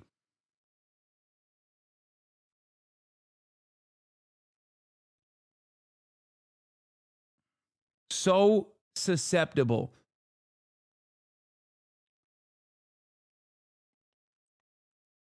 Ban this one. Black people have always been killed this way in this country. Has never stopped. You shut up. You are not black or connected to us to understand. Here, take a ban. All right. Woke of the day. You got it. No, go ahead, guys. Go ahead.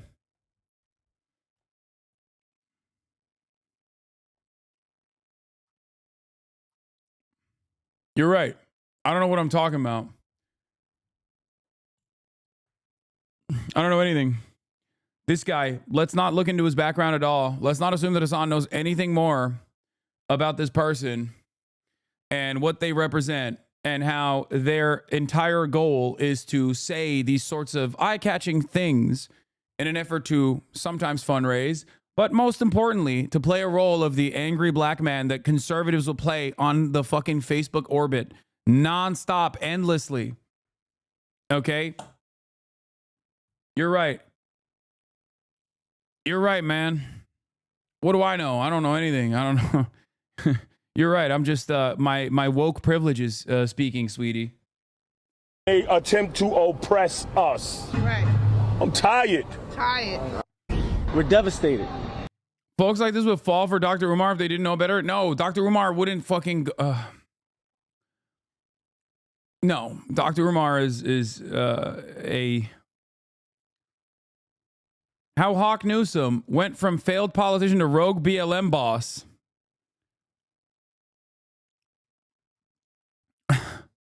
Hawk Newsom, the activist who threatened bloodshed after a sit-down with Mayor-elect Eric Adams earlier this week, is a rogue militant and failed politician who likes to wear a bulletproof vest and chew on a fast cigar as he strolls through his Bronx neighborhood.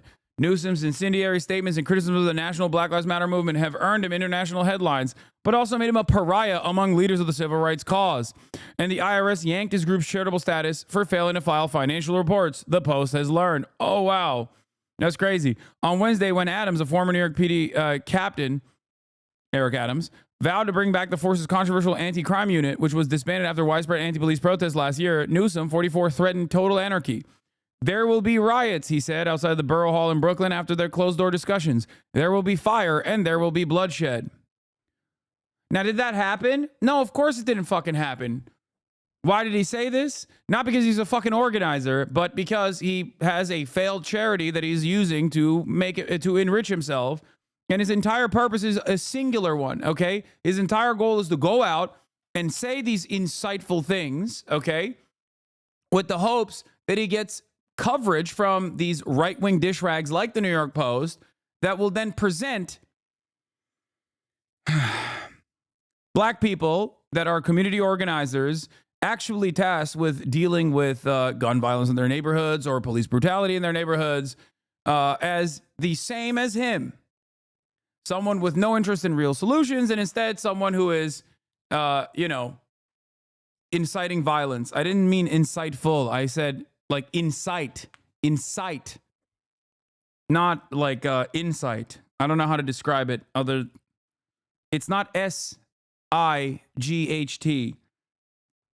It's CITE. Incitement. Okay. incisive. Whatever. It doesn't matter. Incendiary. Yeah. Newsom followed up with the threats of the social media post on Thursday while waiting for a flight at JFK Airport. Mayor-elect Adams want to bring back the NYPD anti-crime unit that murdered Sean Bell, Amadou Diallo, and Eric Garner. Newsom said in the post with his 29,000 Instagram followers, referring to some New York City victims of police violence. We can't let that slide. You and I both know we are up against an evil and violent system. The imposing former paralegal for the Bronx DA, who stands more than 6'6" tall and weighs 250 pounds, now runs a political consulting company with his younger sister, Shavonna Newsom.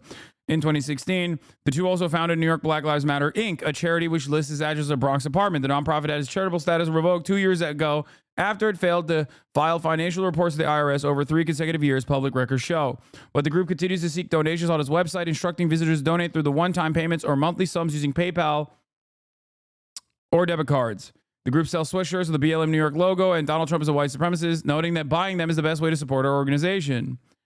Newsom, whose birth name is Walter, has never been a member of the Black Lives Matter Global Network, the national arm of the movement, which has no time for his brand of sales-style leadership.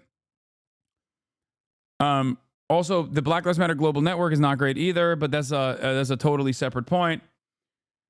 Oh my God. Meanwhile, Newsom has rallied against the Global Network's leadership, blasting former co-founder Patrice Khan-Cullors. After the post revealed in April, she went on a real estate shopping spree, snagging 4 high-end homes in the U.S. for $3.2 million. If you go around calling yourself a socialist, you have to ask how much of our own personal money is going to charitable causes, he told the Post. It's literally 2 grifters, both using Black Lives Matter to benefit their own personal to benefit their own personal coffers. Okay?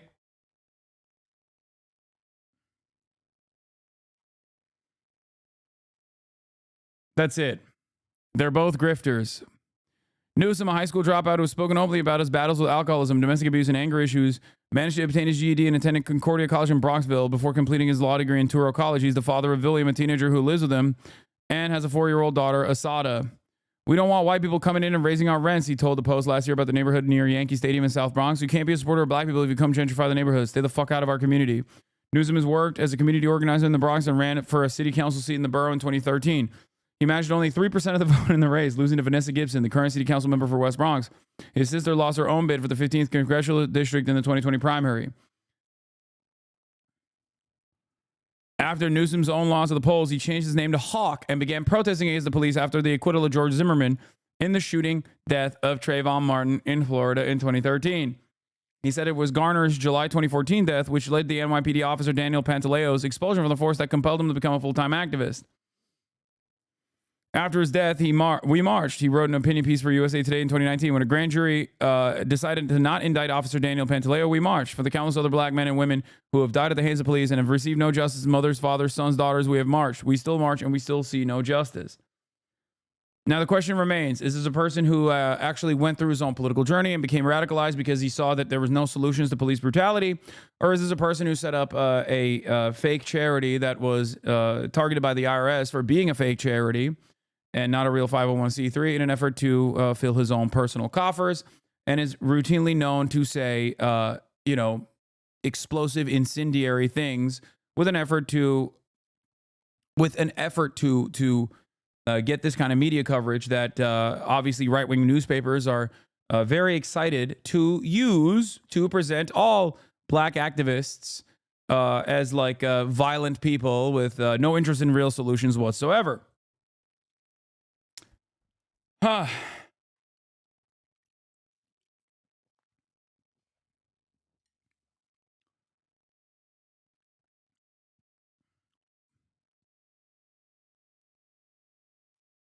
That's it.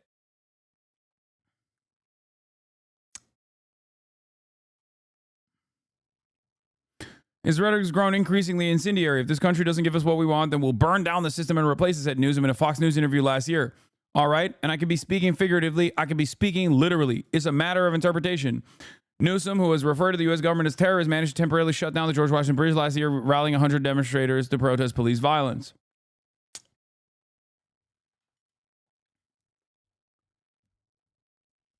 Unless he's a Fed, there's a chance he saw himself as a genuine activist and justified the grifting behavior to himself. Yeah.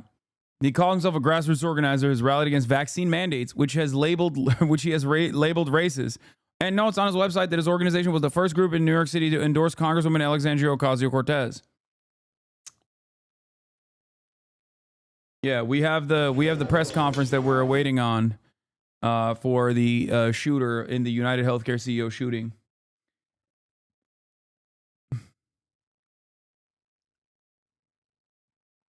Do you guys now understand? Hey, do you now understand why my immediate reaction to that guy, knowing his background, knowing what he had done before, like this protest where he planted a New York restaurant claiming that vaccine mandates were racist?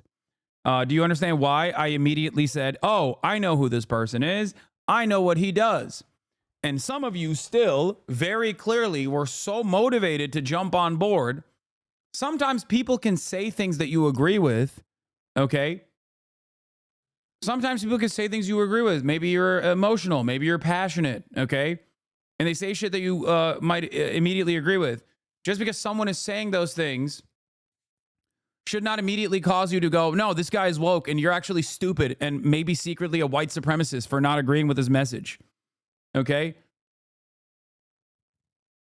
There's a difference. There are plenty of people who say radical things or represent a radical, dare I say, revolutionary politics that I actually appreciate. Okay? And defend regularly. Then there are people who engage in reactionary and, dare I say, ridiculous statements.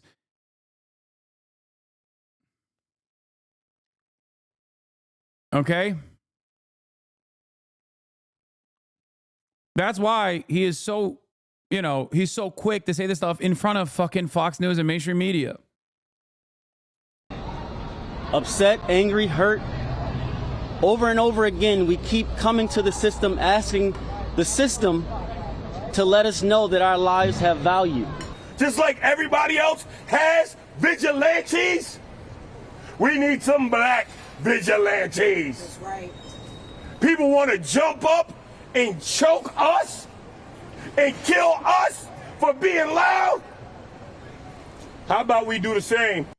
That was a lawyer for Jordan Neely's family, followed by a founder of Black Lives Matter New York. Breaking today, a jury has found retired Marine Daniel Penny not guilty of negligent homicide in the death of Neely on a New York City subway last year. Judge Janine Pirro has jumped in the chair for us to react. Co-host of The Five. Judge, welcome. You have been on every minute of this trial. Yeah. What are your initial thoughts and reaction? Well, my initial thoughts were when they said that they had a verdict, I said, oh my gosh, this is... Altoona wept. Thank you for the 5 community to give the subs.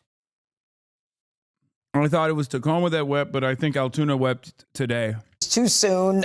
They were conflicted on the man, too. They couldn't reach an agreement. And then all of a sudden, I find out it was not guilty, which tells me that, whatever questions they had on Friday, they resolved. And look, New York needed this and America needed this. People need to be able, in a society where we readily admit that we don't have the police that we need, that they've been defunded, they are not everywhere, they're certainly not in the subway. And if someone comes in the subway. Okay. That's how you know Janine Pirro is so rich that despite the fact that she lives in New York, she has never taken the goddamn subway. The fuck do you mean the police are nowhere near at the subway? Like, obviously the idea that they are defunded is ridiculous, okay? Just the most ridiculous. But somehow she doubles down on the fucking stupidity by claiming that this standing military, one of the largest standing militaries on the planet, the NYPD, with its own submarine, that's like what, $6.3 billion a year in budget, that is in every fucking subway station, is not there actually. And it's not even that yet. The National Guard is in the subway, too, on top of the fucking police. The mayor is a cop. That's how fucking police-minded New York City is. They fucking elected a cop mayor. What do you want? What a beautiful story from Fox News. This angle is hilarious because it's like the mayor is a cop. The NYPD is in every fucking subway station, you know, twiddling their thumbs and you know, playing Candy Crush. They're shooting fare evaders for the crime of like skipping out on $2.90 of fare. Okay. Sometimes they're shooting each other when they're trying to shoot the fare evaders. And also random people that get shot in the head in the process. But it's not enough that this $6.3 billion budgeted standing military is in every fucking corner of New York and is a part of your life every day, okay? Regardless of whether they're doing their job or not, doesn't matter. They're there. The mayor is a fucking cop, but now it's not enough. You know who else needs to be a cop? Random people that are also commuting alongside you. We need them to be cops too. Because that's what this is. Daniel Penny became a cop. He was deputized on the spot the moment that he fucking started choke slamming and started the process of murdering Jordan Neely. He became a cop in that moment. And that's what she wants. She's like, no, it's not enough that we have a mayor that's a cop. We have a standing military that's like, there's cops at every corner. You have to also become a cop. Every single American must become deputized and become a cop in the moment where they feel like there's a crime that might be occurring. Oh.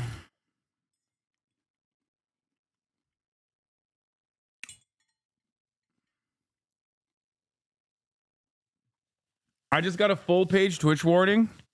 What do you mean? I assume Fox News was filmed and broadcasted from Florida. Is that not true? No. They do have Florida vibes, but they are definitely in New York City. And says, I'm going to kill an MF for today, and I don't care if I go to jail for the rest of my life. And people are so petrified that they feel like they're going to pass out, or they hide their head, or a woman takes a carriage to bring her baby closer to her.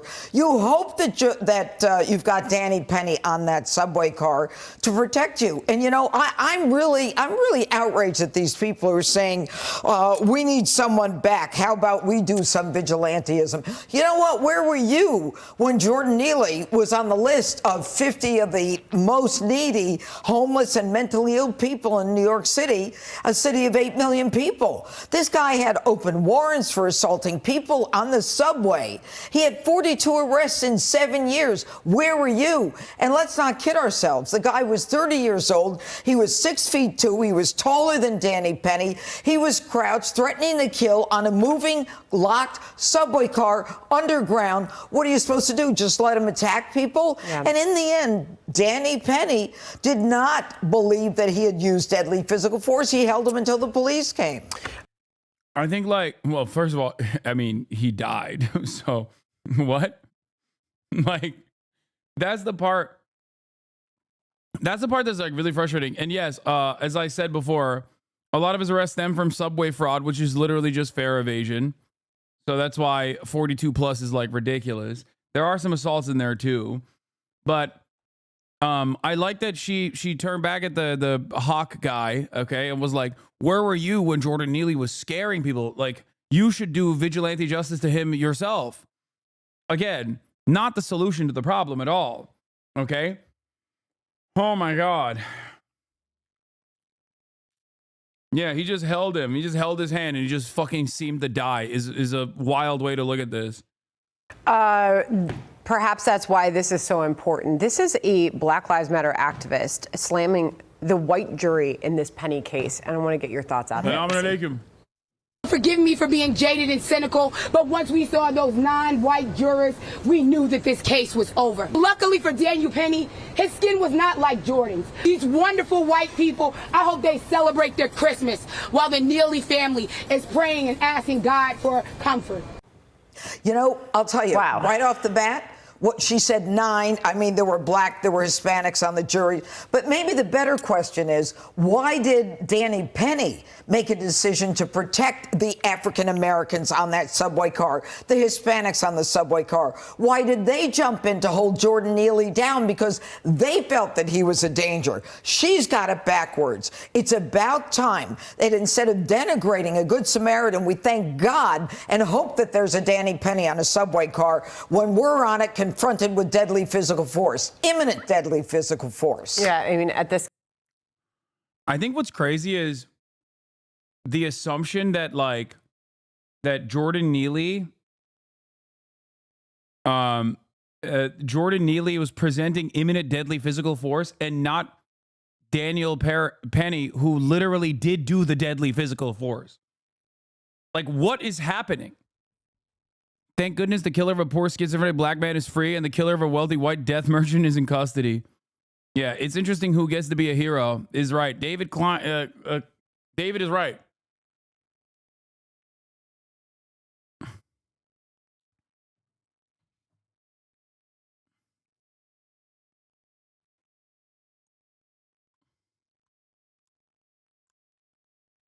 We are so cooked. Yeah. Back in the day, Good Samaritans used to help old ladies cross the street. Now, Good Samaritans are the ones who are doing extrajudicial executions of mentally ill black homeless people.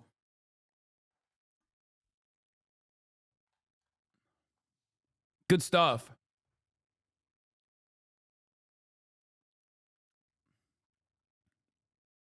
Good stuff overall.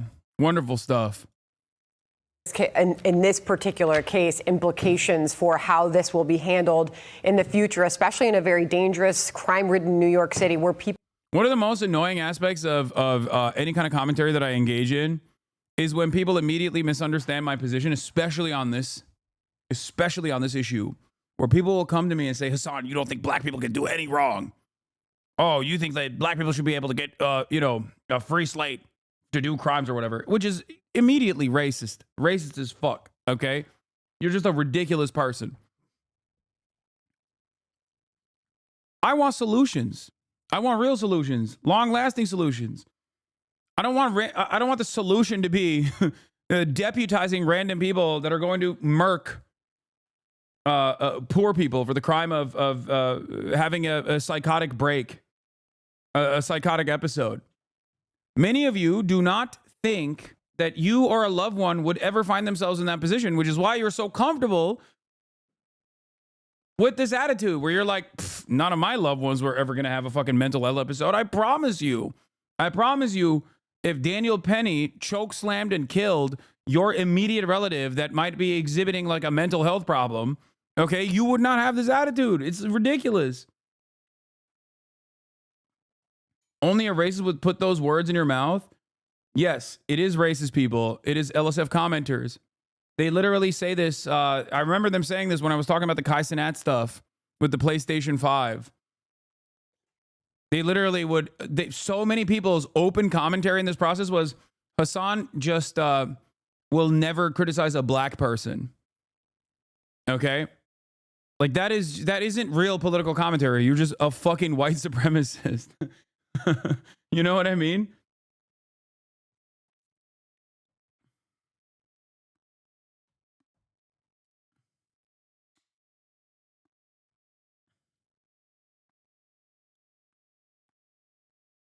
Anyway, I don't care that like self-defense law and defense of others law is pretty clear cut, even if the person you're afraid of doesn't actually intend to harm you. All that matters is you're in fear, and that fear could be considered reasonable under circumstances. See Trayvon Martin. It's really, really shitty and has massive racial undertones because obviously, as a lot of white people have that implicit racial bias. Exactly. Not just white people. Everybody has that implicit racial bias. Black people even have it. Black people have internalized white supremacist bias as well. It is a white supremacist society after all. So that is a very clear-cut outcome that in that circumstance, black people are disproportionately going to be punished by this. Or at least like the people that kill them are going to disproportionately get away with the crime.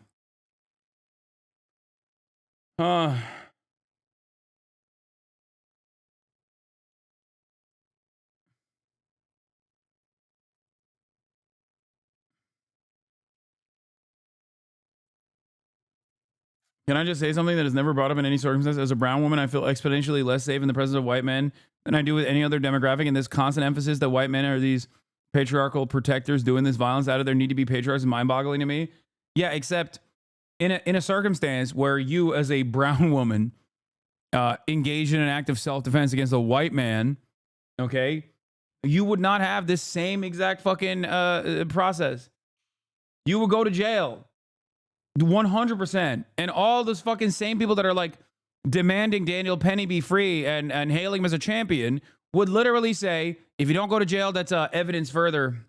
That's further evidence that like feminism is alive and well in the criminal justice system and that this is an act of misandry. Once again, anti-male sentiment is completely out of control. Black victims of people who plead self-defense are less likely to see justice. Yes.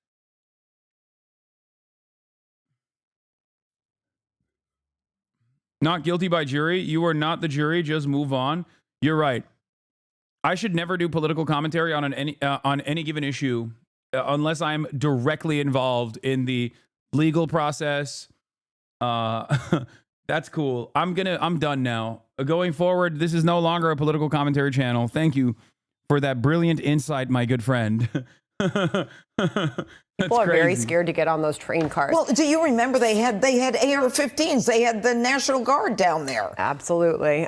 Still see it every day when some of us go down there. Judge, the latest on this suspect on the run in the case of the murder right here in Midtown Manhattan of this healthcare CEO. We are told that they've got this guy. They're questioning him. It's about 270 miles from where we're sitting right now and about equal distance from where he murdered that healthcare CEO outside the Hilton here in Midtown Manhattan. Your thoughts as we learn more and see these brand new pictures, which as you were sitting down, we discussed. Some of these pictures, this looks like a completely different person. Is this the person? Well, look, when you've got experts and facial recognition people and they say it's the same person, I agree. Yeah. Okay, it's not up to me as a layperson to make the assessment that an expert can. But you know, the hairs on the back of my neck went up when they said that they found this person of interest in Pennsylvania. We were looking for Robert Durst, the serial murderer, and we found him in Pennsylvania. But I think that when you've got state, local, federal, NYPD is the best law enforcement agency in the country. I've always said that.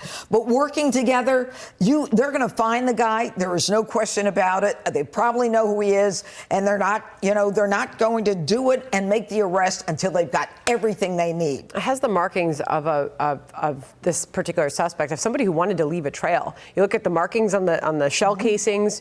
You look at what was left in this backpack that allegedly belongs to this person.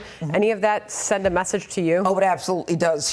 There's a game going on here. I think that there is an undercurrent of something else, and I don't want to say yet, but I've got people who've contacted me and said there's more to this than you think. But then you've got this young guy who was dumb enough to flirt with a girl at the hostel and take his mask down. Right. I mean, that's like an amateur. Wait. Oh, that's so perfect. I missed it. So there is vigilante justice that Judge Jeanine Pirro is against.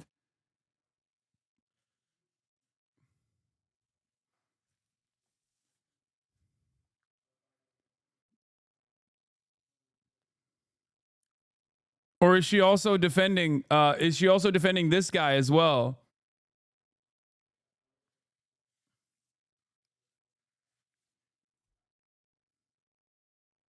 Because like in both circumstances, I look to what is causing people to not necessarily just react, but also what's causing the problems to begin with.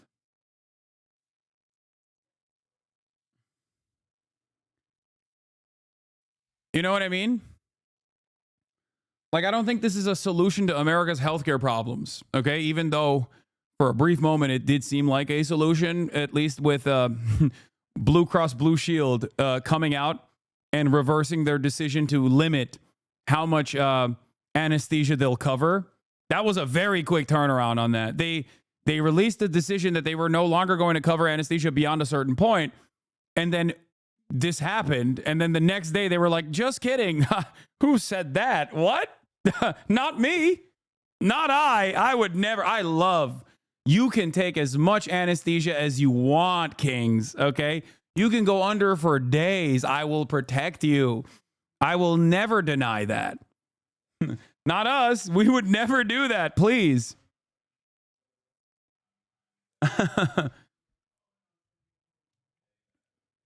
You know?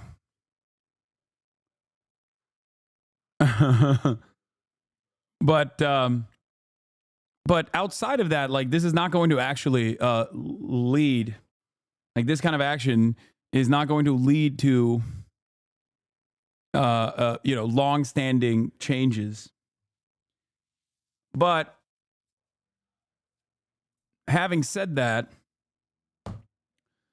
however, yeah, now that the killer is packed up, they might go back to that.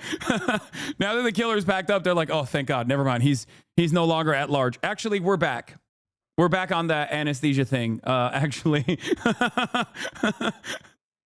now that there is no imminent threat to the safety of our CEOs or our board of executives, I think we will go back to that decision on limiting the anesthesia coverage.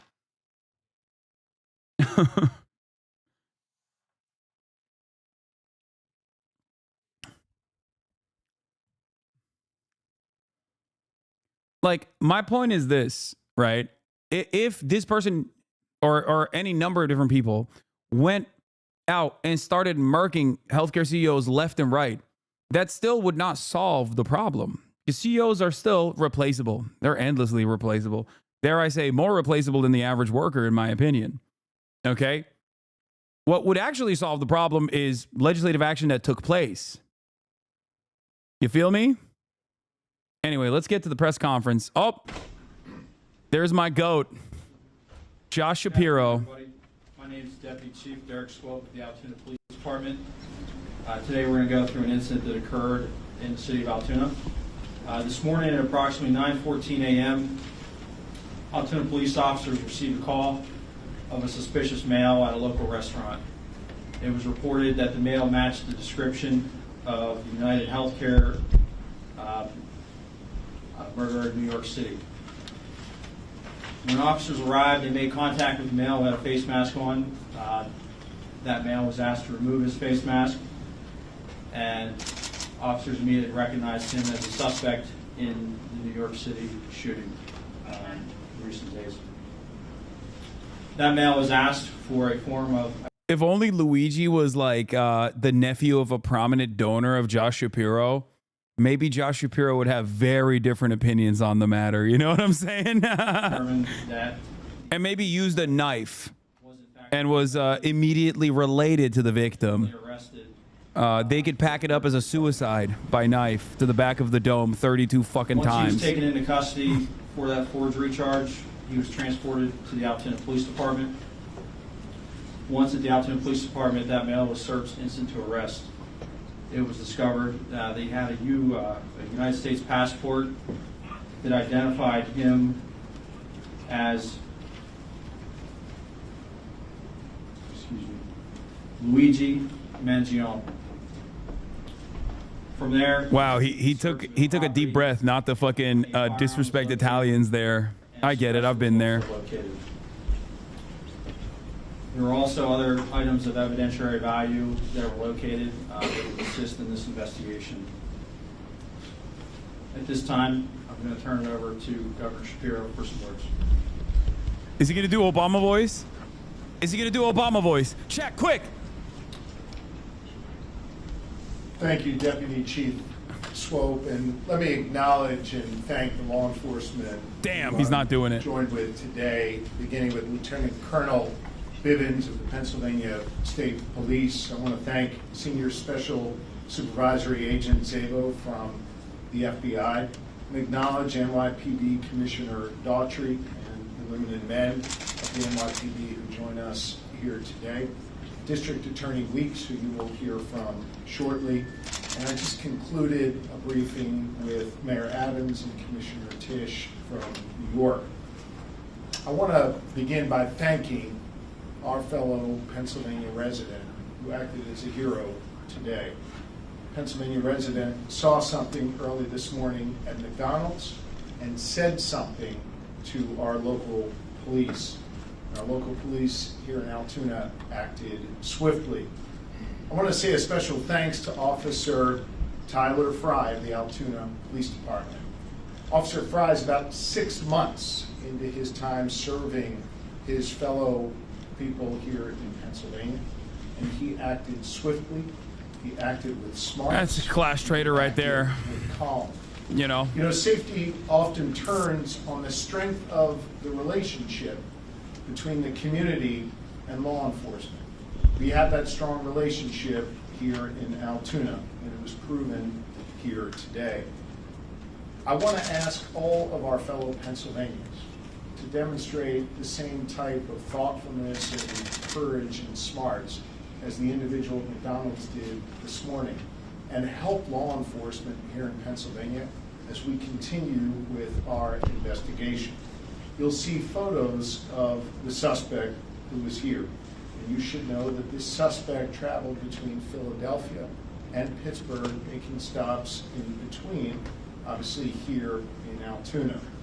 I want to ask all of our fellow Pennsylvanians to help us with any tips that they might have by contacting us at 800-4PA-TIPS. Again, that number is 800-4PA-TIPS. The suspect was just arraigned here in the courthouse, and presumably New York will file charges very, very soon. That process will continue to play out, and justice will be delivered in this case.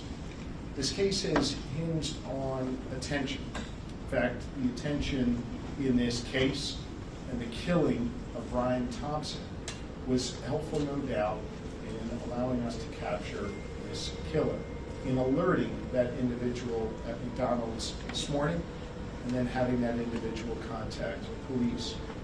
But some attention in this case, especially online, has been deeply disturbing, as some have looked to celebrate instead of condemning this killer. Brian Thompson was a father to two. He was a husband, and he was a friend to many. And yes, he was the CEO of a health insurance company. In America, we do not kill people in cold blood to resolve policy differences or express a viewpoint. I understand people have real frustration with our healthcare system, and I have worked to address that throughout my career. But I have no tolerance, nor should anyone, for one man using an illegal ghost gun to murder someone. He's like, he should have used a better weapon. His opinion matters most. In a civil society, we are all less safe when ideologues engage in vigilante Please do not use a ghost gun next time, is what Josh Shapiro is saying. This killer is being hailed as a hero. Hear me on this. He is no hero. The real hero in this story is the person who called 911. Good luck. The real heroes every day in our society are the women and men who put on uniforms like these and go out in our communities. Bro, you can't do these, you can't Aaron Sorkin-esque speech your way out of this, okay? Ain't nobody thinks that way. Mr. Thompson, I understand, was laid to rest earlier today in Minnesota in a private setting. As the conversation continues about this case. By the way, the Obama voice is coming out a little bit. Not to dehumanize him and make him just an avatar of a system that is disliked by many. He was a father, he was a husband. He did not deserve to die like this on a sidewalk in New York City. I again want to thank all law enforcement who's present here this evening. Law enforcement works best when it works together. In this case, you have the New York Police Department working together with the Altoona Police Department, working together with our Pennsylvania State Police and our partners at the federal level as well. everyone came together to solve this case and keep the public safe. I again want to ask my fellow Pennsylvanians, if you have any information regarding this suspect or his travels throughout Pennsylvania, please share those tips with us immediately. And with that, I want to thank District Attorney Weeks for his important work today and invite him to the microphone to say a few words. No, he didn't. No, he did not. I would echo the governor's sentiments. Law enforcement does work at its best when they work together. I'd also like to thank District Attorney Seidel. He and his staff came down from the Manhattan District Attorney's office today in record time to assist us at the Altoona Police Department. And as the governor stated, the state police, the Altoona Police Department, the FBI, the New York City Police Department, Logan Township Police Department, the Blair County Sheriff's Department, and other agencies all work together today Bro, to do what needs. This could be perhaps the baldest police force I've ever encountered. I not often brag about how the community in Blair County isn't afraid to say something, to report a crime, to contact local law enforcement. That's crazy. And I've often touted how they've made their community, whether it be Altoona or somewhere else, a safer place to live. And today I submit that a resident from Altoona and the Altoona Police Department helped make New York City a safer place to live and helped kickstart the process to seek justice for a senseless killing. So again, I'd like to thank everybody, and it's my honor to introduce Deputy Commissioner Daugherty at this time. Thank you, Mr. DA.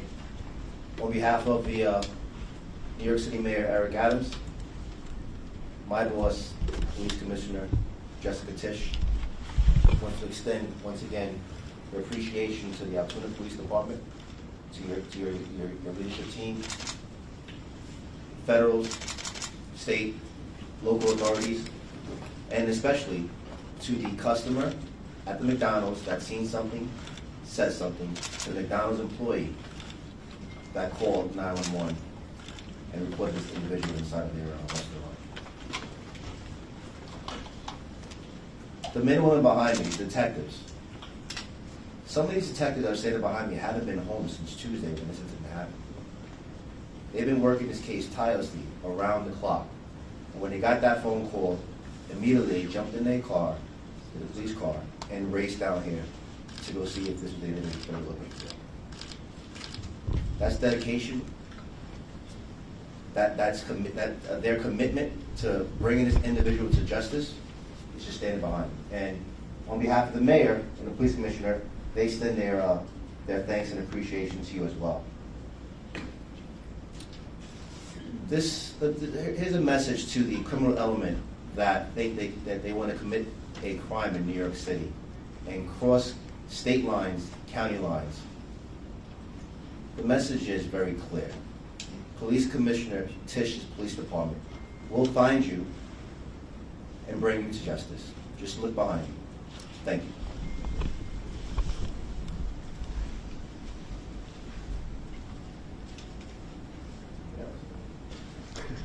I think with that, we are happy to try and take a few questions. Governor, question, I guess maybe for the local law enforcement about the arrest specifically today. I don't know who that would be. I guess I'm curious if we could hear a little bit more about the dynamics. If you could step to the podium, sir. We could hear a little bit more about the dynamics inside that McDonald's. I know there was some detail in the affidavit about what happened when the individual was asked if he'd been to New York. Could you speak a little bit to his demeanor and how that played out? Sure. So it was a peaceful arrest, first and foremost.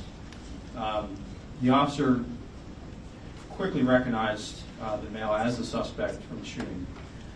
And within several minutes, seconds of the first contact, he had asked the suspect if he had been in New York City recently. And that really invoked a physical reaction from the suspect. He became visibly nervous, kind of shaking at that question.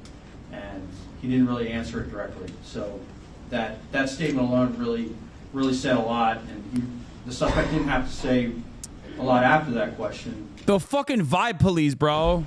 Yeah, Immediately, every man a cop. Okay. Was that the officer that the governor mentioned, who's new on the job, who was involved in that? Yes, so Officer Fry's here to my left. Officer Fry can step this way a little bit, and then his partner that he was with, Officer Joe Detweiler. Officer, could you?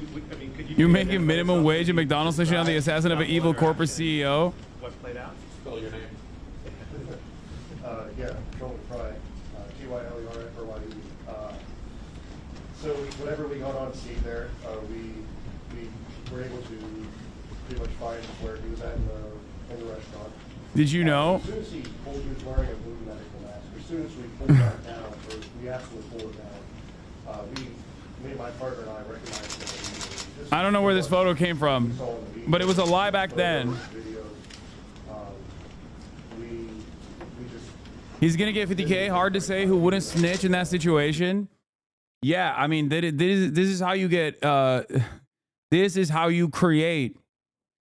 This is how you create collaborators. Okay, class traders in general. Ironic because like post taxes, motherfucker's not even gonna be able to pay for his healthcare. You know what I'm saying? Also, this looks fake. What the fuck?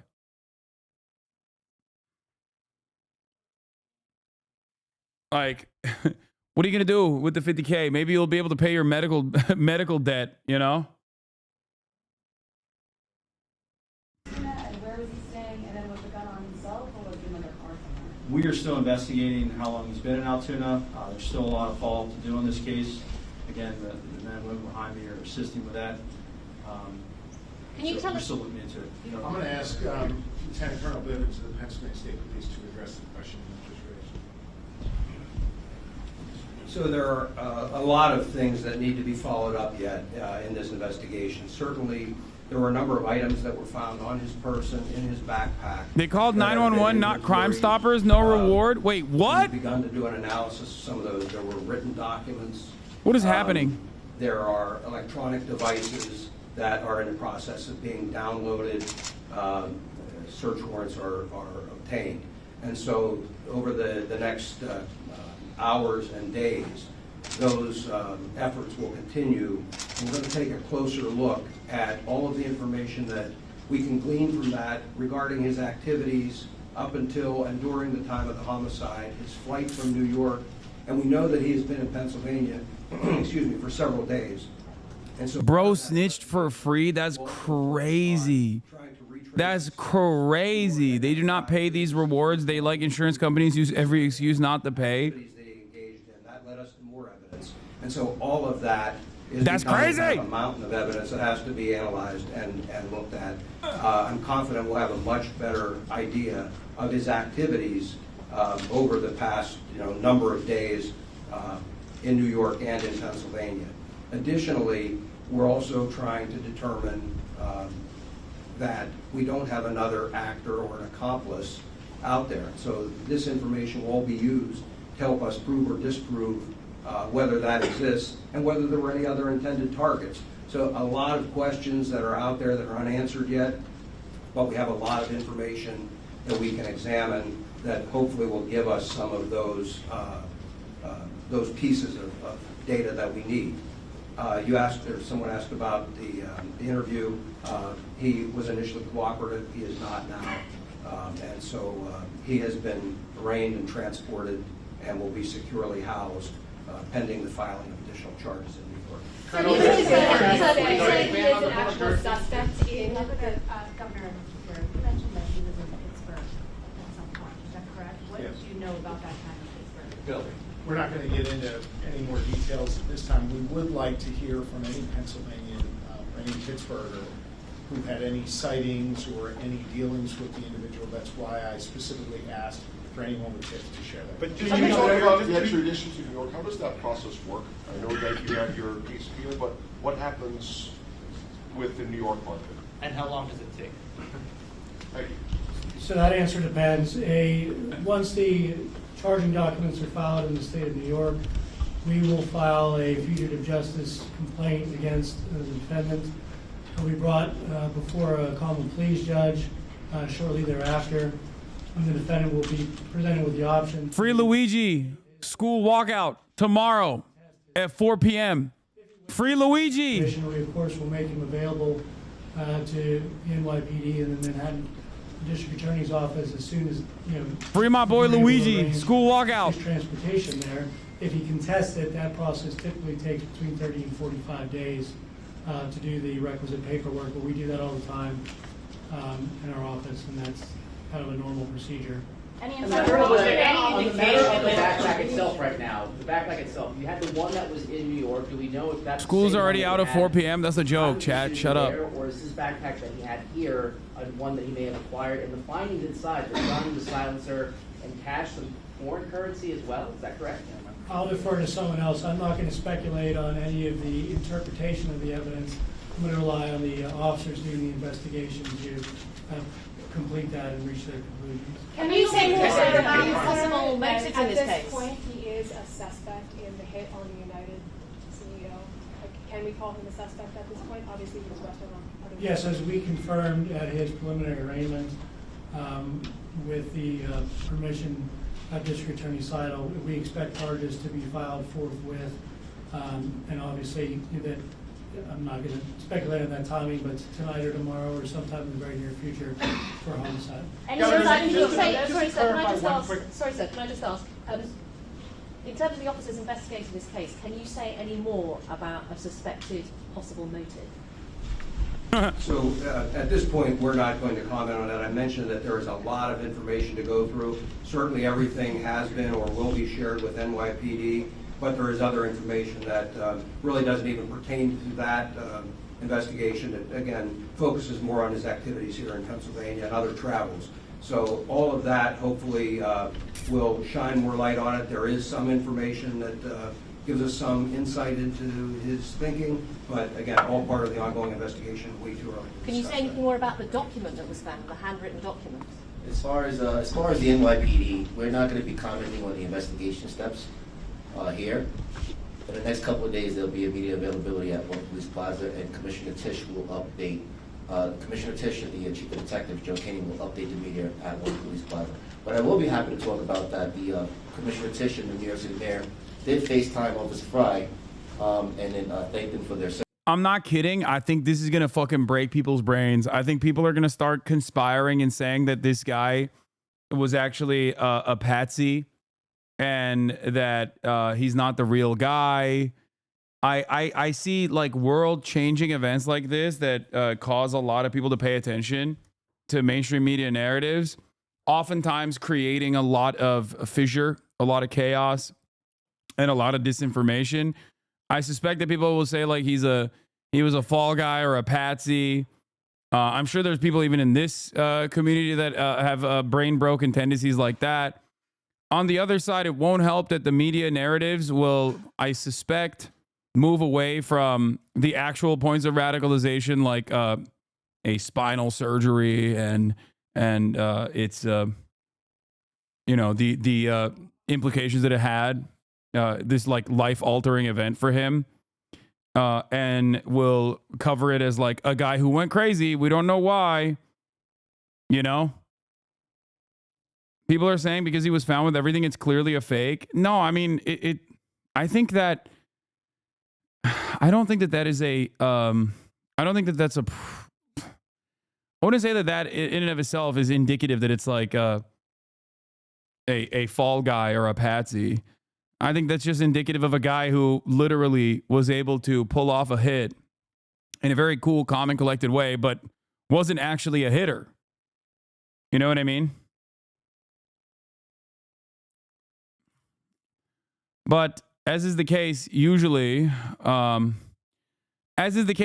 with these sorts of big events that a lot of people pay attention to, especially in this day and age when anyone and everyone can have an opinion and promote it and maybe even advocate for it as though it is like the legitimate point of view. A lot of people will find themselves victims of these false narratives, and it won't help if the media also moves away from the very real vectors of pain that people feel, that people experience on a daily basis, that they have ascribed as the motive, that they understood what the motive was. So we shall see.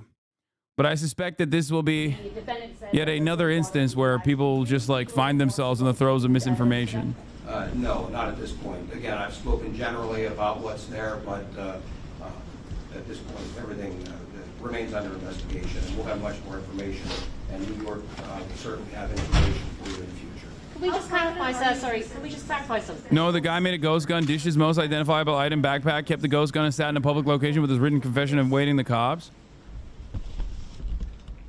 I mean, I don't know why he kept the weapon. Maybe he wanted to fucking pop more. Who knows? Like I said before, we're going to provide an update in a couple of days by the police commissioner and the chief of detectives back at New York. I will say this though, if anybody out there that has any information that they think that will help this case, to please contact our tip line, which is 1-800-577-TIPS. Remember, all calls are kept confidential. And can we just to clarify something? clarify, Sorry, the customer spoke with the employee called 911. That is my understanding. Was it a customer that recognized the suspect first, told an employee, and the employee rang the police? Is that correct? Yes, my understanding, I was just confirming, but my understanding is the employee became suspicious, thought they recognized, and wanted someone to check it out first. Oh, because someone referred to a customer earlier, but there was... Yes, that's what I'm saying. I'm sorry, did I say employee? The customer recognized, notified the employee, and wanted someone to check it out. So it's a problem. He might have been a Cumtown fan. No shot. I'm not familiar with the address of that. It's a McDonald's. The suspect disputed the currency. Can you explain why there was a discrepancy or how much he was found to have? Again, we're not going to talk about what was found in the bag. We have accurately cataloged everything that was in there, and that will be a matter of DA Weeks, could you repeat what you said in court about that money? I certainly stand by all the comments I made at the preliminary arraignment, but I'm not going to comment any more on the evidence at this time. My comments at preliminary arraignment were in support of my argument for bail. Thank you. We probably have time for one or two more questions. Is he being held in a county or state facility? He will likely be taken to a state correctional institution later this evening. Can I just say specifically for Pennsylvania law enforcement, over the past few months, you've had an attempted assassination of former president, now president-elect. Now you've had this. What do you think about that? Violence can never be used to address political differences or to address a substantive difference or to try and prove some ideological point. That is not what we do in a civilized society. That was true in Butler, it was true in New York City, and it's true anywhere. That is not how you make progress in this country. The suspect here who shot at that... Yes, violence is never the answer, which is why I'm standing in front of a notoriously violent criminal gang of people that get away with doing said violence. But the state has the monopoly of that violence, so it's appropriate when they do it, when they dish that out. Coming out of Pennsylvania, and it is one that I think the rest of the nation needs to hear as well. On a law enforcement side... In a civilized society, if you're sick and you pay, you know, sometimes thousands of dollars a month so that like this other pool of money can cover your insane medical expenses, you're supposed to sit aside, idly by, and just take it. You're supposed to take it. You're not supposed to do anything about it. Okay? It's just... Please do not focus on the violence that is dished out by the systems on a daily fucking basis. Okay? That violence is not a way to answer questions and address problems, and that we have the gift of law enforcement here in this Commonwealth who care deeply about the safety and well-being of our fellow Pennsylvanians and our fellow Americans, and I commend you for that. Thank you all. Oh, Andrew changed his name to Andrew Episode 1.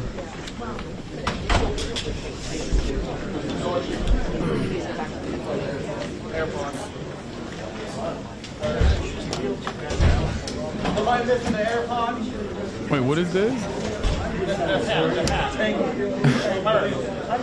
Oh my God, the Playboy Cardi subreddit is about to go wild. The United Healthcare assassin was seen throwing up Playboy Cardi's YVL sign in old photo. Dude.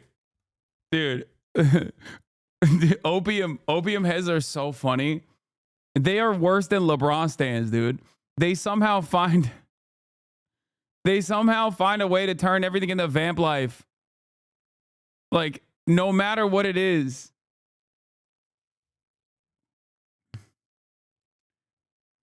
I think it is important to acknowledge that a press conference about a killer, okay, not my understanding of the matter, but like I'm speaking as though I am, you know, a institutionalist. A press conference of a killer, right, actually featured so much commentary from the likes of Josh Shapiro, the governor of the beautiful state of Pennsylvania, about the motivations and how, please don't do more of this. Like, as though they understand. Sorry, the Commonwealth of Pennsylvania. I know I've made a egregious error here. I find it quite interesting that they spent a decent amount of time being like, violence is never the answer, and we see you, we hear you. It seems like a lot of people are frustrated about healthcare. Please do not do something. Please do not make, please do not repeat the actions of this guy. And they said at that point that was all they needed to know. Seemingly at this point, seemingly a unique approach. They didn't just turn around and go, "Hey, this guy's a real piece of shit." Chuck dies. Thank you for the 25. Get the subs. Hype train level 2. You can imagine, obviously, the cameras and the lights and all of the press and everything there as you saw him. What was his demeanor like, and what is the very latest that you know here coming out of this important press conference? Sure thing, Aaron. Well, yeah, I'll say just about an hour ago, I was there inside that courthouse watching as Luigi Mangione walked right past myself and a number of other reporters. He was wearing a blue shirt, blue jeans. He was, of course, handcuffed. And he looked, even in this court appearance, visibly distressed, but he kept his brow furrowed through the duration of this arraignment hearing. And I should say what was interesting, though, Aaron, is you said we haven't heard a statement from the suspect. He did actually speak inside of that courtroom to the judge and to all the folks who were in there. But it was on very selective issues, and I'll just kind of go through what we heard. The judge asked Luigi Mangione a number of questions, first about his identity. So Mr. Mangione confirmed that that is his real name. He initially said that his residence was in Maryland, but then the judge actually pressed him on that. And then he said, actually, I have lived at various addresses before then ultimately giving an address in Honolulu, Hawaii. Then he also said that he's worked for 3 years as a data engineer up until about a year ago. Yeah, by the way, they're review bombing the McDonald's where the healthcare assassin was snitched on. Oh, man, people are mad, dude. After the conversation about bail. This is one of the first times where I'm seeing like so much motion in a way that Americans don't normally operate, okay? From New York City is one of the major reasons. But they also said that prosecutors noted that they found him with $8,000 in U.S. cash, $2,000 in foreign currency, his passport, and also a Faraday bag, which is basically a bag designed to stop transmission of cell service or other sort of things like that. At the end of his speech, the prosecutor's speech, Luigi Mangione said, I actually want to address two of the things that you said. He said, I don't know where that money came from. I'm not sure if it was planted. And then he also said that that bag was waterproof. And the term that the prosecutors used when discussing the Faraday bag, the ghost guns, the 3D printed silencer, was the prosecutors used a phrase saying this is criminal sophistication. Luigi Mangione said, I don't know about any of this criminal sophistication when addressing that. But it's just interesting, Aaron, that of all of the things that were mentioned in that court appearance, the two that he noted or took issue with was the currency and then that bag. Aaron? Quite fascinating, especially insofar as we know that the backpack found in Central Park had Monopoly money in it. All right, Danny, thank you very much. Danny, as we said just an hour ago, was there as Luigi Mangione walked by for his arraignment in Pennsylvania. All right, everyone's here with me here to talk about Danny's reporting and what he saw, as well as what we just heard from NYPD, Pennsylvania, state law enforcement, governor of Pennsylvania. So, John, what stands out to you from all of these details? Obviously, he did have a manifesto on him, but they're being quiet on motive, quiet on how he got to Altoona, quiet on how long he was there, although it was days. But there is a lot of information in here. What stands out to you? Well, so many things, Yep. but so much that we just discussed. So let's talk about the things we didn't touch on, which is, George Bivens, the lieutenant colonel of the state police, who we know well on this show because he's involved in all the major incidents there, talks about he traveled around the state for several days, presumably since his escape from New York City after the shooting last Wednesday, and has been traveling between Philadelphia and Pittsburgh and places in between, which is not a short distance. So we have to ask ourselves a couple of things. Is he beginning to effectuate a second stage of his plan where he's going to go on the run? Is he planning to figure out how can I now get involved in international travel with his foreign currency and his passport? Or as an individual who's carrying a manifesto that says, in the plural, that these parasites, must be killed and things like that. These parasites must be killed. Parasites, plural. He is armed with a weapon and ammunition and cash. So was he going to do another job, hit another person, perhaps another executive from the healthcare field or another field in his kind of anti-capitalist, anti-profiteer genre? They're presenting him as they a dodged fucking a bullet by finding him socialist. because of this publicity and that alert employee and customer. Perhaps quite literally so. Kirk, when we hear that, 3D printed gun, ammunition, loaded Glock magazine, as well as 6.9 millimeter full jacketed rounds found. When you think about the ammunition that he used prior, when you hear what John's saying and what we see in this, does it seem to you that perhaps he was preparing for another one? I think so. I think John hit the nail on the head here. In particular, hearing about the cash, that's a fairly large amount of cash somebody can survive on for some time, and the Faraday bag. So it seems that he was not prepared to return to a particular location, but to move around. When I first heard about the weapon, I thought perhaps he retained the gun in order to elude capture and perhaps battle it out with the police. Right, if police arrest him, he has it to shoot back. Yes, but clearly he wasn't prepared to do so when these police officers approached him because he knew who they were. He could see them coming. And also he didn't have the gun on his person. So it does sound like he... Why are you laughing? That will only hurt us. I'm not gonna begin to even stress how much positive motion that this shooter has in the hearts and minds of regular Americans. I think you're wrong. Okay. I'm laughing because it's just not real. It's not correct. I don't think he is a card carrying anti-capitalist or anything like that. I think the reason why they're doing it matters. The reason why they're doing this, I think, is important. I think that the reason why they're doing this is to present him as an enemy of the state. And they're utilizing like old rhetorical tricks. Americans hate socialism, capitalism, anti-capitalism. So they're just being like, oh, he's an anti-capitalist terrorist. Like that's really part of what he intended to do, is to continue on with the shoot. You're laughing. A CEO got whacked by a tight, fit-looking centrist, and you're laughing.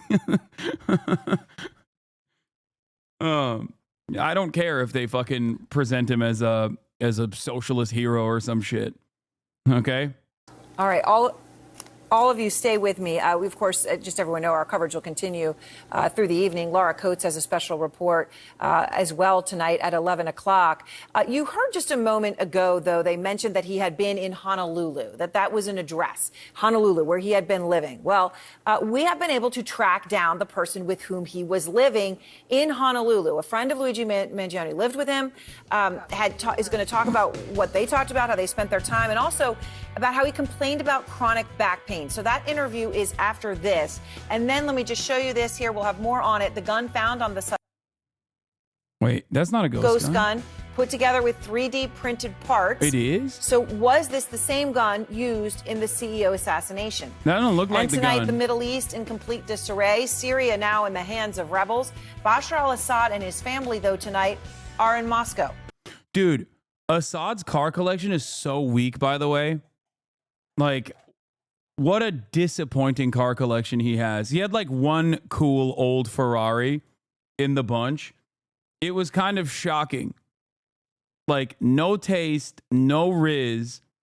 Half of his cars in the car collection are like fucking Toyota FXs or whatever.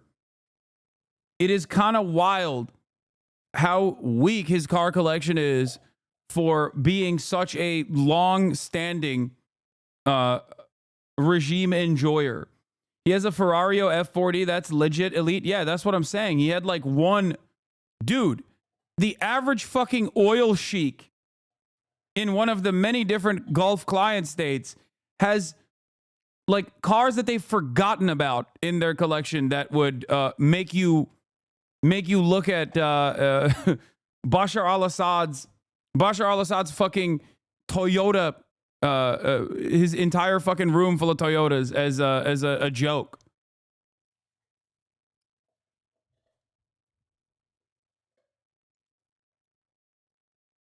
FJ Cruisers are literally gold bricks. He has so many FJ Cruisers. It's kind of crazy. It's like I said, it's just kind of shocking.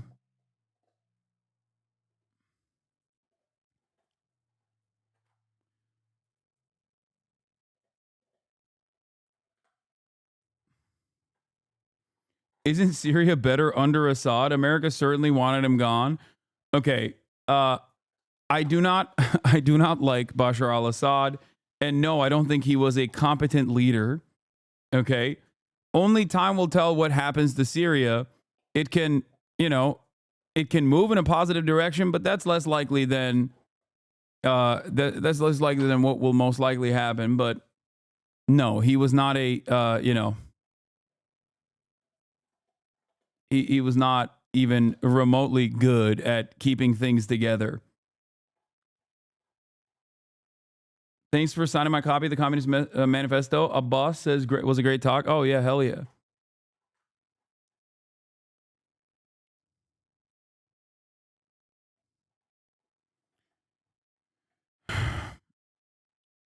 I think because of the embargo, my dad was told to bring in Maybachs for Saddam's sons, but the embargo made it difficult.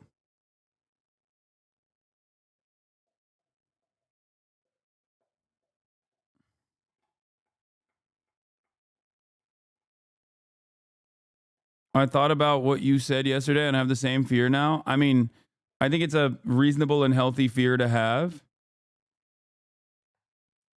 especially considering like who are the power players here. But, Assad is far from a good guy. I mean, he is in the same vein as Saddam, but even worse. And it's not like Saddam was a good guy either.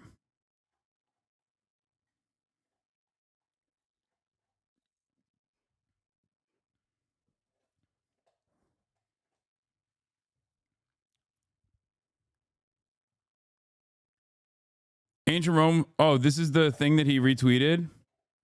Luigi Mangione. Oh, we're going to do another deeper dive into Luigi Mangione's background. Sprawling family found success after patriarch's rise. Nick Mangione Sr. had a ready retort when people questioned how he had purchased a high-profile local country club in the 1970s. They asked me what my family I belonged to. I told them I belonged to the Mangione family. The Mangione family of Baltimore County, he told the Baltimore Sun in 1995. The patriarch of a sprawling Italian-American family who died in 2008 was a self-made multimillionaire real estate developer who owned country clubs, nursing homes, and radio stations while supporting an array of civic causes. His descendants, he and his wife Mary, had 10 children, went on to be successful in their own right, including excelling in athletics at Loyola University and taking over the family business, while a grandchild is a state delegate. One of his 37 grandchildren is now a person of interest in the shocking killing of Manhattan United Healthcare CEO Brian Thompson. I will say, it seems like, this is a family of go-getters.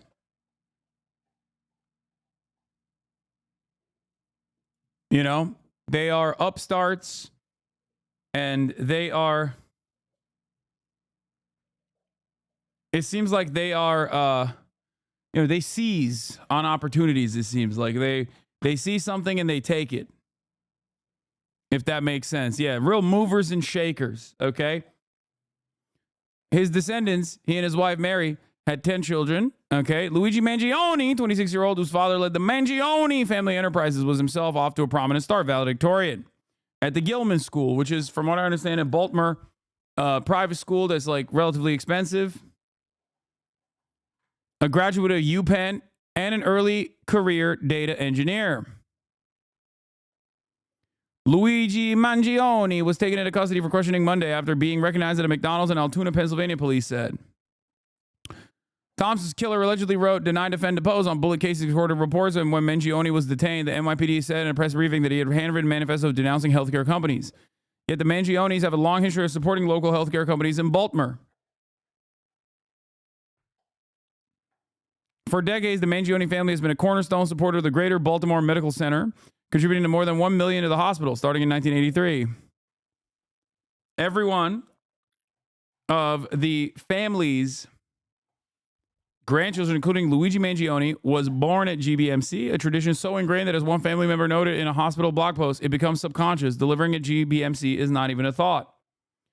In recognition of their enduring support, the hospital's high-risk obstetrics unit bears the Mangione name.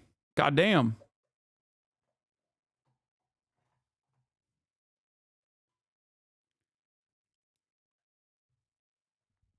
Yeah, we need to... Oh, seeing an interview with Luigi's close friend is live right now? Okay, let's get to it. So when did you meet him? Well, actually, we have an interview process because when you throw a bunch of people living together, you need to hopefully make sure they work well.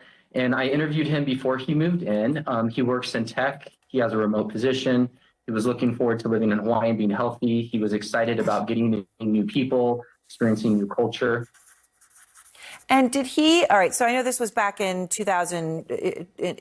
around 2022, so you're coming out of COVID. I'm curious, RJ, did you know where he was working remotely or why he had suddenly decided to decamp to Honolulu? Was there sort of any break in his life or anything that you ever became aware of? No. It's very natural. Our members all have remote jobs, and Hawaii is one of those places that many people would love to live. So we provide kind of an all-inclusive living experience, so it makes it easy for them to move to the islands. Okay, so I know you considered him, from your interactions with him, the time you spent together, as someone who would be a lifelong friend. What was he like when you knew him? And I know you've shared some pictures with us as well. I mean, in terms of how social he was and the sort of interactions that he would have had with the other people in your co-living community. He was a very thoughtful person, communicated really well, was friendly, had good relationships with everyone. He was even, in some ways, a bit of a leader. He helped spearhead a book club that we started just so we could, keep those intellectual pursuits alive from back when we were in school. So you mentioned that he was into health. How did that manifest himself? And you mentioned you went hiking together, things like that. Can you tell us more about that? Why he cared about health? And I understand also that at one point you did become aware of some issues with his back. Yeah, so when I first interviewed him before he moved in, I remember he said he had a back issue and he was hoping to get stronger in Hawaii. So he's always focused on trying. When he first came, he went on a surf lesson with other members, and unfortunately, just a basic surf lesson, he was in bed for about a week. We had to get a different bed for him that was more firm, and I know was really traumatic and difficult. You know, when you're in your early 20s and you can't, you know, do some basic things, it can be really, really difficult. Did he have any conversations with you then or even afterwards about that issue? And I mean, his back, how he hurt it? I mean, obviously anything to do with the insurance process of it? You know, the only thing he ever mentioned, you know, he mentioned, oh, I need to go back to see my doctor and then I'm going to have surgery. I encouraged him and brought him to yoga classes. He would do calisthenics on his own. I know he was really focused on being strong and healthy, but it also weighed on him that he knew that there was an impending surgery. So did you, in the context of all the books that you were reading and the book club that he was leading, did you have conversations about any of the issues that, you know, we now even see in the writings that he had on him when he was arrested? I mean, did he talk about, I mean, not even as maybe as specific as health insurance, but capitalism, anything of that nature? You know, I apologize. I haven't read any of the media that's happened. I heard about it when a reporter called me. Come on, tell us he was radicalized by Carl. What his writings were, but I know we talked about social Come issues. on, give us a good narrative. How to improve the world. Dumbass. And we talked about, you know, issues that are, you know, say with capitalism or with the healthcare system or with housing or the food systems. It wasn't, you know, anything specific. It wasn't like he had an axe to grind or he was even upset or angry about a particular issue. They were just natural intellectual conversations that you have when you're inquisitive. So you stayed in touch with him. I know you spoke to him earlier this year, although I understand, RJ, that you tried to reach out to him multiple times even since then, but that he had not responded in those cases. Can you tell me about your last conversation with him? Mostly just text messages. So I knew he was going to have a surgery. So earlier this year, I checked in with him. He confirmed that he had surgery and he sent me the x-rays. It looked heinous with just giant screws going into his spine. After that, he called me once. I didn't pick up. We kind of texted a little bit, but we, you know, unfortunately, I feel terrible now. I wish, you know, I would have made more of an effort to communicate with him. Did you ever have any conversation with him where he brought up anything like guns or anything in that area? Dude, it is crazy. He looks like Joseph Gordon-Levitt, and Mangione looks like fucking Dave Franco. He was absolutely they all look like person, as far as I could tell. Fucked up versions of actors. RJ, in all of this, sorry, as you're just struggling to get your head around what happened here with someone, you know, that you had considered would be a lifelong friend. And I know you've only had a few hours to even try to comprehend it. But just in these initial hours, do you have any idea why or how someone that you knew natty, Chad. in the way you knew him He's a natty baddie. Done this?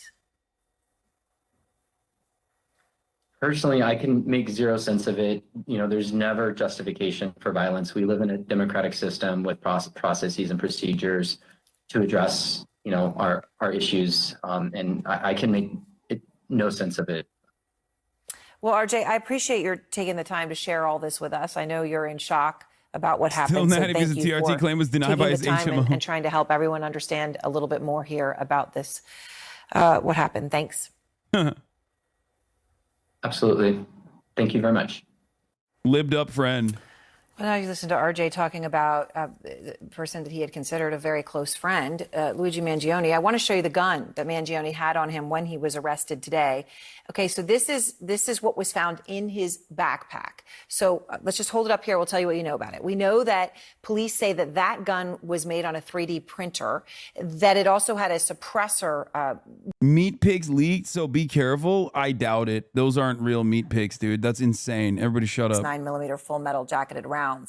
Out front now, our security correspondent, Josh Campbell, former FBI. And Josh, the suspect today was arrested with this made on a 3D printer. We do know that he had an undergraduate degree as well as a master's degree. That doesn't look like a 3D printed gun. I'm not gonna, I mean, engineering, AI. Those guns look exactly like normal guns. It's just the lower is it's like a 80% finish lower that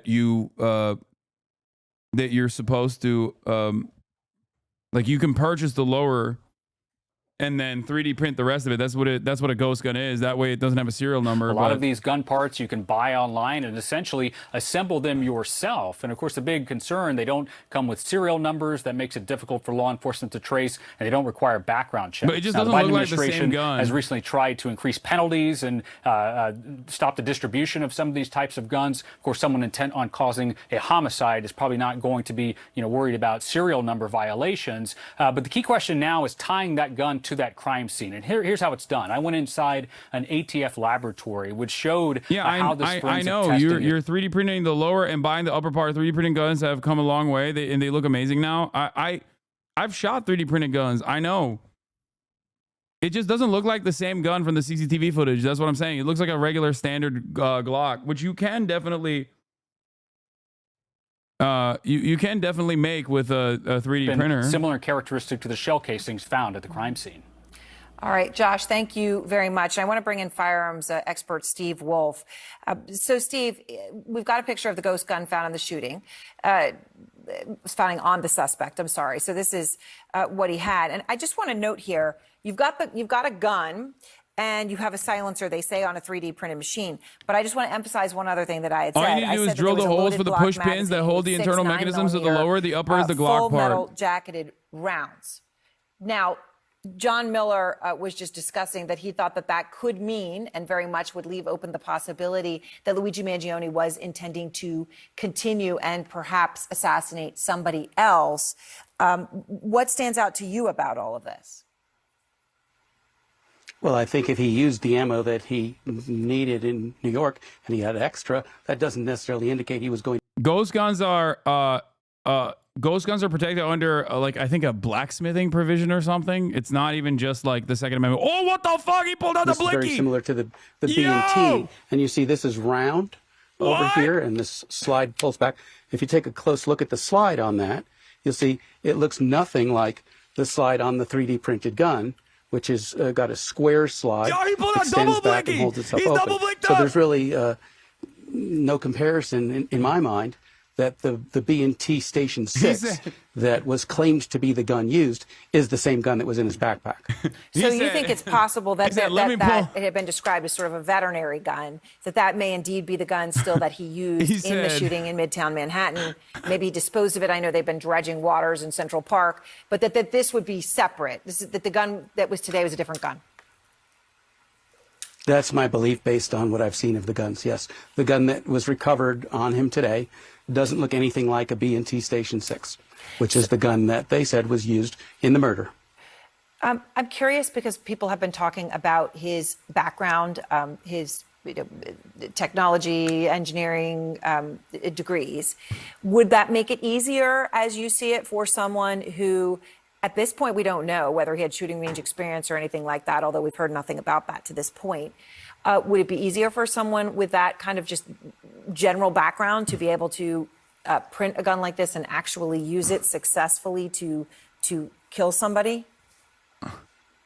Well, the B&T wasn't printed. The gun that was that he was found with today is the one that had a printed frame. Way. That's Most of those good. parts, though, are not printed. They're metal. So we're just talking about the plastic frame, which not a huge consequence as a function of the gun in total. All right. Well, Steve, I appreciate your time, and thank you very much for explaining some of this. Thank you. Absolutely, Aaron. Thank you. All right. I'm glad to talk to you. And next, the crisis going on. Yeah, it wasn't just me. The gun expert that had not one but two blickies said that it doesn't look like the same gun. So what's up? Okay. I do want to go really quickly to Fox News and their commentary on this because they're losing their fucking minds. It seems Laura Ingraham is very upset. Very, very upset at the way that Luigi's actions are being received by the broader American public. We'll dig into it later.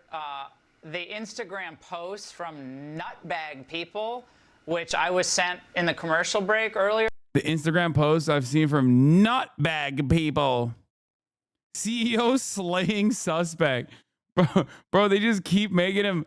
If their goal is to make this guy look bad and look crazy, I feel like they're doing a bad job at it. Okay, explain this. Oh, oh, Your Honor, this is from the latest episode of the Fear End podcast.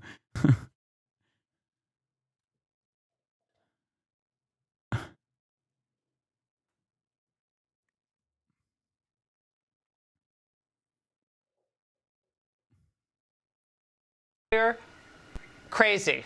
Like, he's cute. He's and people celebrating this. This is a sickness. Honestly, it's so disappointing, but I guess we shouldn't be surprised. Gentlemen, thank you so much. And up next, the other big news out of New York, Daniel Penny. A lot of people think he's a hero, and tonight he's not guilty. My take. Wait, not even a shred of irony. I like that they do basically what I do, but the opposite, where I always will be like, there's a difference between good things and bad things, guys. Okay. Like, there's a difference between someone with an understandable position, an understandable point of radicalization, or like someone who's like addressing, you might not appreciate the methods there, and I understand that, but like, she literally is basically saying like, no, when you kill a homeless person, that's fucking awesome. When you kill a CEO, how dare people celebrate this? Without even a shred of irony. I believe both of these problems require not vigilante justice, but actual, legislative changes. I believe that we need broad, sweeping legislative changes that will make sure that people are no longer hurting. Okay? When you murder a homeless person, they let you go. When you kill a CEO, they launch a nationwide manhunt. It's kind of crazy. This is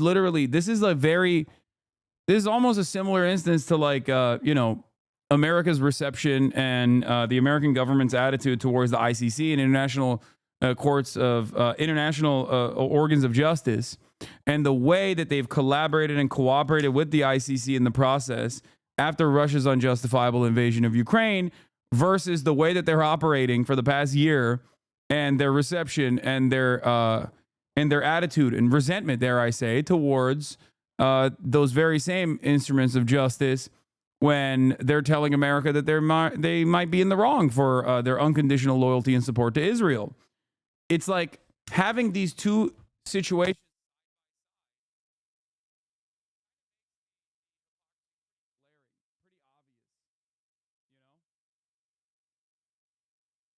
It's wild. I know. I have a mic mute situation. I know. It's just fine. It's not that fucked. I fixed it. The mic wire is cooked, but I fixed it. Kaya is drinking water. She's fine.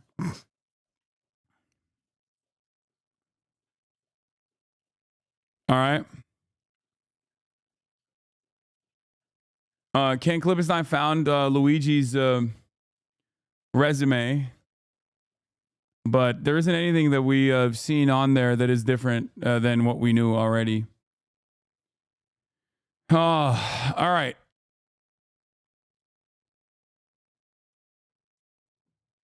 Interesting that this is the Ingram angle. Also, I don't think that Luigi wrote that. Manifesto found on Luigi Mangione. Mangione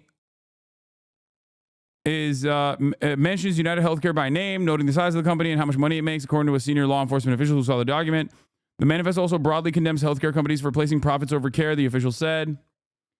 I think it's going to be really funny when people realize that his attitude is also similar to that deny, defend, depose book, where it's like, I'm not against profit making. I just think these big healthcare companies are going a little too far with their profit-seeking attitudes. Because like that book that people were talking about, Delay, Deny, Depose, that book literally does not have an issue with, as far as I understand, it doesn't have an issue with profit in the healthcare sector. It just has an issue with like the practices and how much they deny. They deny too much.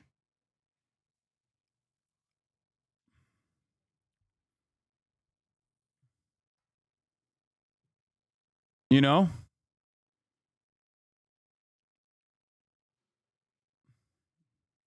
Mangione hails from an influential real estate family in a Baltimore metropolitan area. We already talked about it. That traces their lineage to Sicily. His eyebrows already told me that. His grandfather, Nick Mangione Sr., and grandmother, Mary C. Mangione, purchased Turf Valley Country Club in Ellicott City. Gelmek üzere. It's almost here.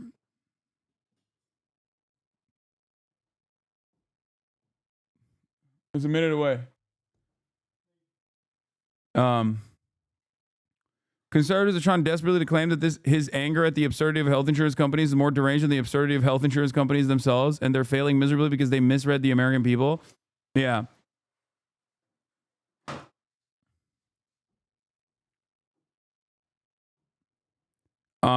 The Mangione family also founded the nursing home company Lorian Health Services, which he worked at, by the way.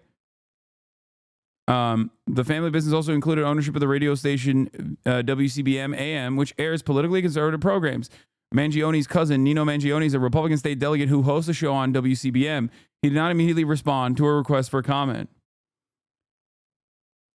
Goes to show, once again, that it literally does not matter what your family's political background is, how wealthy you are.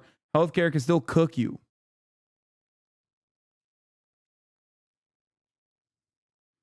I don't think you can go and shoot someone if you think they just need to reduce the cases they deny. I think you have to hate the industry severely. No, I agree.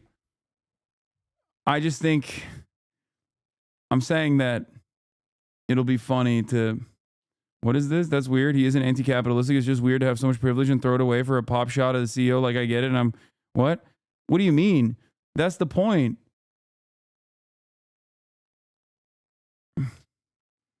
The point is, it doesn't matter how wealthy you are.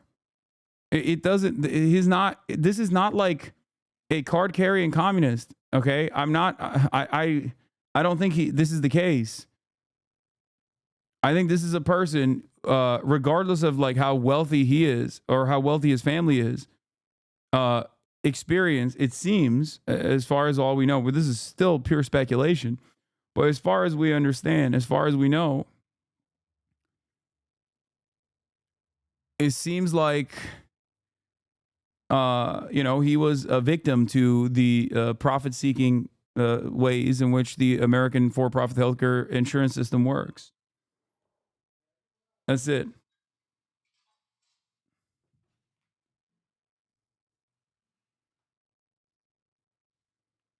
Anyway.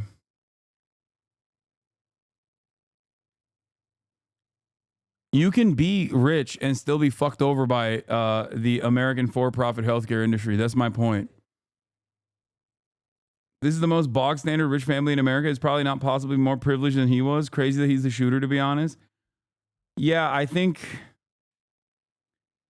that's just how fucking shitty healthcare is. Honestly, that's what I think. Like, I think you can have a job, you can go to UPenn, you can be a valedictorian, come from a rich ass family, and still be fucked over by healthcare.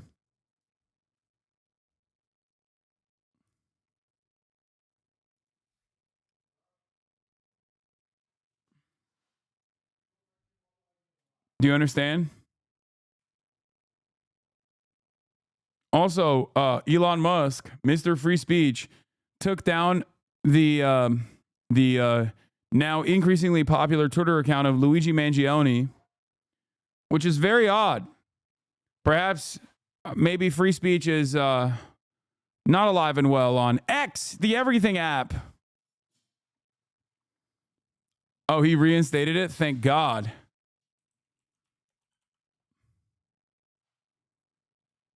Still, wait, what? I can't find it, though. Why can't I find the account?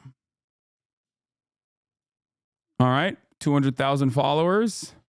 Myself being one of them. God, I really wish we could see his likes, man. Cutie needs to see this. He's a Swiftie. New photo uncovered. Luigi Mangione updates. Luigi craved. The pop that Luigi craves. New photo uncovered of Luigi Mangione at Miami N3 of the Eras Tour. Wait, is this actually from the Eras Tour?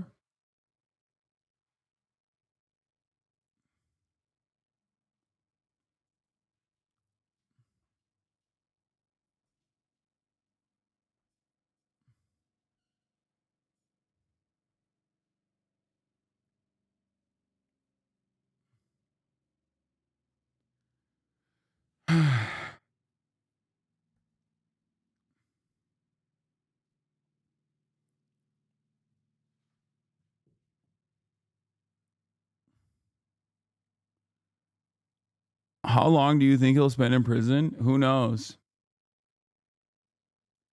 Dude, it's already started. They're saying he's not the guy. 26,000 likes.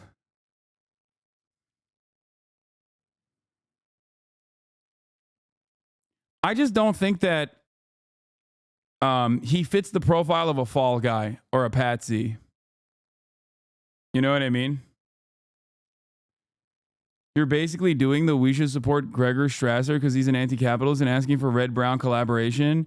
I already gave a Woke of the Day award to someone else, so I'm just going to ban you for a week. There's no indication that this person is a fascist, ideologically or otherwise. Okay? You're genuinely a mentally unwell person if that's your immediate assertion. The closest we can arrive at is maybe his like retweeting of Peter Thiel.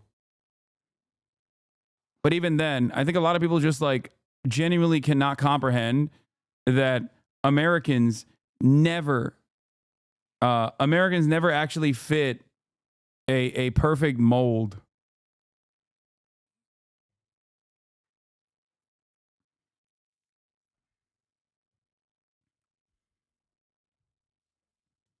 Not that it matters, because his actions or the reception towards his actions, are what matters here, and not necessarily his own personal aspirations, his own personal ideology. No, I already covered the modern Japanese thing. He wants to ban pocket pussies to fix to fix the Japanese birth rate problem. And also on top of that, yes, I know, on his Goodreads, one of the books that he wanted to read was Mein Kampf. I know.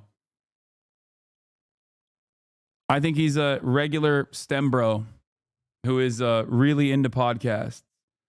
He doesn't have to have your politics. That has nothing to do with anything.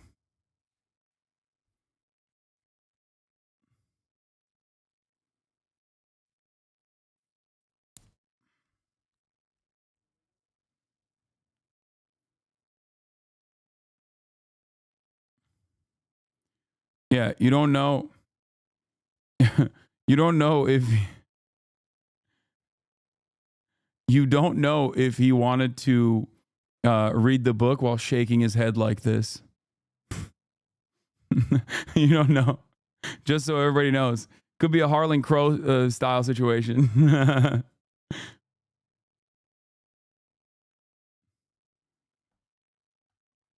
I still don't understand what the fuck he was doing with the gun still.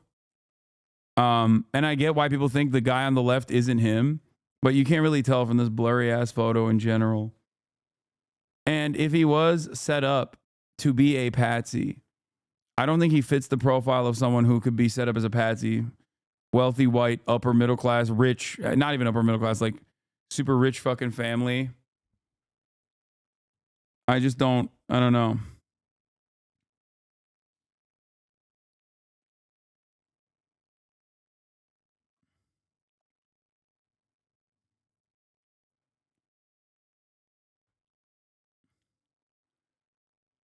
Usually patsies are at least people that are malleable, people that are easy to fit into a certain mold. Having someone with a lot of footprint like this, who's like not a shut-in and is a relative normie, I think it makes it quite difficult to use as the fall guy. You have to admit it's a little weird. This dude is this intellectually curious never stumbled across any videos about not talking to the police or Fifth Amendment rights. Yeah, the fact that he like started leaking details immediately to the cops, I guess that fits the profile of someone who thinks they can outsmart the police, which is a very dumb thing to do. You know what I mean? Billionaires are making people do loyalty pledges. Wait, what? Safety and solidarity pledge. Insert your name here. I pledge to uphold the safety and well-being of my colleagues and the Family as a whole. Wait, what is this? I don't know what this is. It's probably fake. There's a lot of fake shit that people send. I don't know if it's real or not. I am a hashtag Luigi truther. The reason it took so long to catch him was because they never found him. Luigi's a clone of a petty criminal they found in the Poconos. They spent the time on facial reconstruction work and plastic surgery. They needed to conceal how they fucked up.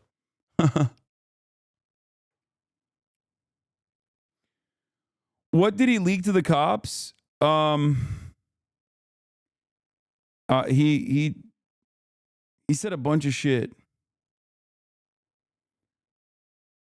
Gonna be hard to pick a jury. No women. He's too cute. No Italians. Difficult in New York, but not impossible.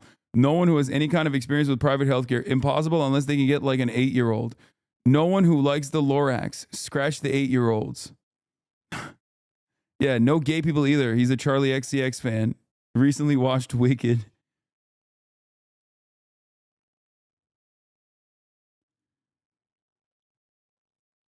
Elon Musk, Tesla, SpaceX, and the quest for a fantastic future. Rated at 4 stars.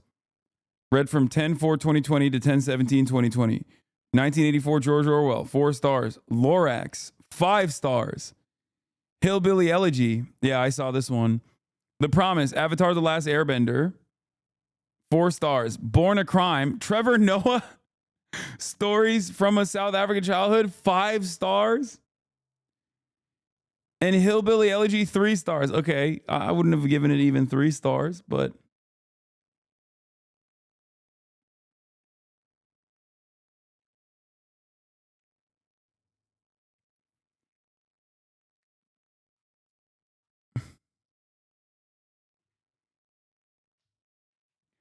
He wanted to know more about Zuko's mom.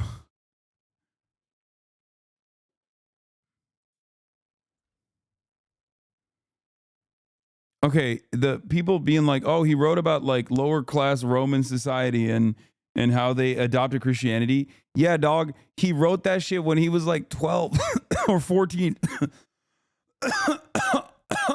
I'm sorry, I don't give a fuck. What he wrote when he was 14, bro.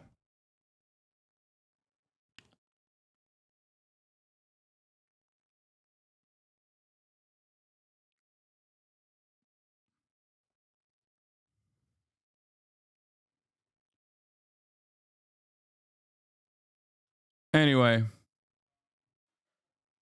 And no, I don't think he wrote that Matty Iglesias review. I think that's fake. But yeah, latest on the case is, oh God, they're literally fucking glazing the one cop that collared him. He's only been 6 months on the job. It's like, okay, dude, he didn't do shit. He just walked over after a tip and got this like scared guy and arrested him. Luigi Mangione will most likely be transferred to a Pennsylvania State Correctional Facility this evening, according to Josh Shapiro. Mangione faces 2 felony charges related to a firearm and false ID and 3 misdemeanors, 2 relating to a possession and a use of false ID and 1 relating to a possession of an instrument of a crime.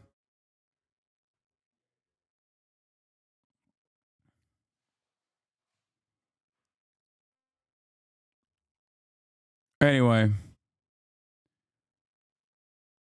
But yeah, the McDonald's, this McDonald's is full of rats. Food 1, service 1, atmosphere 1, 1 star. This location has rats in the kitchen that will make you sick, and your insurance isn't going to cover it. People are fucking mass spamming, review bombing the McDonald's where he got popped. What is this? Corporate America's asking for loyalty? An email was just leaked from a help. I don't know if this is real, man. I'm sorry. I need more. I need this. Whenever I see a narrative that is too good, I'm a little skeptical. Okay, chat? And you should be too. Like, sending me a TikTok of it does not actually prove this at all. If anything, it furthers my skepticism.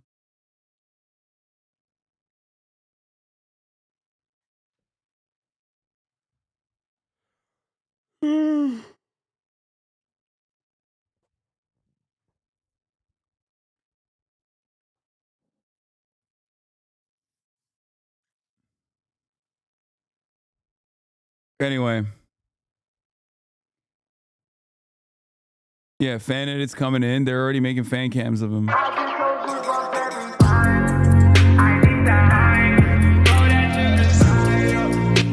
I feel bad. It seems like he lost a lot of weight from his peak physical form.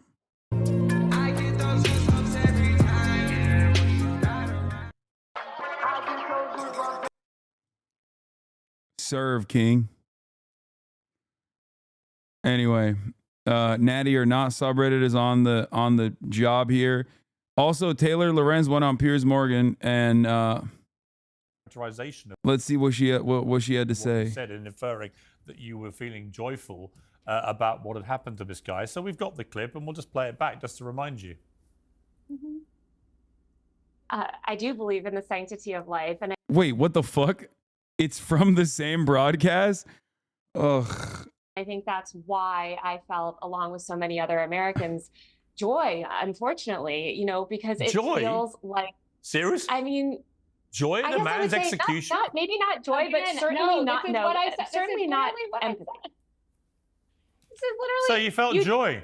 You felt I'm so joy? glad that you played that clip, because you'll see that I didn't And say then she that I said felt she joy in the misspoke man's and death. clarified. Oh. And I didn't say You that I don't think, felt Mark, joy in it was more that she death. wished she hadn't said she felt joy? Because No. she suddenly... Ugh. Oy. Why is this kind of like smarmy clip baiting, like quote combing so permitted on the right, but when leftists do it, everybody yells at them for being fucking annoying and being like woke scold SJWs. It's just like, it's so frustrating to see. Like, how come nobody ever fucking calls out the right for this shit when they're like, yeah, you're being an annoying little woke scold and not offering room for nuance in this conversation. Is your goal to have dialogue, or is it just simply to sit here and deflect the attention away from the primary concerns? I'm over here explaining what, I don't know, the broader population feels. But it seems like that's not something you want to have. That's not a conversation you want to have. You realize how Piers, bad it why sounded. don't you listen to that clip again? Because I don't say that I feel joy in the man's death. I said I feel joy because, and that's exactly when you cut me off. And if you let me finish, I would say I feel joy. Bullshit. Oh, bullshit, Piers. You don't know what was in your head, that's not. Piers. That's not. She's right. She's right, Piers. Bullshit. She actually said, "I feel joy," and then you interrupted her there. Perhaps I don't know what she was going to say, but she certainly didn't get a chance to finish. Well, finish the her viewers thought. can watch the whole thing in the right context. And you We may don't not censor realize things. this, but we don't that's censor things here. Mark, I don't know why you're going out of your way to defend her, mate. Because Taylor, let's be honest, you know what you said. You wish you hadn't said it. Truth. Let me give Taylor an opportunity. I can tell you why, if you're actually curious. It's because when it happens to conservatives, they own the things they say, while leftists don't say the CEO is no better than a serial killer, which is the correct response. Yeah, I think that's part of it. I think that is part of it. But also, there's a tendency on the left to also immediately disavow and condemn others who are ideologically on your side. That they're like, whoa, it's not. I don't agree with the fuck. It's fucking bullshit. There needs to be like some semblance of shamelessness that conservatives exhibit, I think, in this process.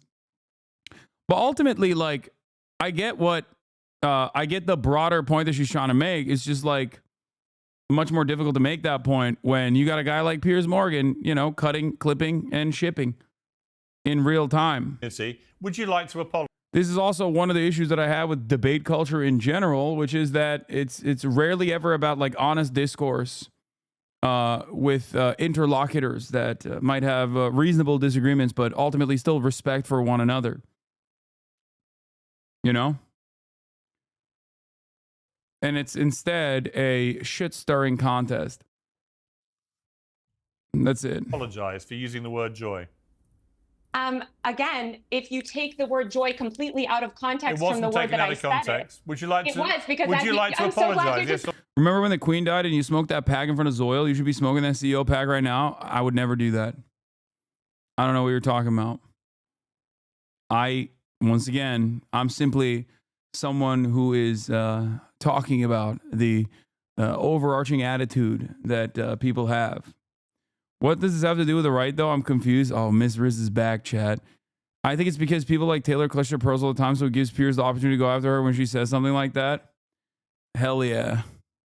Miss Riz is one of my favorites. The queen. She's back and better than ever. Once we banned Sheltered Rosebud, someone had to take her place.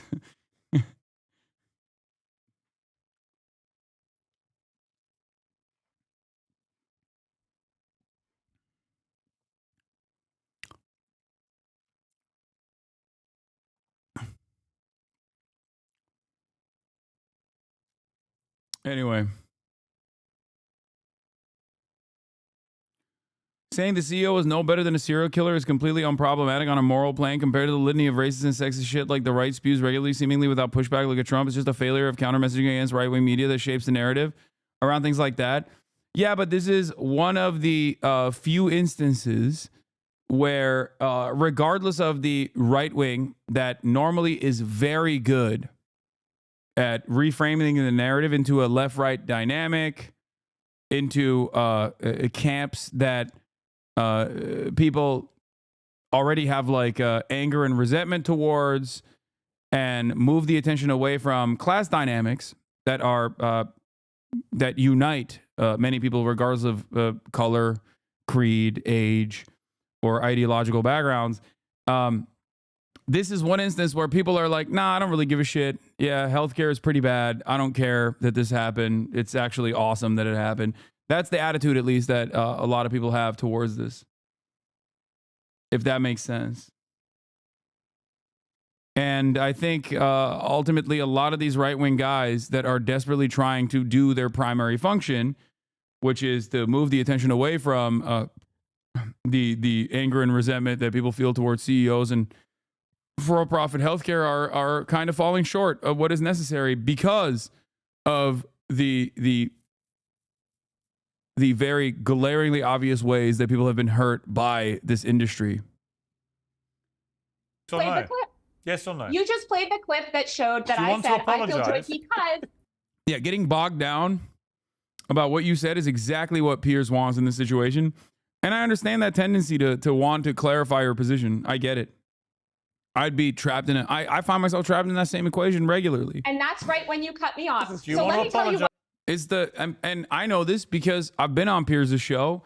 That's why every single time I'm trying to make a point about, like, I don't know, the 700th time that Israel has like bombed a fucking a tent city filled with children, he still always finds a way to reframe the conversation back to, well, do you condemn Hamas?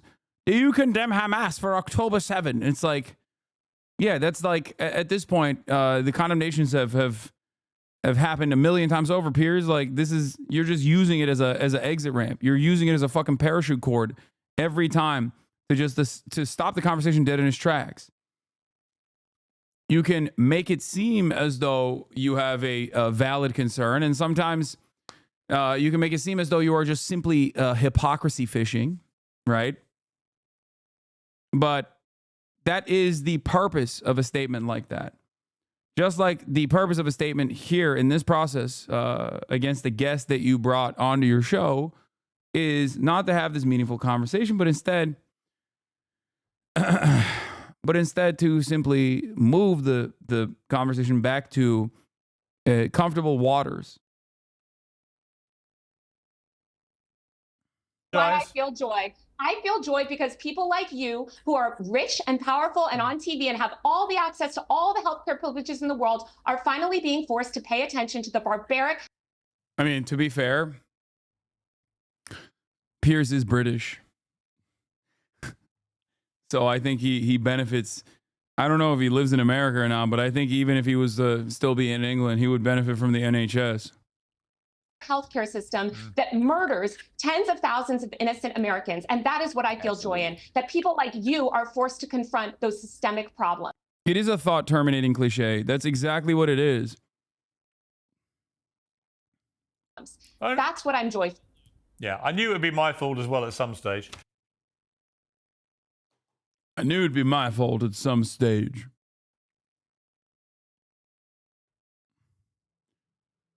Anyway, she did a good job of Let the clip play. You cut her off more than Piers does. No, she turned it around. She redirected it back to Piers, which is good. Okay. Damn, this was a hit tweet. I've identified the McDonald's employee that snitched on the healthcare CEO shooter. 68K. Okay, chatter. Chatter gave me a hit tweet. Respect. The 5 want the death penalty? And good, he's got it. Now, he's a prep school kid. He's politically connected You think in he's Maryland. ready for prison? I don't think anyone's ready, Brian. Maybe you are, Brian, in a different way. But this guy's not I'm Brian, kill me. ready. He's way too soft. He's going to get annihilated on the inside. And good. If he's not going to get the death penalty, maybe someone will do him justice behind bars. That's all I have to say about that. You should stop there. Wait, what? He wants him to get the pedophile treatment in prison? What the fuck? Wait, what? Way too soft. He's going to get annihilated on the inside. And good. If he's not going to get the death penalty, maybe someone will do him justice behind bars. That's all I have to say about that. You should. Oh my God. Damn, dude. What the fuck? They want this guy to be assassinated. Should stop there. Right. And yeah, I think that I'm not gonna lie. I feel like they're not gonna hate on him too hard in prison. You know what I mean? Like, I feel like I suspect he won't be regarded as a bad guy in prison. Like, I don't think that they will, you know, prisoners have immediate family members that are also that also experience the same problems, I think.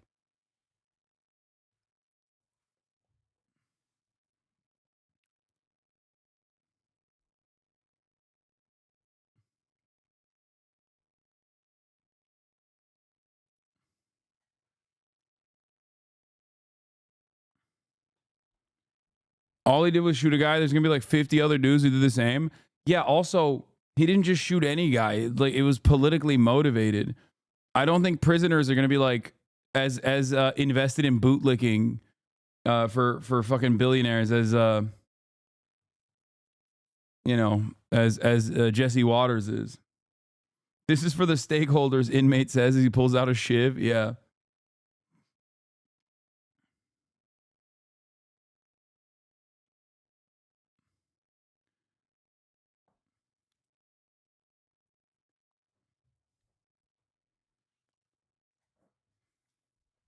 Even the guards have a grandma or a sister who struggle to get coverage for a basic medical need. Yeah. Will you donate to his commissary? I won't have to because he's going to walk free. My man is going to walk away free.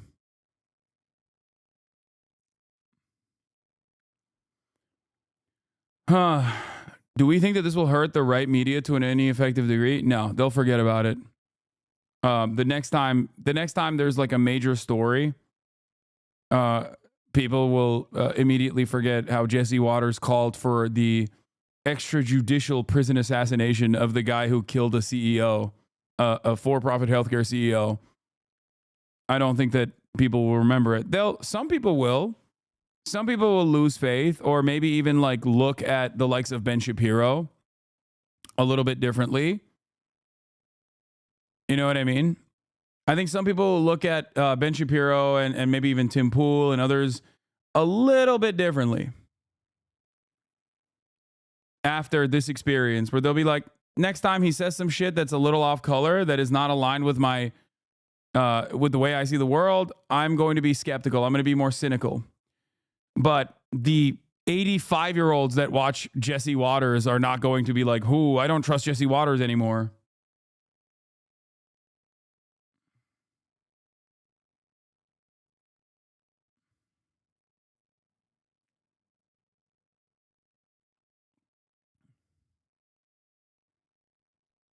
They found his Twitch. Did you check if he subscribed yet? No, they did not actually find his Twitch. I think that's fake, chatter. You got duped. I don't think Live Agar raid. Hey, Live Agar.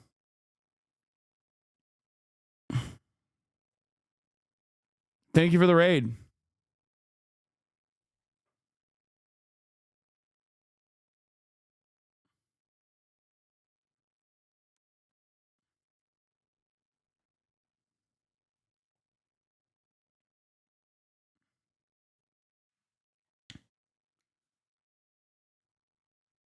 Sorry for the repeated question. How many deaths do you think UHC is personally responsible for? I don't know.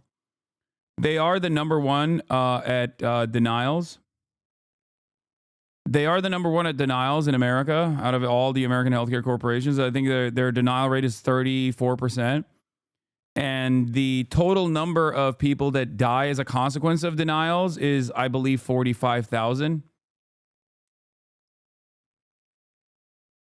So, like yearly. I mean, there's different estimates on this. The number varies. I've seen numbers as high as 65, and I've seen numbers as low as 10K. I've seen numbers as high as 65,000, and I've seen numbers as low as 10,000. But I think like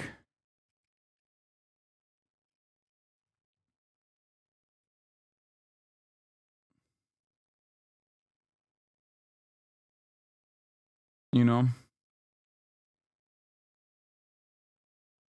does that count people who die because they don't have insurance in general? Yes. Not having insurance in general, or having their coverage lapsed, or not or having their coverage denied, which is why some people refuse treatment.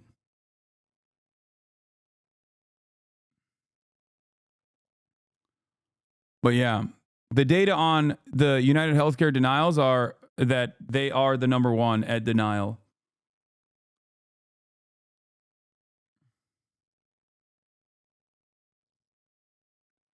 Oh, hell yeah. Tim Pool is pushing that it's not Luigi who is the assassin now. Yeah, Tim Pool is a little bit more in tune with like the conspiratorial right than even the likes of Ben Shapiro.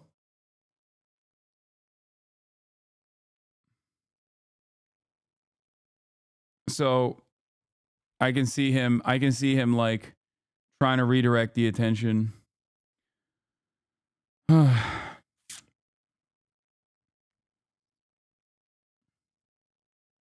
Yeah, Tim Pool probably thinks it's Zelensky who did it. Yeah. Ukraine is the enemy of mankind. We need to apologize.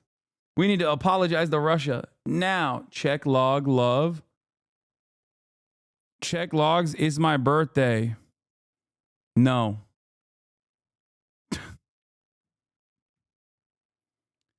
%98 of the time when someone says check my logs, please, over and over again, it's almost always not worth, but happy birthday. Happy birthday, though.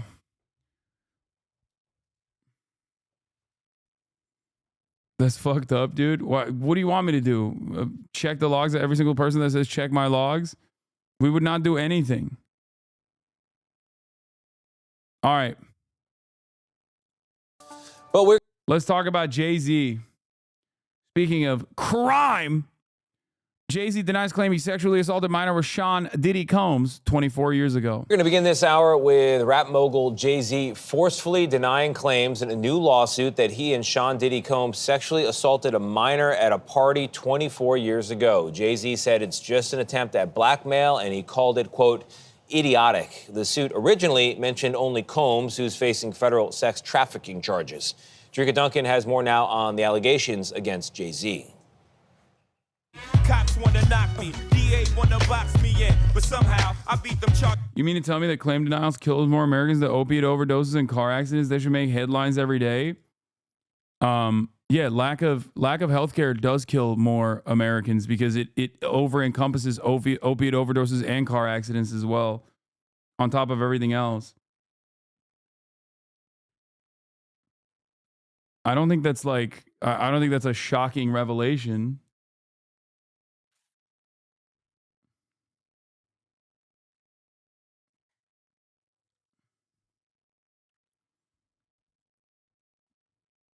Americans are criminally underinsured because healthcare is not free.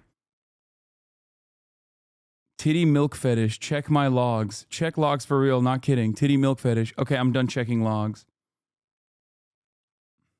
Everybody needs to stop.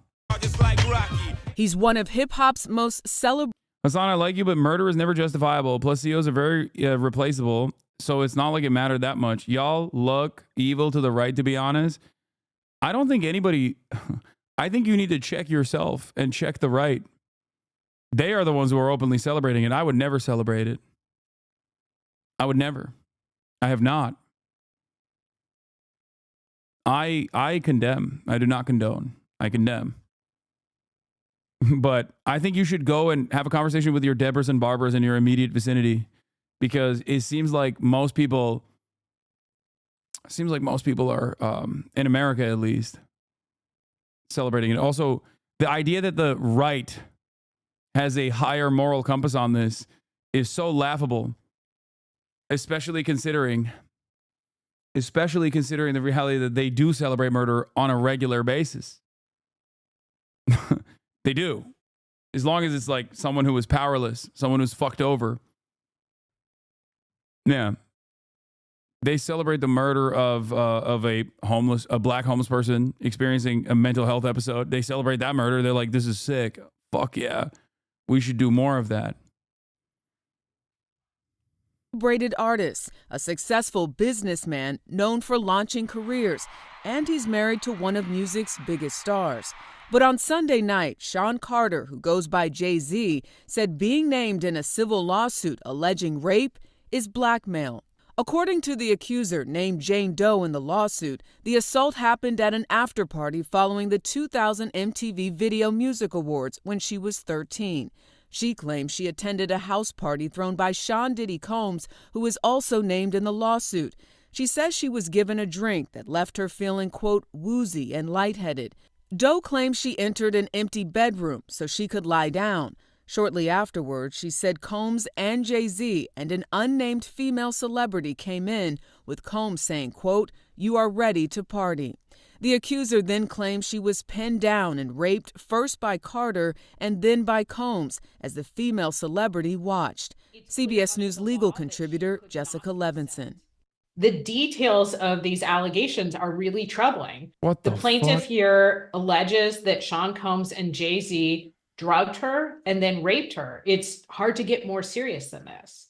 In a statement, Carter responded to the allegations and lashed out at Doe's attorney, Tony Busby, calling him a fraud and stating, I will not give you one red penny, and these allegations are so heinous in nature that I implore you to file a criminal complaint, not a civil one. Whomever would commit such a crime against a minor should be locked away. Would you not agree? Busby has filed several lawsuits against Combs, accusing him of physical assault and rape after Combs was charged in September with federal offenses, including sex trafficking and racketeering. Combs, who was recently denied bail for a third time, pleaded not guilty and is set to face trial for those charges next May. Combs has denied all wrongdoing, his legal team calling the revised lawsuit shameless publicity stunts. Now, we did reach out. Wow, I wonder if he really did it. What do you think, Hasan? I don't know. I mean, I don't know. I don't have enough information off of this alone. Tony Busby, the same lawyer as the Deshaun Watson situation.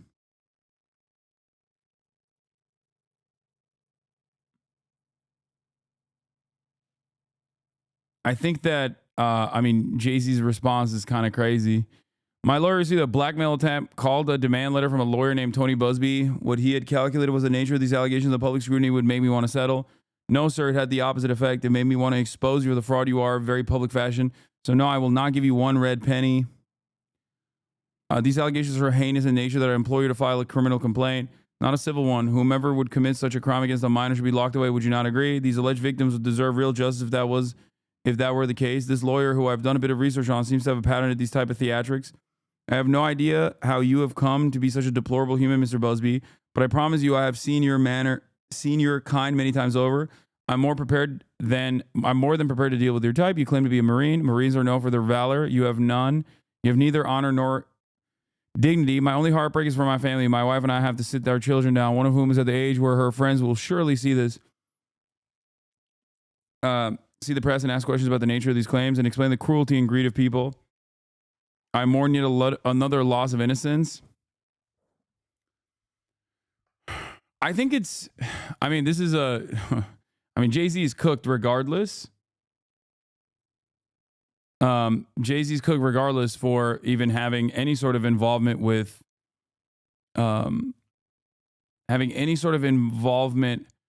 whatsoever with Diddy, especially after so much of the diddler's crimes was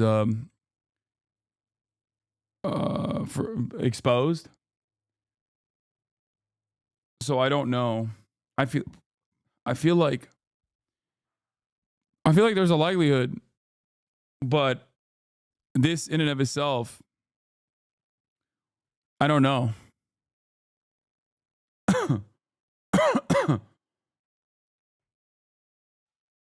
There's a 20-year statute of limitations in New York for sexual assault. He knows damn well he can't get prosecuted. No, I know. I suspect that that's like a little bit of legal cover here for him as well. I'm not a fan of JayZ. I don't think JayZ is a good dude.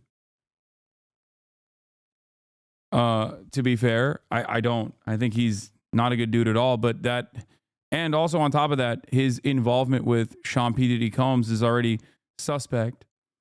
I think it was when he, when he tried to do a crypto school in Brooklyn to uplift like black people out of poverty by doing, by helping them get into crypto schemes. Like that's when I was like, that's when that solidified my opinion.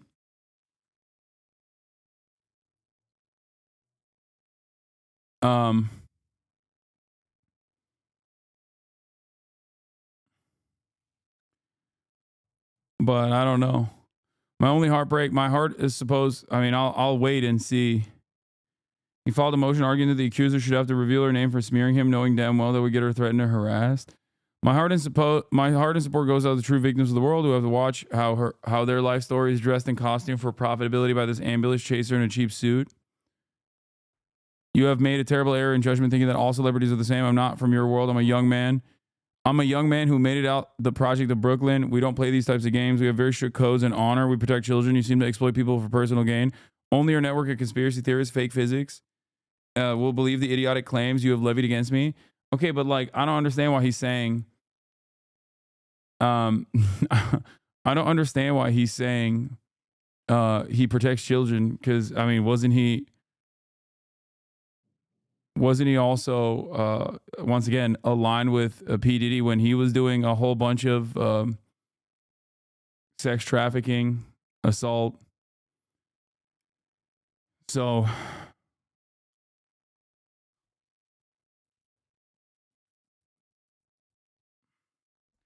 yeah, or even touring with R. Kelly. I don't know.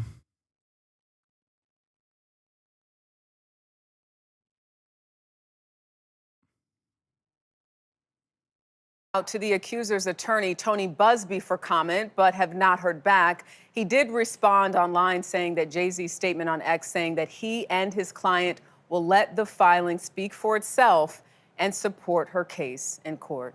Gail? It seems like JayZ is basically saying, bring it on. I mean, normally you don't see a response this forceful, but he's very confident in what he's saying. Yeah, if you believe you're falsely accused of something, that's a fight strong back. response. And that's exactly what he's doing. Thank you, Jerika. Thanks a lot.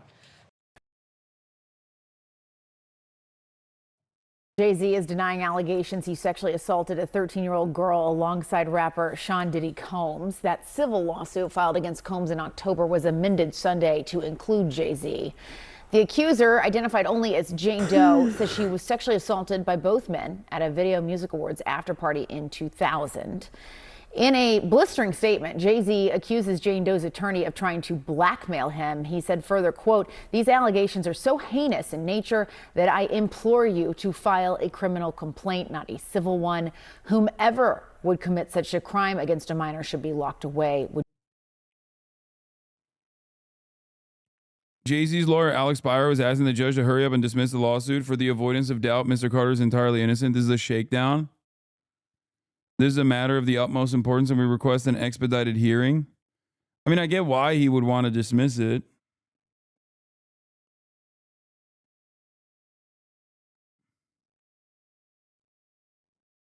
Wait, is there more leaks on the manifesto? I doubt it. I don't know if this is real or not.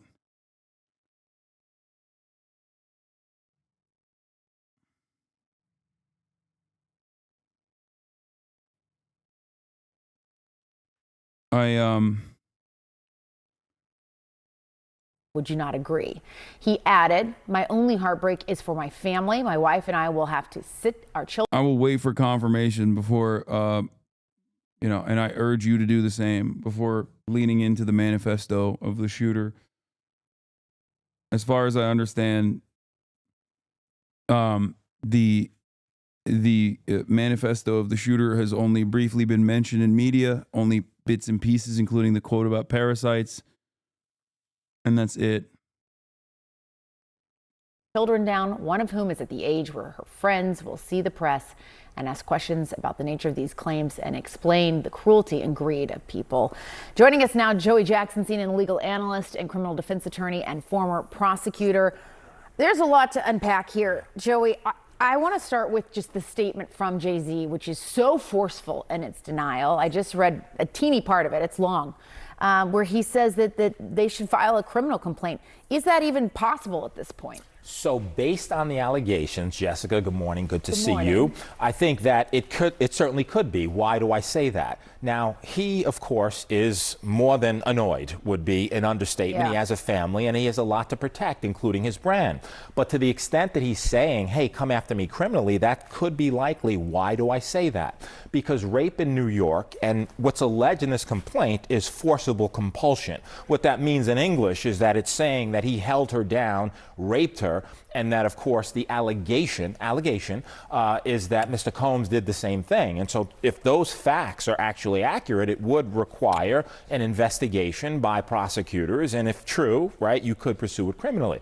Now, with respect to the evidentiary value, yes, it happened 24 years ago, right, more than 24 years ago. But in the allegations, there's a few things. Number one, there's allegation that another celebrity was present at the time, right, in addition to other people. Number two, there's the claim by the victim, right, that she left, that she went and she was seen by a gas attendant who saw her in distress. Number three, that she phone called her dad, who showed up, the 13-year-old, and now removed her. So civil complaint, simply allegations, needs to be proven in a court of law, but if true, it could rise to the level of criminality, and we'll see what happens, or if the DA looks and investigates. So what happens now? So what happens now is this is simply a civil complaint. And in a civil complaint, it goes through the technical legal process. Now, the distinction, Jessica, between civil and criminal, of course, is that civil is for monetary damages, right? The system can only reward you with money. There's allegations that this 13-year-old is suffering from post-traumatic stress disorder, suffered depression, etc. So now you go to fact-finding, right? Before that, just briefly, there was a demand letter sent. And a demand letter is a letter being sent by a lawyer saying, hey, I don't have to sue you. We can sit, we can mediate it. If we reach an agreement, it never sees the light of day. JayZ saying, I don't care about your demand letter. I look at it as blackmail. You want to sue me, sue me. You want to look at it criminally, look at it criminally, but it'll go through the fact-finding process. If a trial is necessary to determine the facts, that's what will happen, but it'll be deemed civil. No indication at this point as to whether or not any criminal investigation will ensue as a result of this. Yeah, and JayZ came back incredibly forcefully against these allegations and really singled out that attorney as well. Blondie fan 101, thank you for the 25. Give the subs. I'm paraphrasing here, but greedy, saying he's out to get money, and calling that letter essentially blackmail. Yeah, and in addition to that, Jessica, also suing the attorney, saying he's intimidating him, harassing him, etc. Now, demand letters are not new. What lawyers do is they send them out as a matter of protocol and practice so that you can expedite the process. At the same time, there's certain ethical standards that you have to use, and you have to have a good faith factual belief that this is true. Now, you can argue this complaint complaint was filed in October, right? Could have mentioned JayZ then. You didn't. Why? It was amended now to include him. Are the factual assertions true? Are they fact or fiction? Is it a money grab or not? All of that will be litigated in a court of law, but according to JayZ, this never happened, is pure fiction. It is a money grab, and he's fighting for his... I think it's like the thing is, like, it's a relatively, I feel like it's relatively easy for JayZ to disprove if this is untrue. You know what I mean? Like, was he at the party? And was she at the party that he was at? You know? At that point, it's like, these are, I'm saying, if untrue, like in the way that he's claiming, even though it was 24 years ago, how do you prove 24-year-old claims is true? What are you talking about? Bro, they were famous 24 years ago.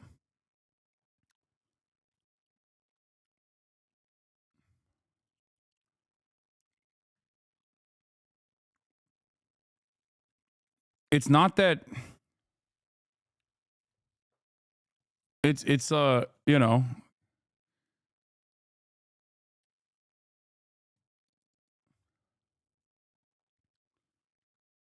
and also on top of that, usually there are more victims that come forward as well. Quick highlight of the creepy shit JayZ has done. Yeah, I mean, look, I'm not a fan of JayZ. I think a lot of this stuff is just people, you know. I'm bringing up other things like the fact that he groomed Beyonce. I guess she was very young when they first met. But I don't know anything about this process to make a straightforward assessment. You know what I mean? His name, reputation, and certainly... Like, I feel like these are, you know, these are very significant. Then you are unlike CNN, who are clearly a fan of JayZ weirdly. No, CNN is a fan of anybody rich and powerful. Where he was famous, if he wasn't there, it'll be discoverable, but not the 13-year-old's whereabouts. There is no way there's data on that. Her location will almost certainly not be recorded adequately unless Discovery somehow finds a photo or video. One, Sean P. Diddy Combs, notorious taper of all things. That's number one. Number two, they mentioned the fact that her father actually got involved and got her out of the party. So those two reasons alone are enough evidence. Like, there's enough to at least start the discovery process to figure out if she was there.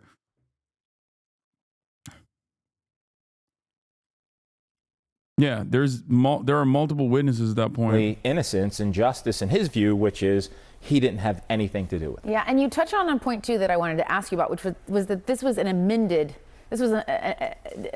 to this already existing lawsuit. What are people to take away from that? The fact that they're coming back and adding to this now with this specific name. Yeah, you know, Jessica. So it depends. That's and apparently there's a third unnamed female celebrity involved as well.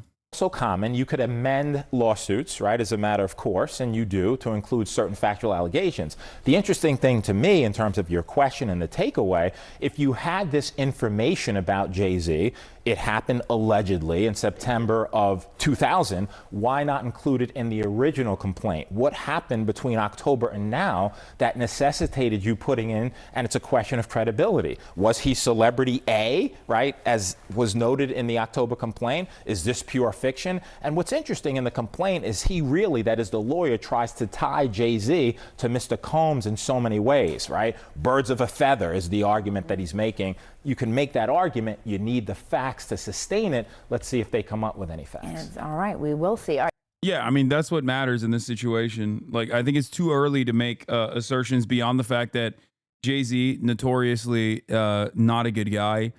Diddy, obviously very bad guy, and now legally liable for a bunch of the bad shit that he did. And it's not only going to stay with Diddy himself. Obviously, there are plenty of other celebrities, high-profile celebrities, that have involved themselves in these parties and whatnot, and have most likely engaged in actions that are illegal as well. So I think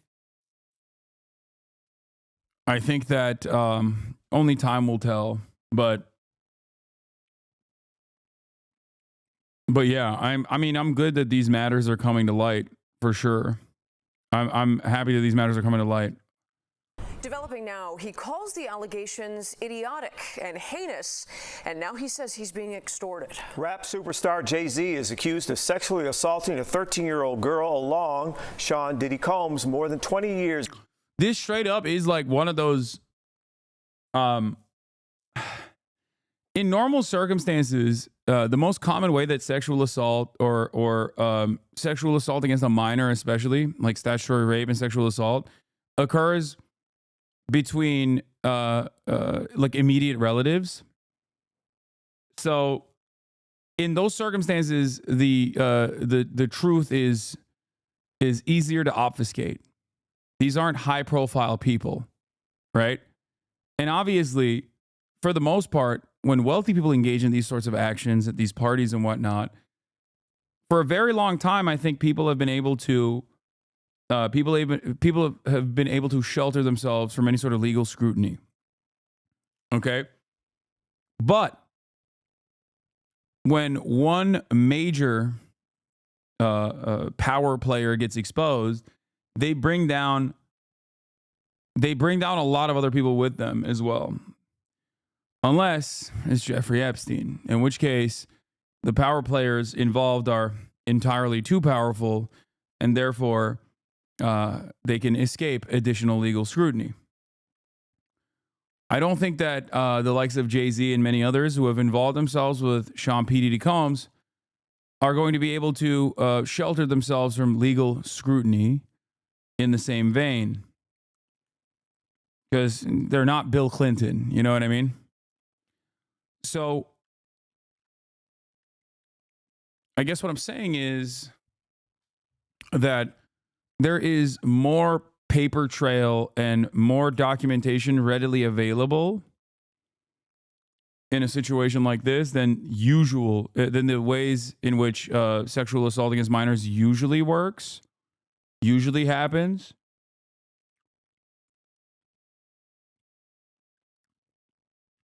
So I think that we'll see more information. Years ago.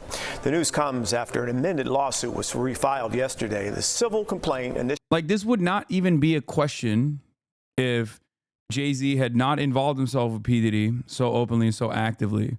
Does that make sense? Like people would just be like, people would, I think, be infinitely, they would be readily available to dismiss such accusations as smears or as someone who's like trying to blackmail you. But you're kind of fucking caught dead to rights when you are so closely involved with the likes of Sean P. Diddy Combs, and also on top of that, he has been caught dead to rights already, and he is already going through a legal process for his crimes. Initially filed against Combs in October, now names JayZ as a co-defendant. Claims the two took turns sexually assaulting the teenager, then unnamed, at a private party after the MTV. There were two famous rap artists from New York. That's not guilt. Everybody knew Diddy. No, there's a difference, I think. TV Music Awards in 2000. Joining us now to talk about these explosive allegations is legal affairs journalist Megan Cuniff. Megan, thanks for being with us. Thanks for having me. I want to start by letting our viewers know that right after that lawsuit became public, JayZ did issue a statement, and it said in part, the allegations are, quote, so heinous in nature that I implore you to file a criminal complaint, not a civil one. Now, the you in this is the lawyer of the plaintiff. Like, for people saying like, well, Fat Joe's sitting there next to them, arrest him too, I guess. Yeah, if someone fucking came out and was like, Fat Joe sexually assaulted me when I was 13, yeah, I would apply the same fucking scrutiny to Fat Joe. What are we talking about? Yeah, if Fat Joe not only is sitting next to them, but also simultaneously was like known to frequent Diddy parties, yeah, of course you're going to be like, well, there's some validity to these claims, I think.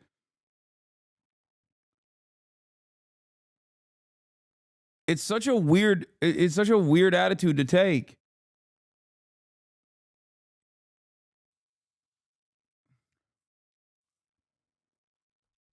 If it's some random fucking person that hasn't been involved with P. Diddy at all, even if they're in the music industry, and they get like, they get called into question, then it's very different. Plaintiff Tony Busby, that's who JayZ is accusing of blackmail. A lot of people, I think, were surprised by how fiery that statement was. So what are you hearing about JayZ's response? No, I've heard that the response can go two ways here. He can either settle quietly or he can fight. And if he fights, he needs to be aggressive about it. And that seems to be what he's doing here by being aggressive about it. There's also been some filings in the court case from his lawyer that indicates they are ready to take this before a judge and demand the identity of the plaintiff. And then they also want the case dismissed. So walk us through this, Megan. What also happens next?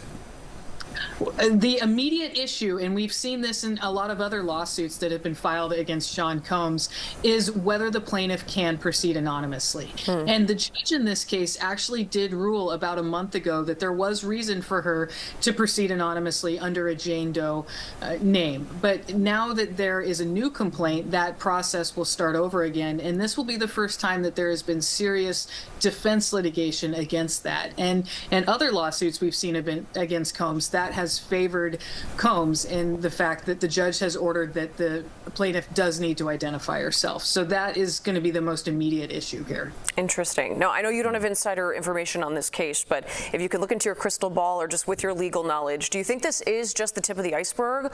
And do we expect more celebrity names linked to these crimes that Diddy is facing?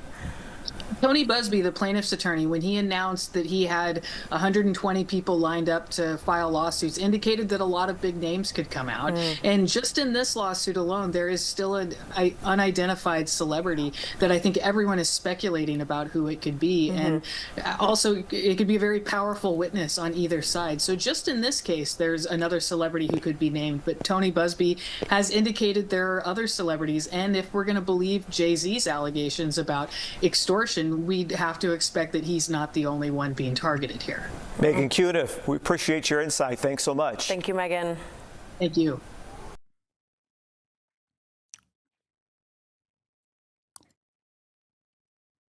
Yeah, I mean, I have no additional takes on this. All right. Now to the Trump. Trump has outlined his aggressive agenda for the second presidential term, where he talked about going against the 14th Amendment and, well, in other circumstances, creating a constitutional crisis. But in this circumstance, no constitutional crisis will most likely happen, considering the Supreme Court is entirely bought out by Trump loyalists who will advance his white nativist anti-immigrant project. He has said that he is going to revoke birthright citizenship. Transition. The president-elect sat down for his first TV interview since the election, outlining an aggressive agenda starting on day one. Our chief White House correspondent, Mary Bruce, is in Washington with more. Mary, good morning. Good morning, Whit. Well, we haven't really heard from the president-elect like this since his victory, and this morning we are getting a clearer sense of what Donald Trump is planning for his first day in office, from immigration to the economy and his vows of retribution. This morning, President-elect Donald Trump is working to hit the ground running, starting with his efforts to boost the economy. But yes, all birthright citizenship. Yes, he said he's going to no longer offer birthright citizenship, as in it's not retroactive, but I'm sure they will inevitably move down the line. But they have said that they would process denaturalizations,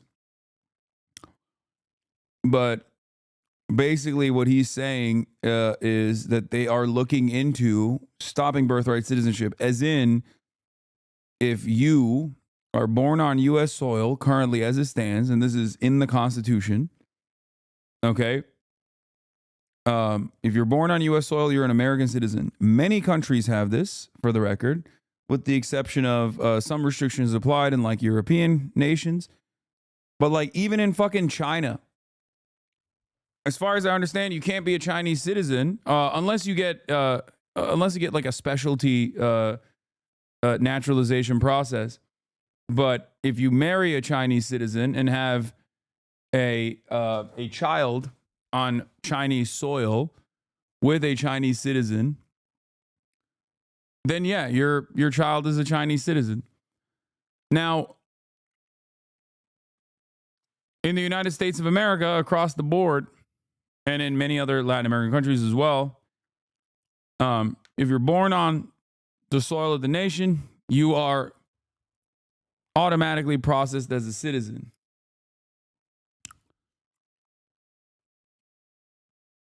What is this? Jabuki on HasanAbi stream when? Oh my God, Jabuki quote retweeted anti-Piker. Oh no. Do we really think it's a good idea to tell the world that all you have to do to become famous and loved and have millions of people thirst after you online is kill a healthier CEO? Really, America? Let me hold your hand when I say this is a major yikes for me. Hashtag facepalm.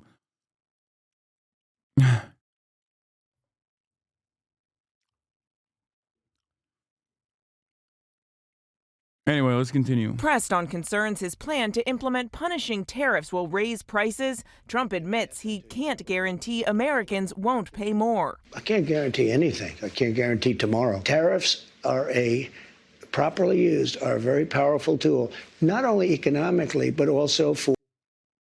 Wait, what? China does not have just a child born on Chinese soil will not be a Chinese citizen unless one parent is a citizen? Why do chatters always repeat like literally what I just said a moment ago, but they just repeat it in the chat and they make it seem as though like they're adding additional context when it's just verbatim what I just said. Like verbatim. I don't know if it's like the mobile delay or something.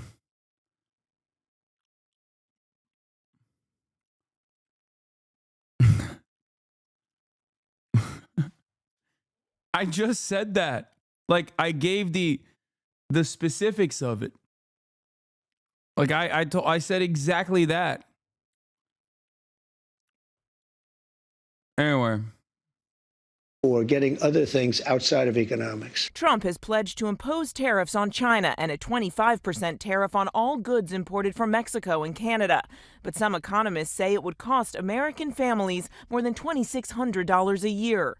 And on immigration, Trump confirming his plan for mass deportations, starting with convicted criminals, but ultimately saying they could include any immigrants in the country illegally. I think you have to do it, and it's a very tough thing to do.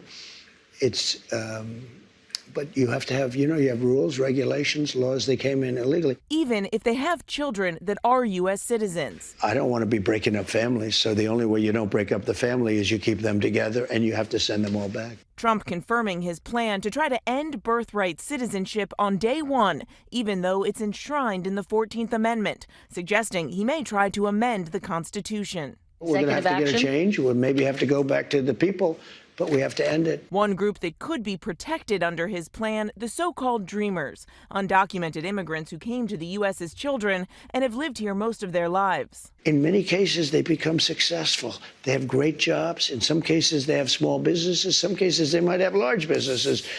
And we're going to have to do something with them. I think we can work with the Democrats and work something out. And when it comes to his campaign promises to seek revenge against his opponents, Trump says he will not direct his administration to pursue. One is the kids in cages guy. Yeah, now he has another better solution, I guess, a less violent solution, which is mass deportation of the children and the parents. That's what he's saying. He's like, we're going to keep the families together. We're just going to deport them together. We're going to put them in the concentration camps together and then deport them together. Two political prosecutions, suggesting he will leave such decisions up to his attorney general and FBI director. I'm really looking to make our country successful. I'm not looking to go back into the past. I'm looking to make our country successful. Retribution will be through success. But he is also lashing out at members of the House committee that investigated his role in the January 6th attack on the Capitol, calling out former Congresswoman Liz Cheney, saying they should all be imprisoned. For what they did. Yeah. Don't trust Misgive. He is hoping for your downfall. What? What the fuck does that mean? Where the fuck did that come from? Honestly, they should go to jail. Now, Liz Cheney. Wait, who did he say should go? Oh, yeah. He said Liz Cheney and them should go to jail for the crimes that they committed against the January 6ers. It investigated his role in the January 6th attack on the Capitol, calling out former Congresswoman Liz Cheney, saying they should all be imprisoned. For what they did, honestly, they should go to jail. Now, Liz Cheney overnight responding to Trump's comments, calling them an assault on the rule of law. Trump. I mean, just, sometimes he throws us a bone. You know what I mean?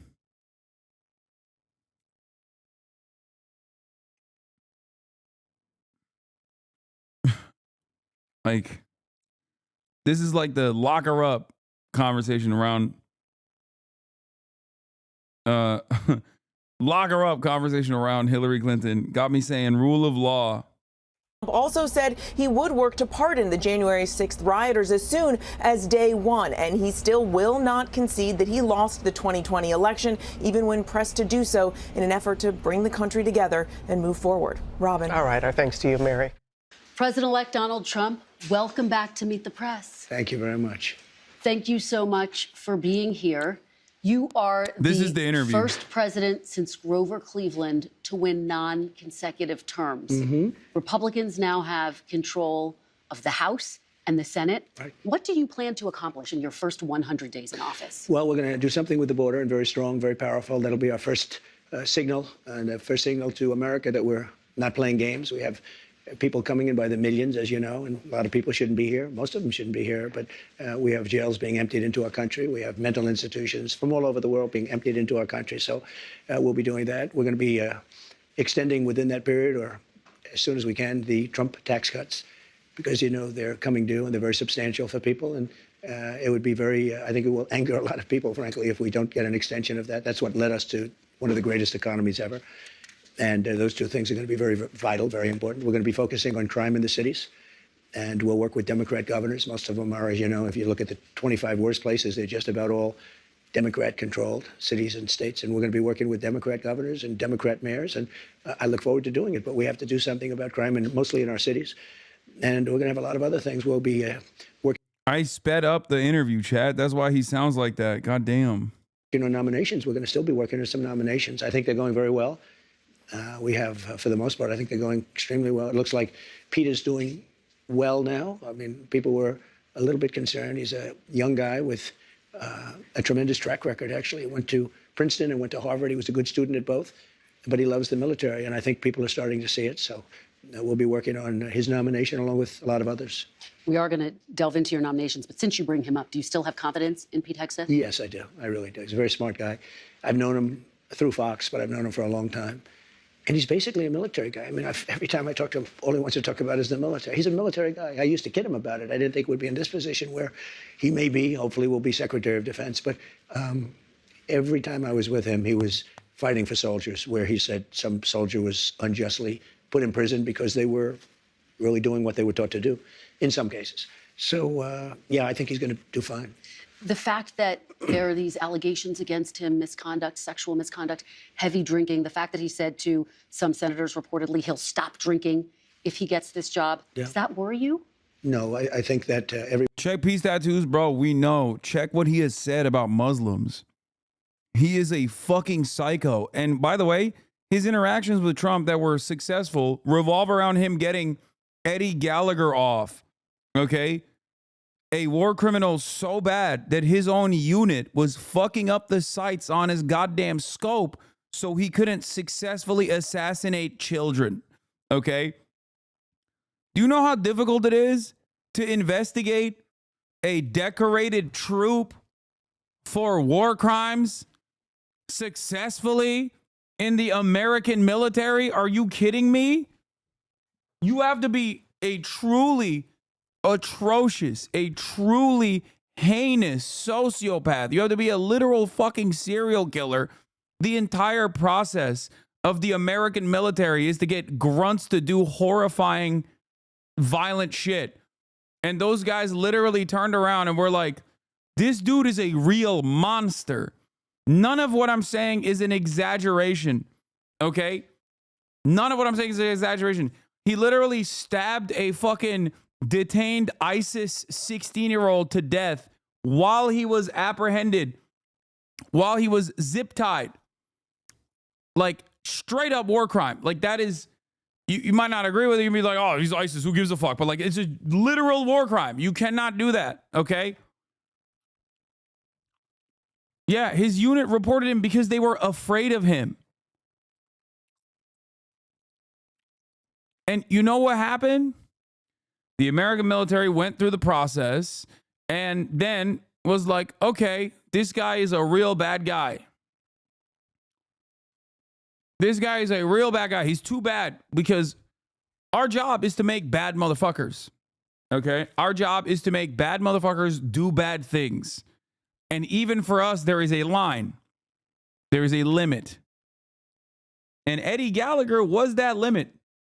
But Pete Hegseth went to Donald Trump and was like, you have to pardon this guy and you have to give him his medals back. And Trump was like, sure, say no more.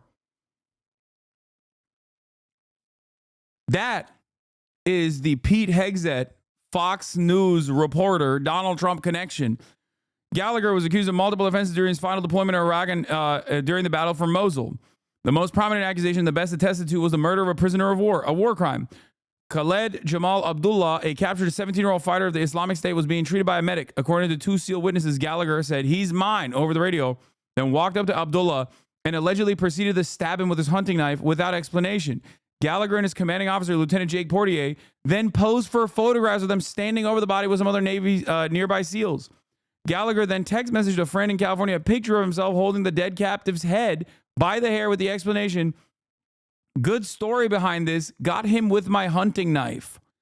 Prosecutors alleged that Gallagher's sniper work during his 2017 deployment became reckless and bloodthirsty.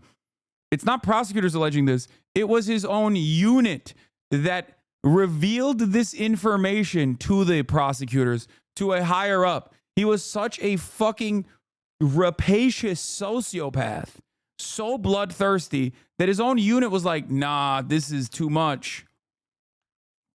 A literal serial killer. He allegedly fired his rifle far more frequently than other snipers, according to testimony. The other snipers in the platoon did not consider him a good sniper, and he took random shots in the buildings. Other snipers said they witnessed Gallagher taking at least 2 militarily pointless shots, shooting and killing an unarmed elderly man in a white robe, as well as a young girl walking with other girls. Gallagher allegedly boasted about the large number of people he had killed, claiming he averaged 3 kills a day over 80 days, including 4 women. Gallagher was also reportedly known for indiscriminately spraying neighborhoods with rockets and machine gun fire with no known enemy force in the region.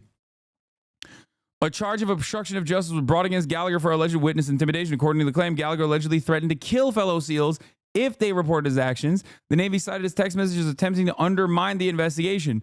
So all of that aside, they still were able to get him on some of this stuff. This is just like the tip of the iceberg. The case was considered to be difficult because the Navy did not begin a formal investigation for nearly a year after the reports were made. And by then, much of the physical evidence, such as the bodies of those alleged to be killed by Gallagher, were not recoverable, for the record.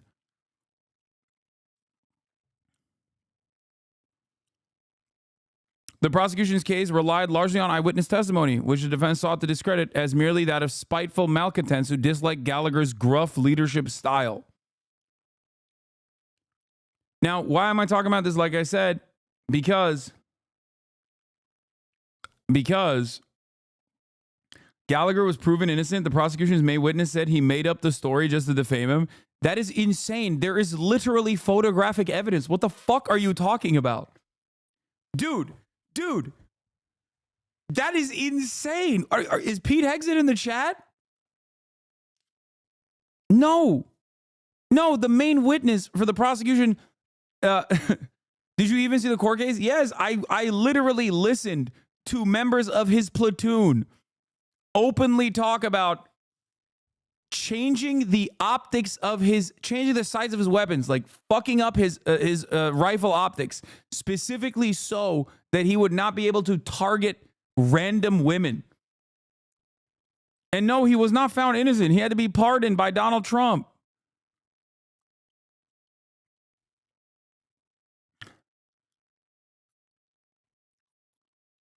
Hunter told reporters that he intended to ask for a presidential pardon if Gallagher was convicted. According to anonymous administration sources, the Justice Department was reviewing Gallagher's case in preparation for a possible pardon from President Trump. This potential pardon was hotly criticized in the Washington Post opinion pages. During a podcast interview, Hunter said that he himself had posed for pictures of dead enemy combatants and American artillery fire had killed hundreds of Iraqi civilians in and around Fallujah. Now, what's really interesting about Duncan D. Hunter is that he's also a criminal. What's really funny about Duncan Hunter, you might remember Duncan Hunter because his offices were raided by the FBI as a part of a criminal investigation agency's computers, other electronics, and financial records because he was he was mismanaging campaign finance. He was in violation of campaign finance law. And he had converted tens of thousands of dollars of campaign funds from his congressional campaign committee to personal use to pay for family travel, flights, utilities, healthcare, school uniforms, tuition, jewelry, groceries, other goods, services, and expenses. He even, what was it? He was the steam guy, right?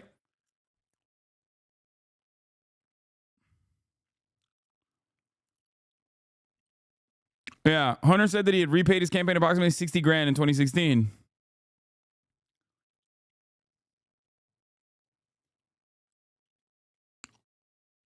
So the guys defending him are also fucking the weirdos as well. On June 20th, 2019, during Gallagher's trial, one of the platoon medics from Gallagher's team testifying as a prosecution witness said that although Gallagher did stab the ISIS fighter, he did not actually kill him. The medic, Special Operator First Class Corey Scott, who testified under immunity agreement, testified that he himself had killed the wounded prisoner by covering his breathing tube and asphyxiating him. Scott called it a mercy killing and argued that the victim would have been tortured by Iraqi personnel because of his connection to ISIS. Following Scott's confession, prosecutors canceled other witnesses they had planned to call, fearing their testimony would further undermine their case. Prosecutors were taken by surprise in Scott's testimony, since the medic had never given this version of events to them or Navy investigators. This account was also contrary to the statements of at least 7 other SEALs.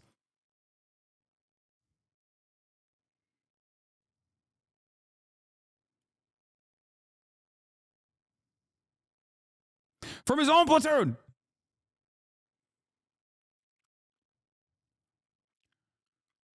Because of the immunity agreement, Scott could not be prosecuted for testifying that he killed the prisoner, and while press reports suggested Scott could conceivably be charged with perjury, the Navy dropped this investigation into the statements. He got convicted and court-martialed, received a demotion. Okay? Anyway, the point is, the president intervened. The clemency decision ended up moot. In November 2019, President Trump announced that Gallagher's demotion would be reversed.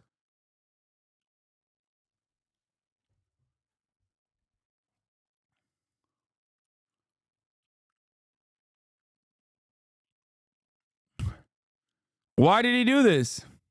Well, I'll tell you why he did this. Because Pete Hegseth. Pete fucking Hegseth. Fox News' very own doorbuster, Pete Hegseth, was in Trump's ear and convinced him to pardon and intervene in this process and to pardon Eddie Gallagher, and not only pardon him, but also give his medals.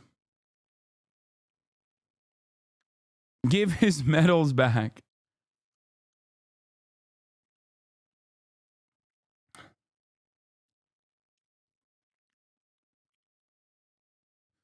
Anyway, Pete Hegseth also famously is a rapist. Like, straight up. He sexually assaulted a woman who was inebriated and could not consent, was drugged and could not consent. And it was reported as such in the police report that was filed at the time. He packed it up by, settling out of court, giving money to this person, this victim. Pete Hegseth was such an obvious abuser that his own mom sent him an email. Okay? His own mom in 2018 sent Pete Hegseth a fucking email. Stop lying. What are you talking about?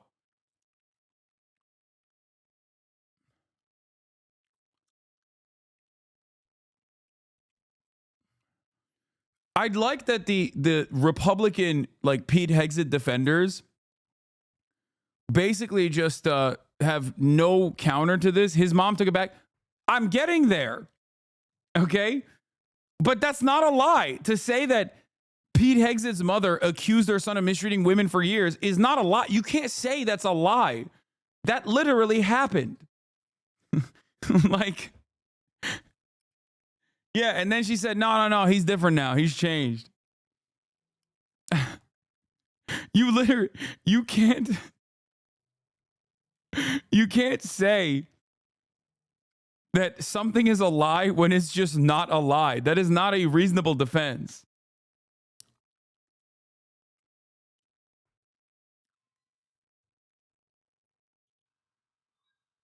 Doors open.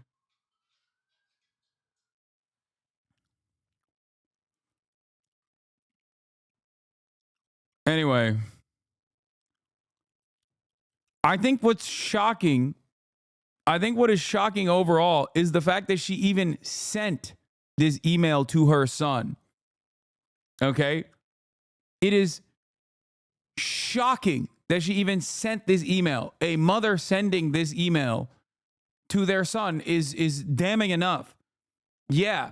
Now that her son could potentially become defense secretary, she's like, oh yeah, just kidding. He's changed. He's different now. Benim menajerim geldi baba.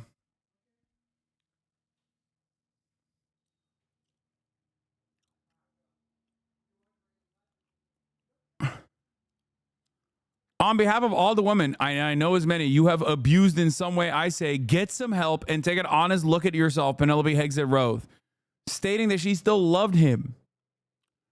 She also wrote, I have no respect for any man that belittles, lies, cheats, sleeps around, and uses women for his own power and ego. You are that man and have been for years. And as your mother, it pains me and embarrasses me to say that. But it is the sad, sad truth. Mrs. Hegseth, in a phone interview with the New York Times on Friday, said that she had sent her son an immediate follow-up email, at the time apologizing for what she had written. She says she had fired off the original email in anger with emotion at a time when he and his wife were going through a very difficult divorce.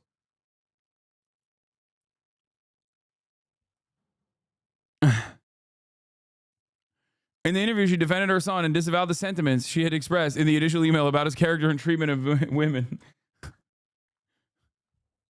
This is crazy. Like, disappointing your own mother is like is a generational L. Ha, yok, hayır bilmiyorum. Herhalde getirdi her şey. Evet. Tamam. Kapıyı kapatabilirsin. Did we already discuss the UHC assassin or no? I love when people come in 6 hours and 39 minutes into the broadcast to be like, did you cover the top news story of the day? What do you think we were doing for the past 6 hours and 39 minutes until you arrived at the broadcast? You know what I mean? The answer is no. I refuse to cover it. I'm too scared of covering this story.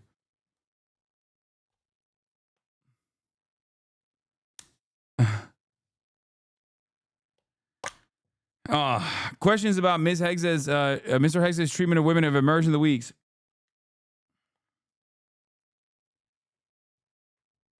Anyway, also Pete Hegseth is a notorious adulterer and a notorious drunk as well.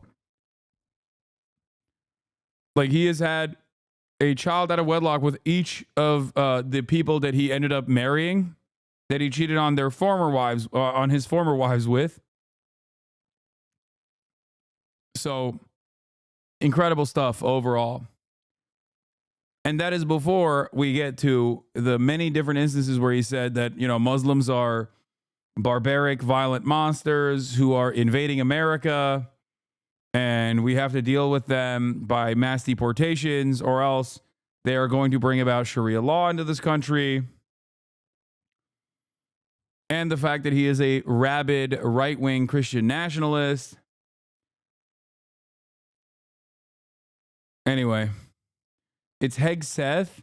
He's my wife's cousin. That's crazy. Brown-o-matic. Be safe, chatter. That's a wild... We got a HasanAbi head that's like 1 degree removed from the potential next defense secretary. With a name like Brown-o-matic, too. Just watch yourself around Pete, you know? I'm just trying to get on my right-wing grind.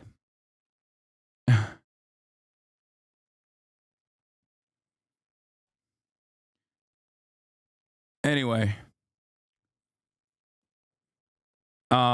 Yeah, Pete Hegseth, not a good guy. Everybody has something that they can stop. Some people can stop eating. I'm lucky I'm not a drinker, but I could stop eating. And we all want to stop doing something. And if he said that, I mean, that's a nice thing to say. That's a good thing to say. But he's very respected. I can tell you, I know a lot of the people at Fox, they think he's fantastic. And the people that work with him, really, they love him. So I think you're going to have somebody that's really terrific. And again, all he talked about with me, I said, you know, you're not really a television guy, even though he did very well, as you know. You're really a military guy. He said, I'm all about the military. And I told him, so he's making a lot of money at Fox. They're doing very well. And I said, you know, if for some reason you don't get this thing, you're not going to be able to go back. And all that money you're making, you can kiss it goodbye. He said, this is all about America. You know, he didn't say, well, let me think about it. Let me discuss it. That's a very big, risky thing he's doing. When he goes and he says, I'm going to give up, you know, millions of dollars in order to possibly become the Secretary of Defense. A lot of people would say it's a great position. It's probably almost no greater position, but a lot of people would say, I have to think about it. He said, I don't have to think about it. All right, we're going to delve into your cabinet picks a little bit later, but I want to delve into one of your signature promises on the campaign trail, which was to end inflation, to lower prices. You are now proposing tariffs against the United States' three biggest trading partners. Economists of all stripes say that ultimately consumers pay the price of tariffs. I don't believe Can you guarantee American families won't pay more? I can't guarantee anything. I can't guarantee tomorrow. But I can say that if you look at just pre-COVID, we had the greatest economy in the history of our country. And I had a lot of tariffs on a lot of different countries, but in particular China. We took in hundreds of billions of dollars, and we had no inflation. In fact, when I handed it over, they didn't have inflation for a year and a half. They went almost 2 years just based on what I had created. And then they created inflation with energy and with spending too much. So I think we will. I'm a big believer in tariffs. I think tariffs are the most beautiful word. I think they're beautiful. It's going to make us rich. We're subsidizing. It's just, that's not how anything works, but it's okay. Tariffs are a beautiful word. Canada to the tune of over $100 billion a year. We're subsidizing Mexico for almost $300 billion. We shouldn't be subsidizing. Why are we subsidizing these countries? If we're going to subsidize them, let them become a state. We're subsidizing Mexico, and we're subsidizing Canada, and we're subsidizing many countries all over the world. And all I want to do is I want to have a level, fast, but fair playing field. Sir, your previous tariffs during your first administration cost Americans some $80 billion. And now you have major companies from Walmart, Black & Decker, AutoZone saying that any tariffs are going to force them to drive up prices for their consumers. How do you make sure that these CEOs, that these companies don't, in fact, pass on the cost of tariffs to their consumers? They cost Americans nothing. They made a great economy for us. They also solve another problem. If we were going to have problems having to do with wars and having to do with other things, tariffs, I have stopped wars with tariffs by saying, you guys want to fight, it's great, but both of you are going to pay tariffs to the United States at 100%. And they have many purposes, tariffs, if properly used. I don't say you use them like a madman. I say properly used. But it didn't cost this country anything. It made this country money, and we never really got the chance to go all out because we had to fight COVID in the last part. And we did it very successfully. And when I handed it over to Biden, the stock market was higher than what it was just previous to COVID coming in. It was actually higher. Tariffs are properly used, are a very powerful tool, not only economically, but also for getting other things outside of economics. Well, again, prices did go up on some goods in your first administration, washing machines, tires. Will you punish CEOs? Let me just explain to you. No. You mentioned washing machines. So you look at Whirlpool in Ohio. I got a call from Jim Jordan, one of the greats, congressman from Ohio, and he said, they're going out of business because South Korea and China are dumping washing machines into our country. And I put a 50% tariff on the washing machines coming in from China and South Korea. They're dumping it. They're dumping the washing machines. Korea. And Whirlpool and the companies that made washing machines, which are based in Ohio, largely based in Ohio, went through the roof. We saved thousands of jobs, tens of thousands of jobs. They were all going out of business because they were dumping washing machines. And when I put the tariffs on, they became successful. Okay. That is an example, and I don't know how successful this was, and I think it still ends up rising. It still ends up raising the cost, but that is an example of a directed tariff for a competitive manufacturing business that already exists in the United States of America. It still would most likely end up raising costs overall, but that's not necessarily a bad trade protectionist policy. This is exactly what I mean when I say there are certain ways of doing tariffs that I'm not going to disagree with off the jump. Okay? However, broad tariffs to 55% of all trade, like to our top three trade partners across the board, is insane. It will destroy the American economy. Okay? Because there are like raw materials that we simply do not have in the United States of America, for example, that we need to get from elsewhere. Okay? Like, it will inevitably raise the price of everything. It will raise the price of all goods. Because I say this as someone who, obviously, as you guys know, uses American manufacturing in my garments. These are union hands that touch the shirt that I'm currently wearing and many others that you can purchase at ideology.shop. However, even in that situation, there are probably certain products in the garments manufacturing business that they are still getting from Canada or Mexico or China, like wool. You know what I mean? In that process, the price of the garments that they're manufacturing in the United States of America, okay, will still increase. Did I say it wrong? Why is everybody making wool? How do you say it? Am I saying it wrong? I'm ESL.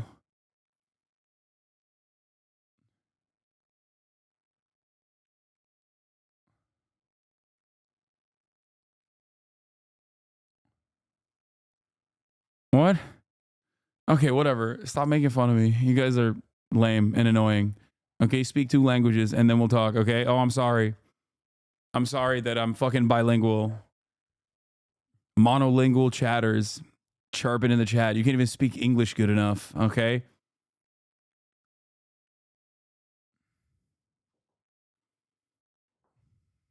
Anyway, xenophobia coming through. Exactly.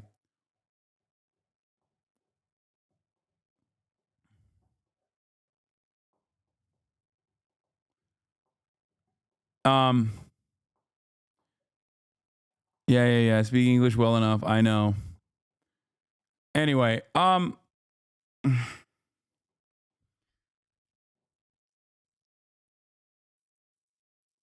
where was I? You knocked me out of my train of thought. You sons of bitches. So my point is, even if someone is using American manufacturing, it will still drive up the cost of goods if there's like broad across the board tariffs.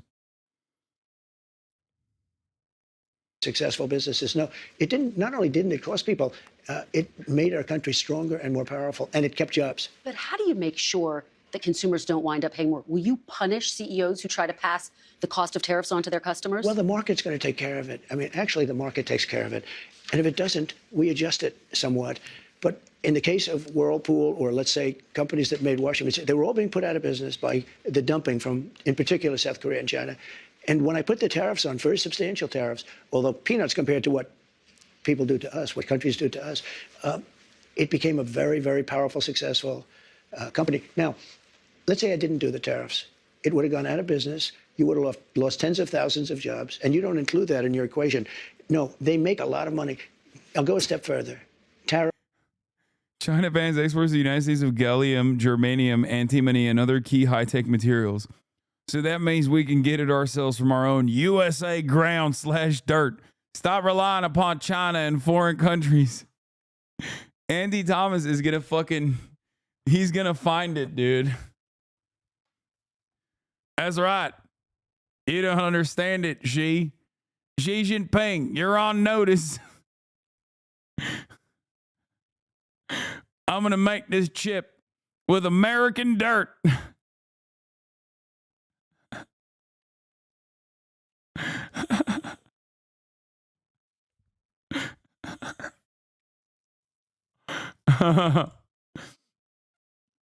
Wait until he learns who refines the metals they dig out of American dirt. No, I'll refine it with my bare hands.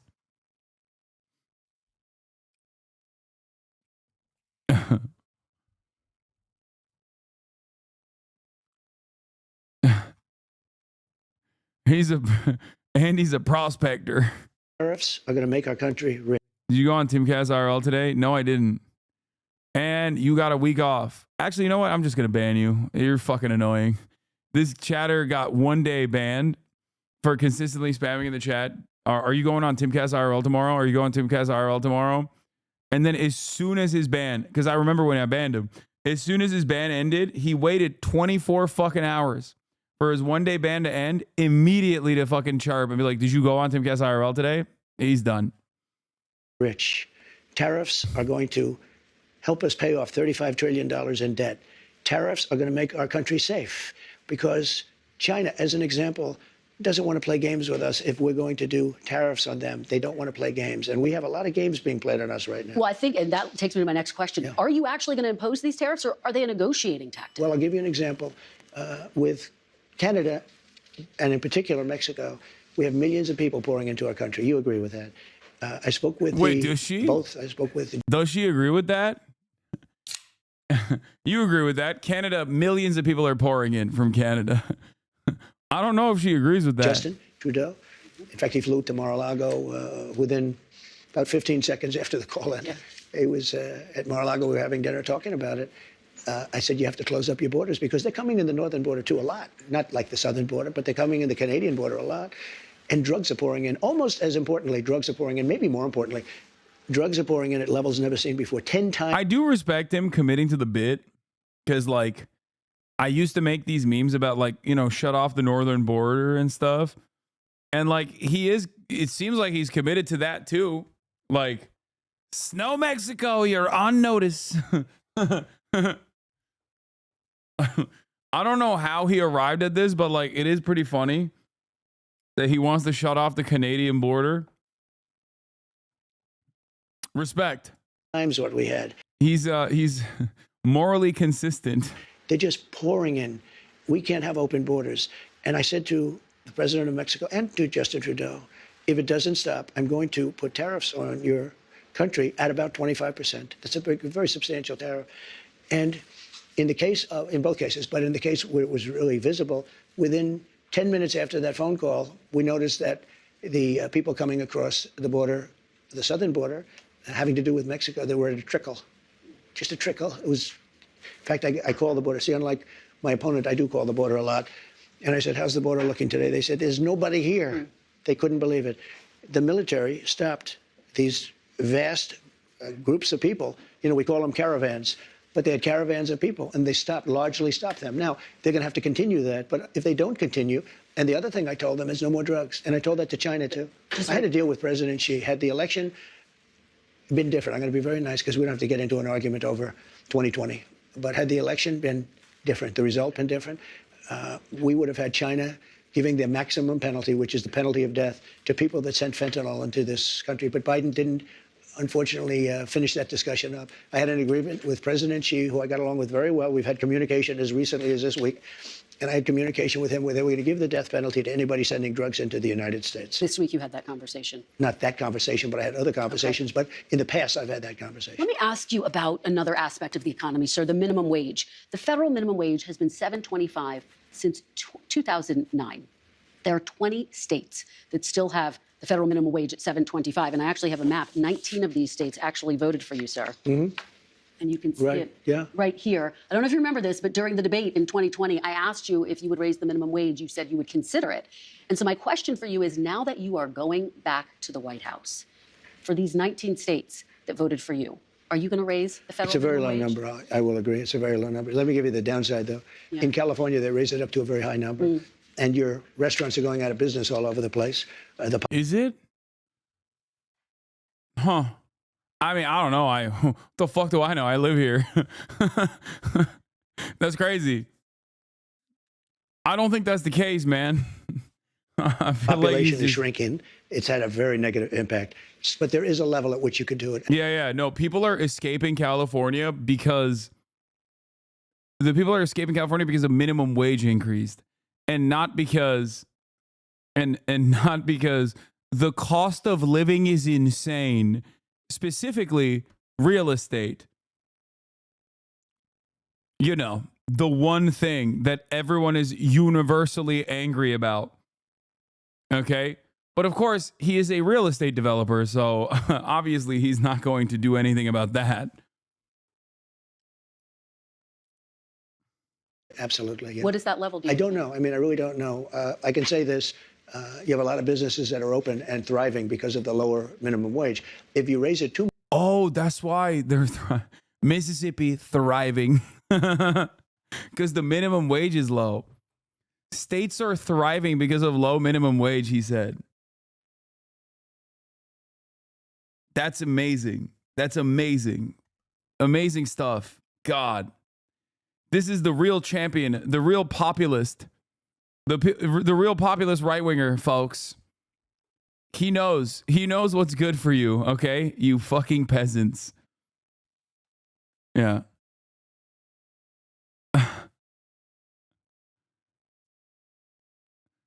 Ay. I wouldn't say the one thing people are mad about. People seem to be pretty upset at health insurance. Yeah, I mean, health insurance and housing, like those are two major pressure points. You don't understand. An anti-minimum wage conservative think tank with a vague, unassuming name said that California has lost fast food jobs since the minimum wage hike. Yeah, but Donald Trump doesn't fucking read those things. What are you, crazy? He doesn't. He can barely read. I don't think he's literate. He's just saying. He's just basically fucking, shooting from the hip here. Too much, and you understand this. If California went crazy. They went crazy. And the restaurants are closing all over. Many more people are hurt.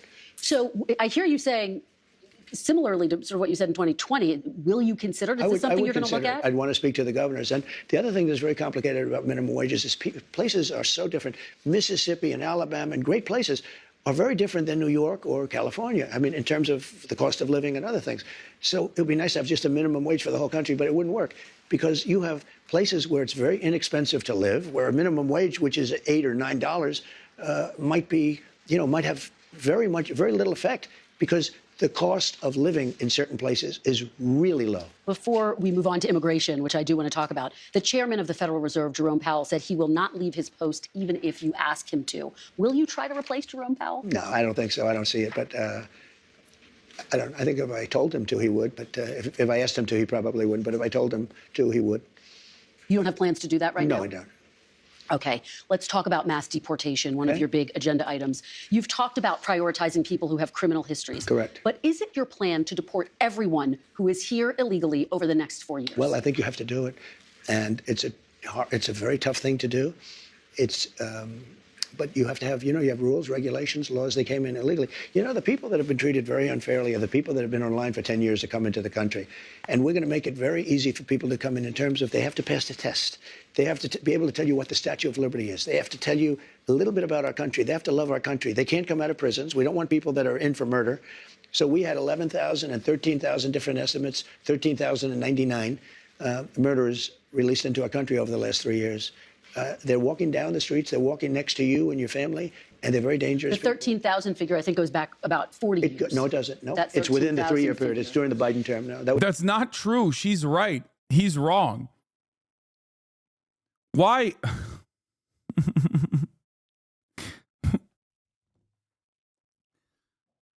Nothing matters. Literally nothing matters. It just doesn't matter. Like there's no reason to ever conduct a fact check of any sort here. Okay?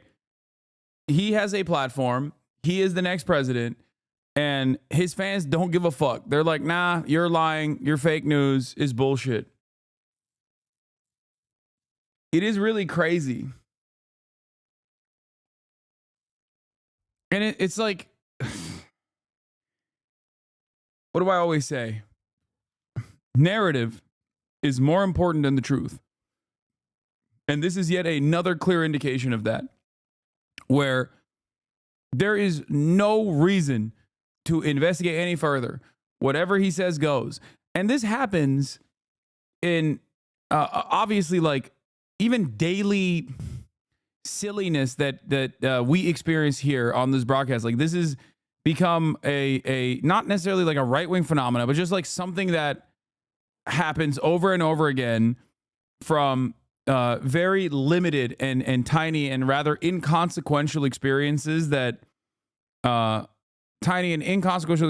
people have on a day-to-day basis, all the way up to the motherfucking president.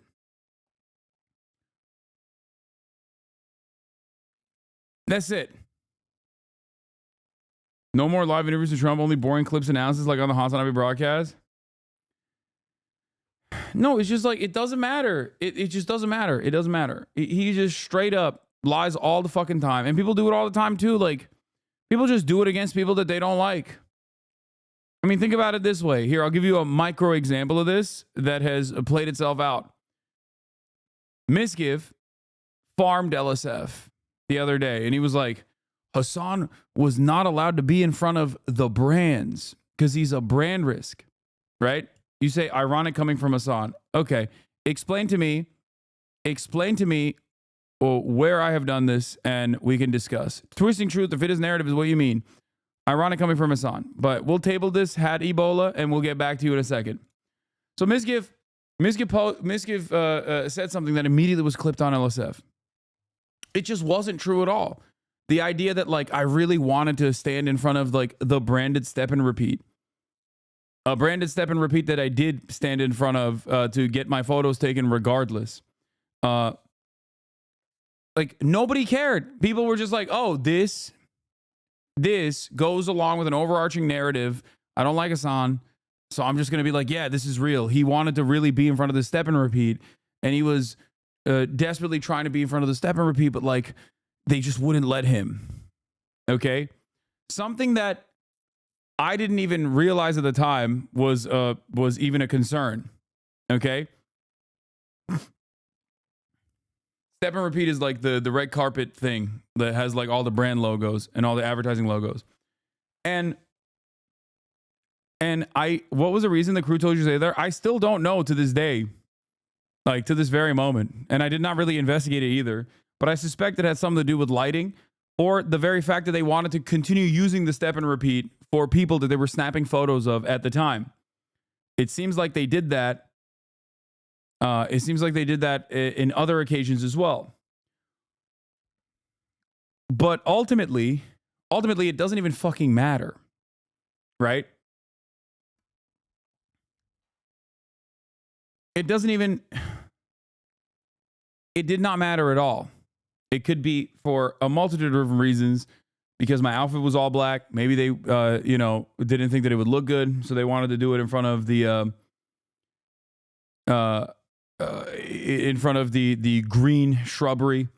It could be because they had kept moving Rom away from the step and repeat over and over again because they wanted him to not take advantage of the step and repeat because people were taking photos on it. But ultimately, it's a relatively inconsequential thing. Okay, ironic coming from Hasan. Nuke Staku covers it best. Oh my God, ew. Nuke Staku covers it best. You should have a little bit more shame. First of all, be a man. Okay? Be a man. Number one, if you have your own personal convictions, tell me what it is. Tell me what the issue is. Instead of being like, I am going to let another, drama YouTuber make my case for me. You should have your own personal case. But what makes this even funnier is that the person that you are bringing up is like some fucking weirdo Israel defender and also lolicon enjoyer with a VTuber avatar. Like, have an independent thought. And even if you're not going to have an independent thought, the very fact that you would point to a guy like this is fucking hilarious.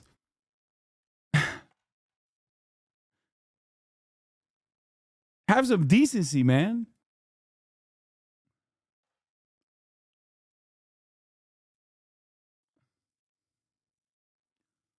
He also tried to bait people into saying racial slurs via TTS donations. Lots of VTubers had to deal with it.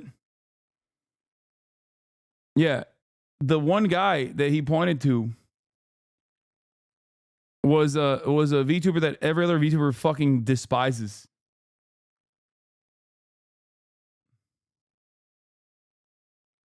Anyway.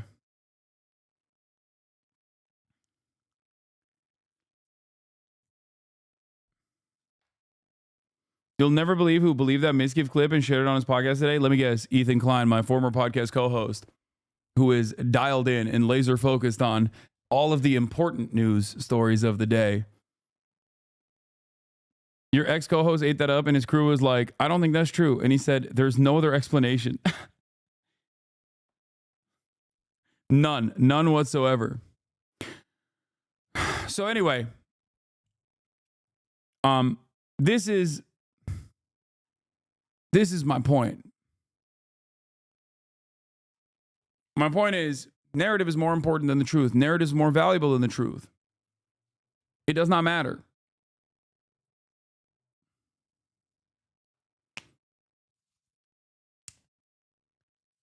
And people, when they realize what the truth is, okay? Why are we talking about your purifier again? Why give a fuck about your outfit in LA drama? This shit makes me want to leave instantly. Okay. I don't know if you understand how personal analogies work. But if you want, I can dive into the importance of sometimes covering like minutia that is personally involved just for, you know, people to understand the broader point here. Sometimes I like to pull it back.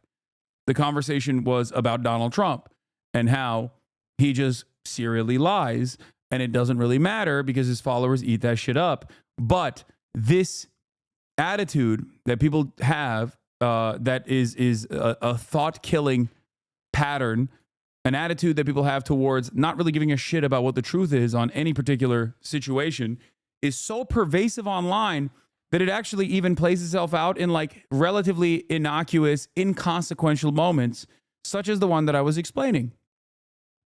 It was an example. I was using it as an example, a personal example. From small to large, it's just something that happens all the time. Does that make sense?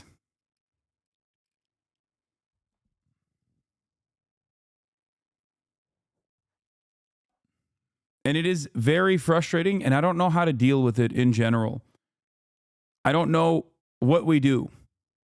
That was a fiction that they put that out. This was done by the Border Patrol. It's 13,099, and it's during the Biden period of time. And these are murderers, many of whom murdered more than one person. You don't want those people in this country. But you're saying something, sir, that's significant. I just want to make sure I'm clear, which is that you're saying, yes, you're going to focus on the people with criminal histories, but everyone who's here illegally has to go. I'm saying this. We have to get the criminals out of our country. We have to get people that were taken out of mental institutions and put them back into their mental institution, no matter what country it is. Do you know that Venezuela, their prisons are at the lowest point in terms of emptiness that they've ever been? They're taking their people out of those prisons by the... Like, this is also a falsehood. Like, I don't know. I don't know why he says this all the time. I have no fucking clue where this comes from. It's just a relatively strange thing. It's just another thing that he just says. The thousands, and they're drunk. And just to get back, because I know exactly what you're getting at. Number one, we're doing criminals, and we're going to do them really rapidly. We're getting the worst gang probably with MS-13, and the Venezuelan gangs are the worst in the world. They're vicious, violent people. And you see what they've done in Colorado and other places. They're taking over, literally taking over apartment complexes and doing it with impunity. They don't care. They couldn't.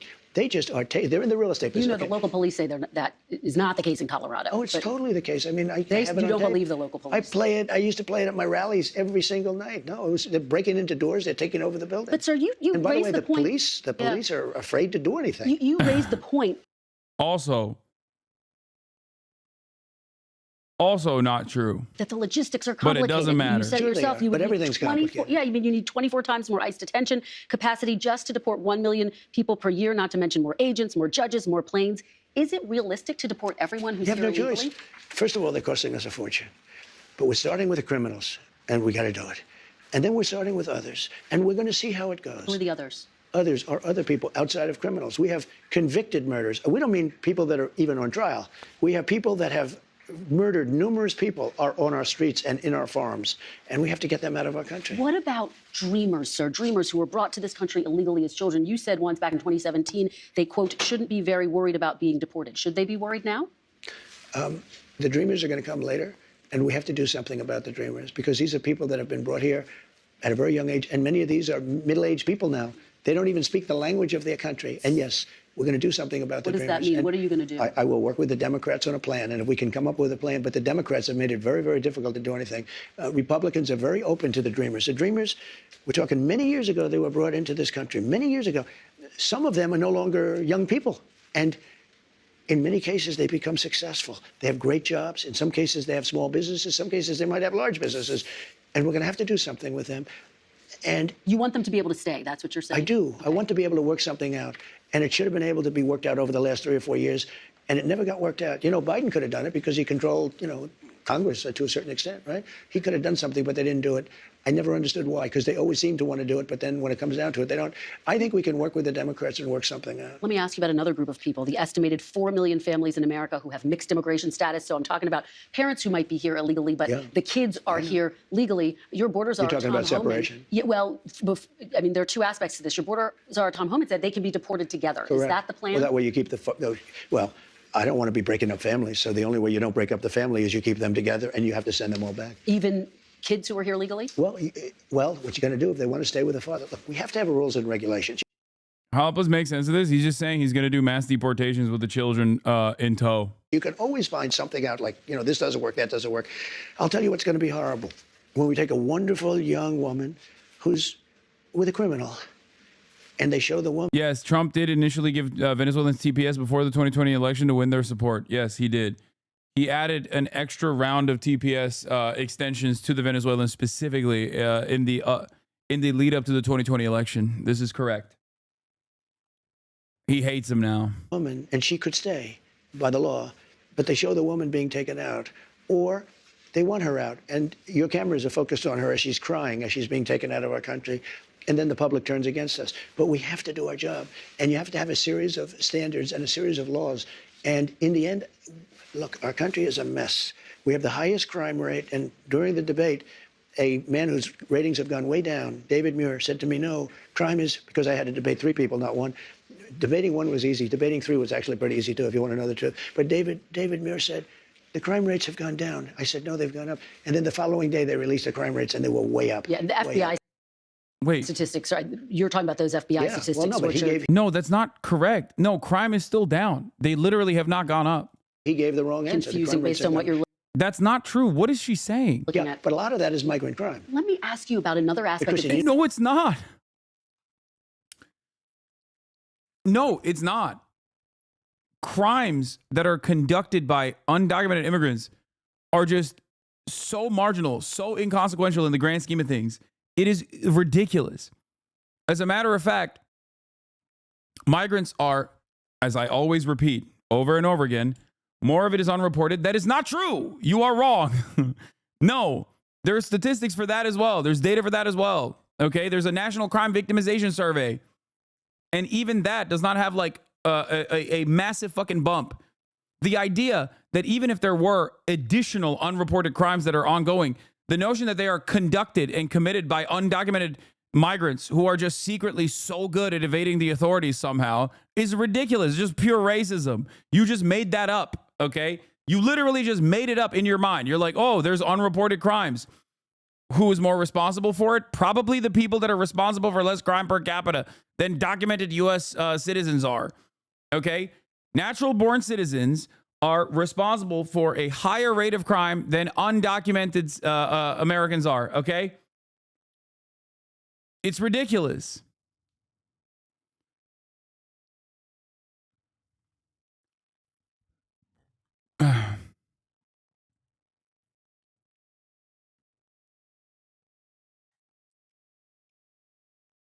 Coming in illegal, yeah, that's the cope. Coming in illegally is automatically crime. So is jaywalking, dumb fuck. Okay, during the period of chattel slavery, having slaves was not a crime, but helping escaped slaves find freedom was a crime. Does that mean that automatically it was correct? It was morally righteous? It's dumb as fuck. This is a dumb fucking bullshit thing to say. That's not what he's talking about. He's talking about murders. He has said undocumented immigrants are causing murders, hundreds of thousands of murders. The idea that like you would compare that to illegal entry into a country when the only thing that actually, could fix that problem is paperwork is ridiculous. If something can be fixed by paperwork, if they are not actually constituting a serious threat, a serious national security threat, and the only crime is that they don't have fucking paperwork, the proper paperwork, then yeah, that's ridiculous. Huh.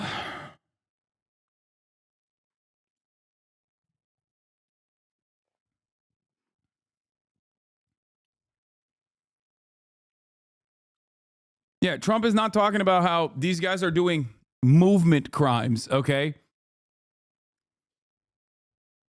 They're not. Trump is talking about, he's lying and saying that they're doing rapes and mass murders. The actual number in the fiscal year of 2024 is like, what, 29? For homicide and manslaughter, which includes like literally car accidents, okay? Not just like directly doing gruesome acts of murder, but like simply being involved in a fucking vehicular manslaughter situation, drunk driving, shit like that. The actual number is not hundreds of thousands in the way that Trump presents it. It's actually 29 in the fiscal year of 2024. Okay? Oh, that's one too many. Well, that's an idiotic fucking assessment. That's not how people legislate. That's not how you're supposed to legislate. You can't just be like, well, I only care about the crimes. You're basically admitting that you don't care when like American citizens do crimes. You only care when an undocumented migrant does it, no matter how small that fucking number is, no matter how marginal that number is. It is an idiotic way to try to solve a problem. Okay? It's pointing to a person lighting a match inside of a house that is already on fire and being like, oh, what the fuck? What are you doing? You lit a match.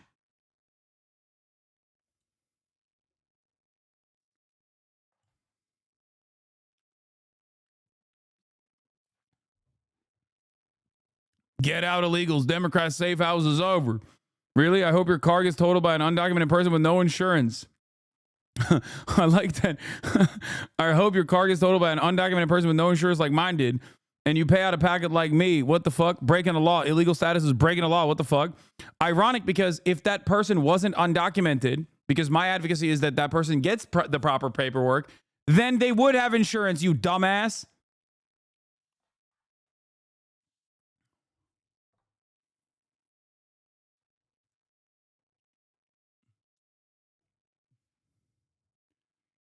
And then you would be complaining that you got, if they didn't get the insurance, but they had the proper paperwork, then you'd be like, well, some fucking asshole totaled my car and they didn't have insurance, so I had to pay out of pocket. But of course, when we go back to the brain trust here, okay, Hamas killed Palestine. She got big old teats.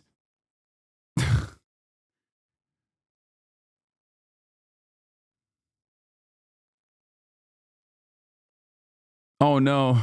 Is this the car that got total, chatter?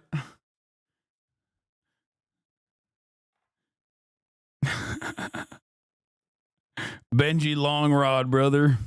I'm on banning this guy. I want to hear what other fucking incredible moments he has.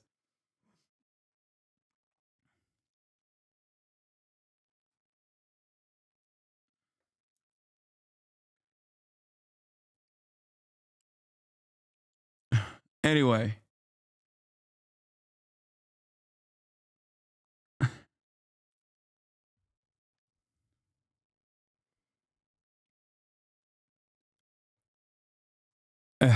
It's awesome. God, I love hogs. You know, a lot of it's migrant crime. Well, let me ask you about another aspect of this that I think a lot of people are really curious about. I mean, 3% of the people who are here illegally have criminal histories. But in your first administration, you had the zero tolerance policy, where we did see family separations. Yeah. You ended it. The purpose of that, though, to some extent, you talked about this at the time, was deterrent. You also had it with Obama. You do know that. He didn't have a zero tolerance policy. And you also know he built the jails for children. He didn't have a zero tolerance policy. But in 2014.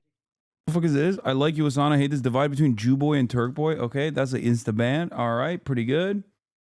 He built the jails, you know that. I want to ask you about the zero tolerance policy. I mean, he didn't have a systemic, we're going to separate families. Families were separated when parents were a threat to the kids. We don't have to separate a family. Excuse me, Kristen. Yeah. We don't have to separate families. We'll send the whole family very humanely back to the country where they came. That way the family's not separated. So no more family separations. You're not reviving the zero tolerance policy. Well, it depends on the family. The family may decide to say, I'd rather have dad go, and we'll stay here. And in which case they have that option. But you're not going to revive your zero tolerance policy, which was put in place as a deterrent. Is there any universe where you would bring that back, sir? We need deterrence. Look, ready?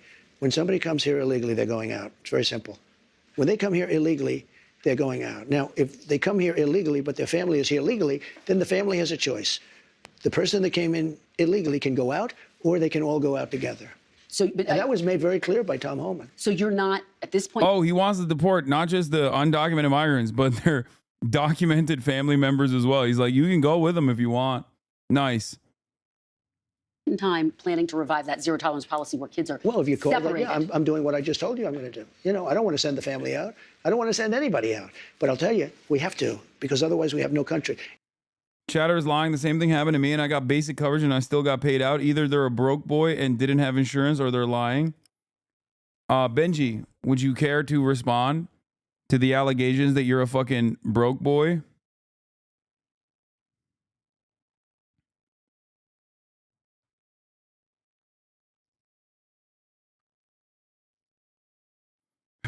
Benji's like, I was drunk driving.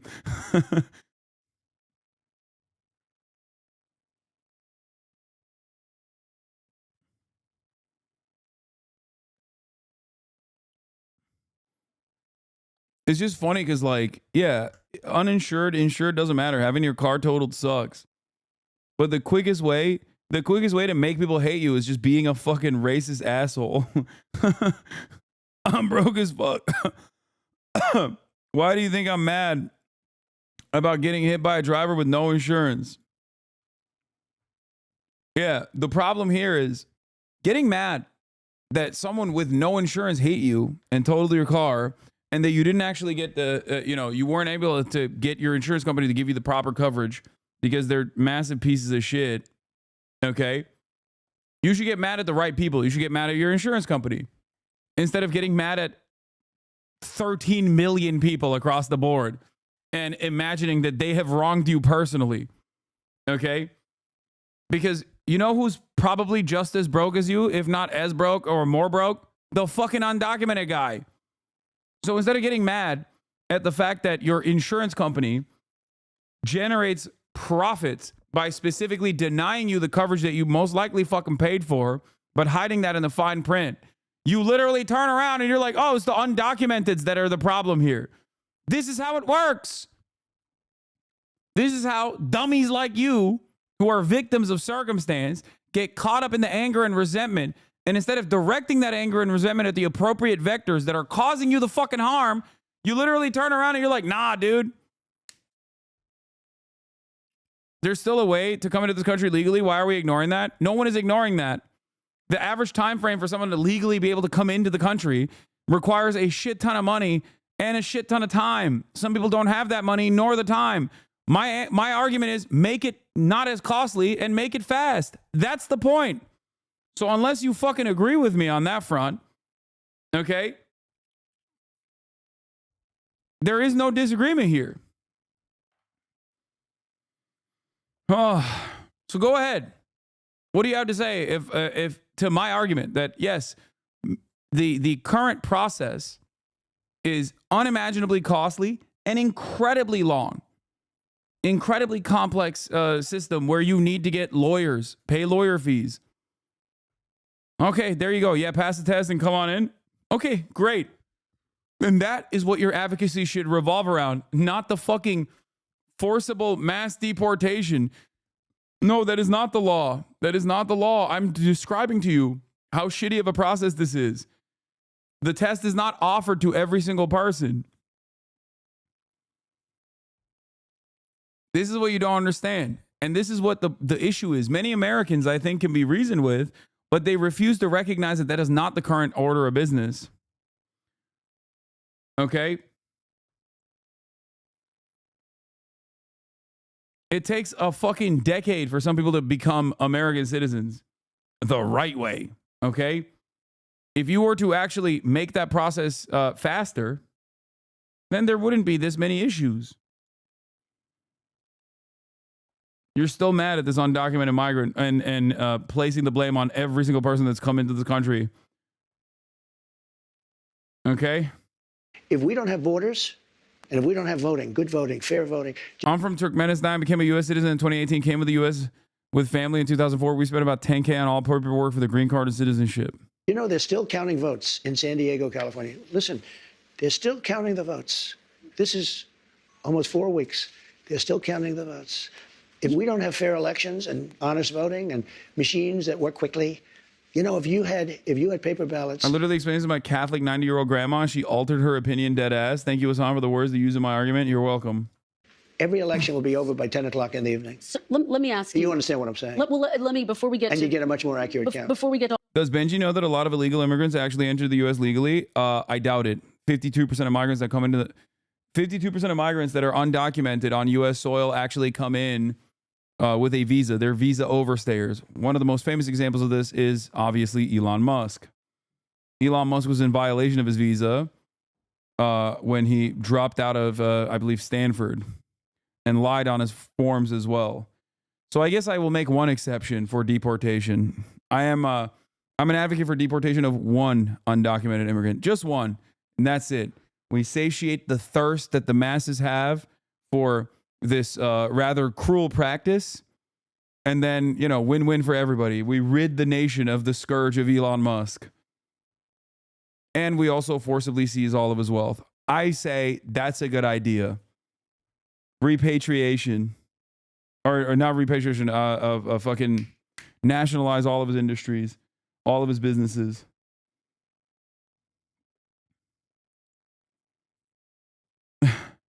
He broke the law. Okay, we got new excerpts incoming. USA, USA. I'm Dark MAGA. USA.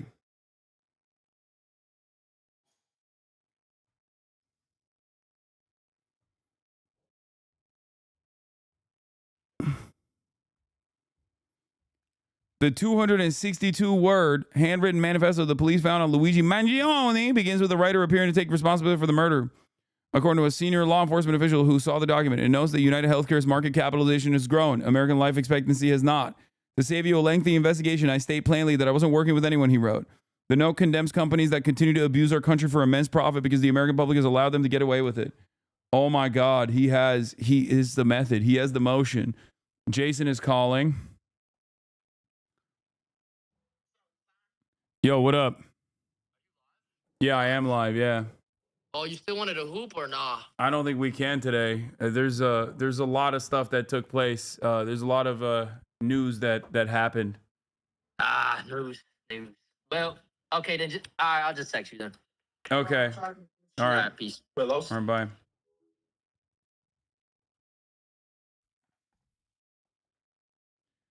Call him the method? I want to read his manifesto bad, dude. Talia Jane has a snippet. No, who's the nephew? L Unk. No, I'm still W Unk. We'll do it. We'll do it. No, he texted me beforehand. He said he probably won't be able to do it today. We were supposed to do it now. What? I shouldn't have banned? Oh my God, deport the smartest man on the planet, a truly genius take. Yes, why would you ban this person? That person is a cherished cherished new, very productive member.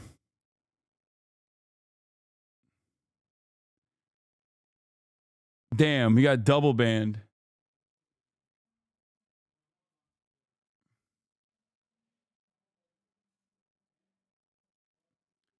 Ken didn't post the manifesto because they thought it was fake. Okay, guys, stop banning Kaiba. I want to see what they have to say.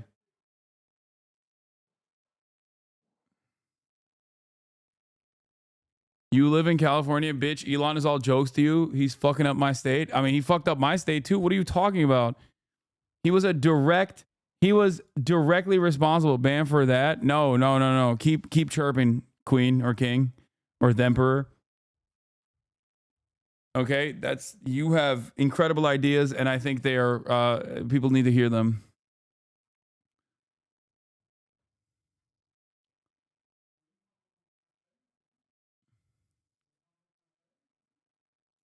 Some mods love banning people. They get high off it, and it's disgusting.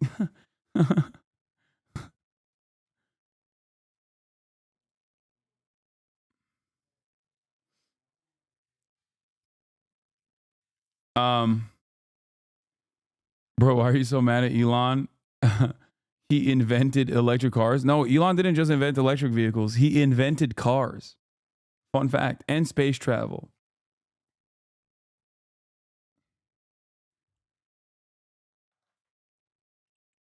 Why do your chatters hate you? Ha ha ha. There's 30,000 people in here. There's always going to be people that come in with hate in their hearts, but it's okay. Okay. I think I think the reason why is because I allow people to fucking engage in the discourse. The only limitation I have is not that, that you must subscribe, but only follow for 10 minutes. What? Keep balling, brother. Big fan of the content. Don't agree on anything. That's fine to say. But he employs thousands with good jobs. First of all, no, he is notoriously bad with his employment practices. I mean, he's literally been sued by every federal regulatory agency for numerous things, including including racial discrimination. So no.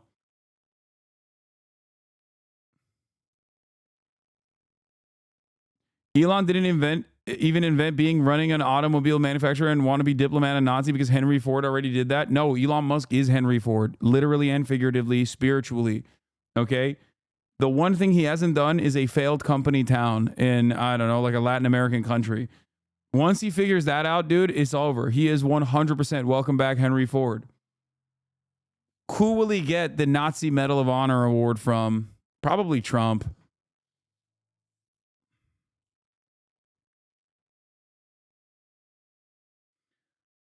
I don't think that Henry Ford was a Nazi. Oh my God, open the schools. Open the fucking school. They don't teach that in schools. Yes. Henry Ford was a card carrying Nazi. Like, straight up. Yes, he was such a fucking valuable Nazi that Adolf Hitler gave him a medal. He is an award-winning Nazi. Like, he got an Olympic gold medal in dick riding Adolf Hitler. Okay?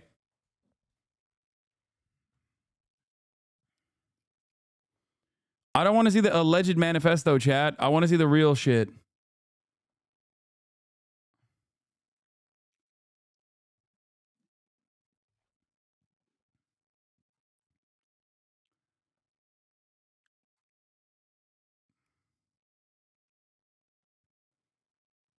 Henry Ford Museum in Dearborn are very open about his anti-Semitism. That's crazy. Yeah. The Dearborn Independent.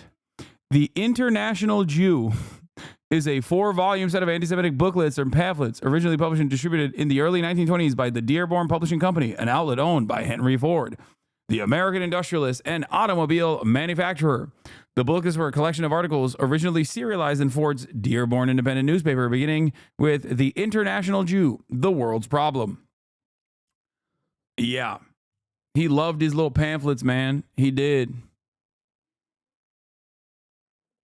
Close that museum? No, I that's crazy. I think that it's valuable to shine a light on.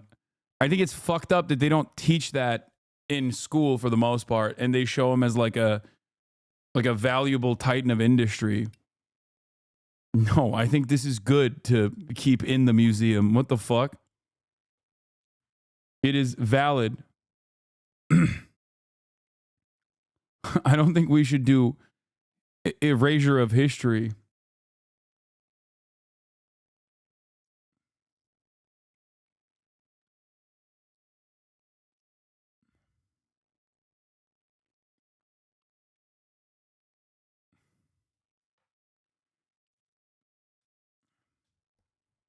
Hasan, U.S. public schools don't even teach kids that founders had slaves. Yeah, I don't know. I feel like that seems a bridge too far. I feel like I'm sure they do, right? I'm pretty sure they do. They just probably like dance around it. Like they say stuff like they were really kind to their slaves or something. They don't. I don't know. I didn't go to school here, so I can't trust chatters on this, but that seems fucking insane. It seems like it's a very important detail to just skip out. Scroll down to the important part. Dude, he wrote so much. God damn, he wrote, bro, like look at the effort post, dude. Like, holy shit, dude. How do you have so much? He's just like Elon, bro. He's just like Elon. He was like redefining the assembly line while simultaneously, seemingly, once again, CEOs have way too much time on their goddamn hands just posting nonstop. Someone said autistic fixation. Motherfucker, why do you have so much time? Not a single one of the dudes. Not a single one of the dudes that works on the factory floor was like, hold up. How do you have so much fucking time to write 80 whole volumes? 80 different pamphlets on Jewish people. I feel like maybe you're not putting in the same amount of work that I'm putting in to building these goddamn automobiles.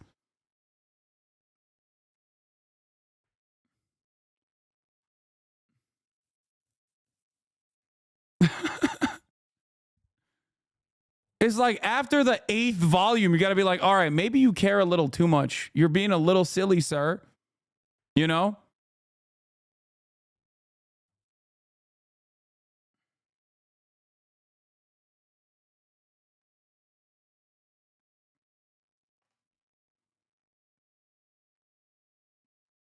It's crazy. Industrial Revolution era Twitter. I mean, Karl Marx is a poster too, obviously. He also fucking loved writing. Karl Marx, my friend told me Karl Marx was anti-Semitic. Yeah, he's Jewish.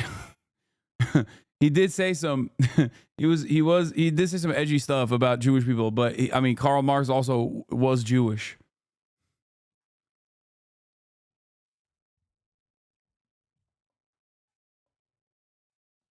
He was the original dirtbag leftist.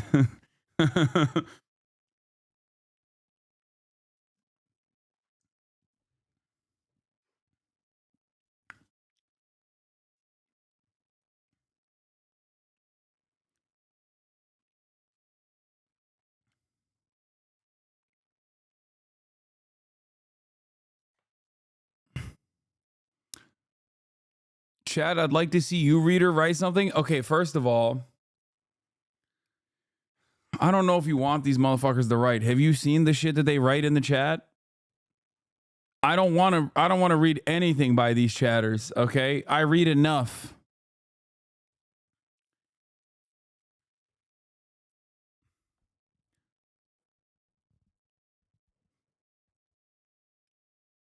Anyway,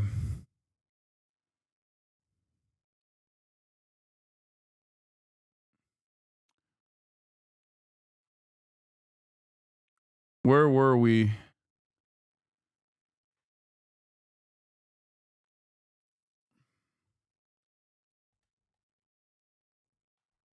What is this? Did you see this yet? I did. Everybody's posting this Luigi post. Okay, I'm trying to get it taken down. Look at the title of number 51. Will Jewish Zionism bring Armageddon? Damn, dude. Christian Zionism is the OG method.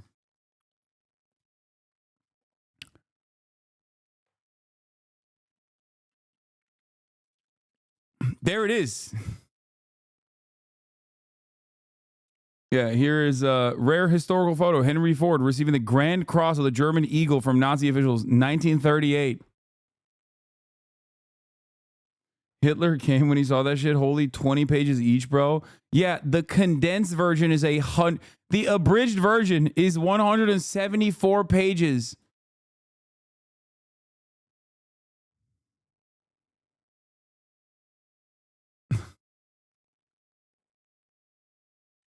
This man was so obsessed, dude. It is crazy.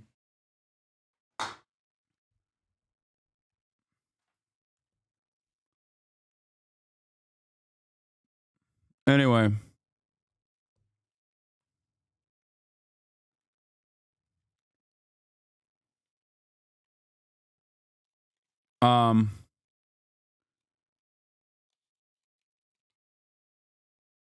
Gotta give it to Nazi. They only have one talking point, but they really stick to it. Yeah.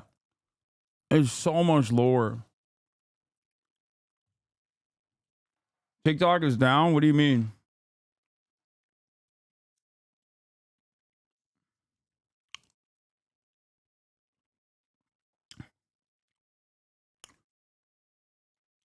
Kufi article excusing anti-Semitism. Christians united for Israel.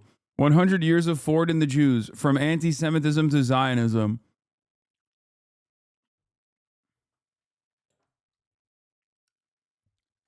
I'm beginning to think that the Christians United for Israel don't really care about anti-Semitism that much. He bought a small local newspaper operating at a loss with a mission. Anyway.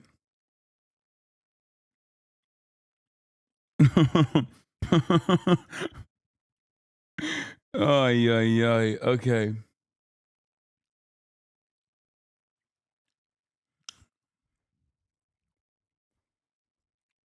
Shocking revelation. Yeah. Yeah, Elon Musk condensed the Jews are doing mass immigration from the third world into this country by basically just responding to a guy who said it by going, "You have said the absolute truth." Man, brevity, okay? Important. I guess he is, after all, more innovative in that field, where he was able to condense such dense anti-Semitic lore into such few words. You have said the absolute truth. Way more efficient, way more dangerous. Let's deport him. One guy. You know, if you really want to deport, an illegal immigrant, just one.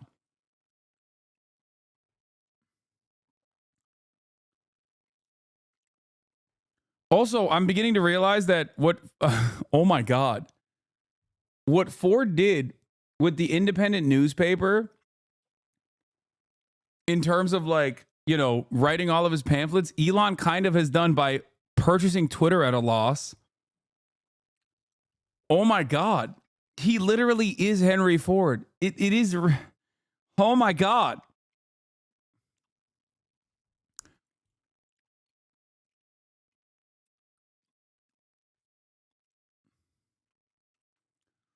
Yeah, this motherfucker's never had a single original idea. It is crazy.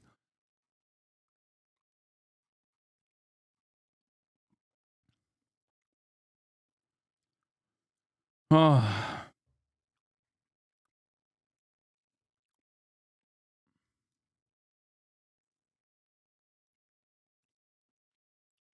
Someone allegedly found Luigi's manifesto and posted on Twitter.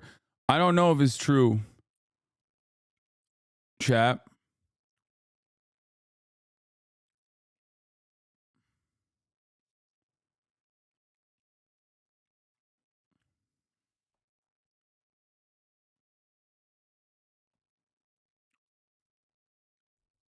Ken Klippenstein thinks it's bunk.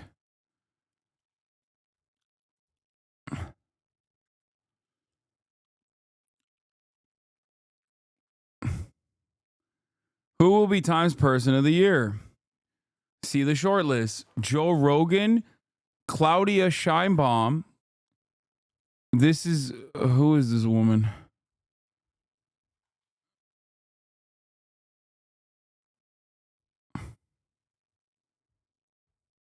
Kate Middleton? Is that like a queen or something? What the fuck is that? She's like, no, Kate Middleton is like next in line to be queen or something, right? Donald Trump, Kamala Harris, Elon Musk, and Claudia Scheinbaum, the real queen.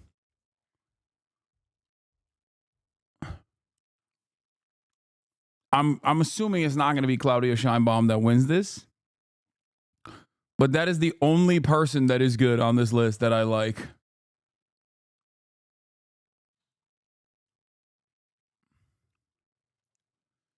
She's queen consort, not even queen. I envy the shit you're ignorant of. I'm sorry, dude. Like, oh, I don't know who fucking Kate Middleton is. Immediately clocking them. Like, my bad. I feel like there's more significant people. Elon Musk, Yulia Navalnaya, Russian economist, has been in the spotlight after her husband and country's leading dissident Alexei Navalny died in February. Navalnaya announced that after her husband's death in prison, she would continue his work. She accused Russian President Vladimir Putin of killing her husband, has met with world leaders. Oh, gross. Benjamin Netanyahu. Jerome Powell. Come on. Come on. Chairman of the U.S. Federal Reserve's 2018 serving under Trump and Biden administration as chairman. He's been steering the ship on the economy. Joe Rogan. I mean, this is all cooked. Throw this whole list in the trash. Bro, we are going to put a podcaster on Times Person of the Year short list. What is happening? All right, let's see what they said about Claudia. In October, Claudia Scheinbaum made history when she was sworn in as Mexico's first ever female president. Scheinbaum, a lifelong leftist, is also the first Jewish leader in the country of more than 200 years of independence. Scheinbaum forced her campaign on fighting for the poor and is taken into office at a time when Mexico faces issues ranging from struggling economy to rising organized violence. After Trump announced his plan to impose a 25% tariff on all products from Mexico coming into the U.S., Scheinbaum was quick to issue a firm response, indicating that Mexico, that's like...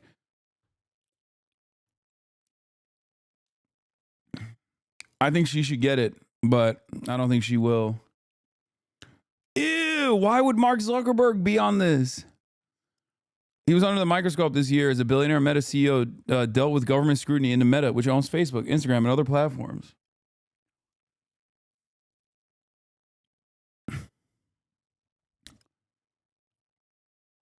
Ugh.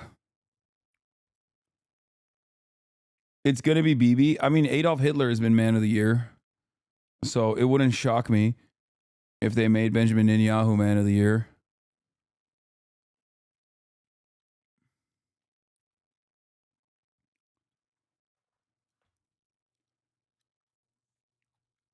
I think it'll probably be Benjamin Netanyahu.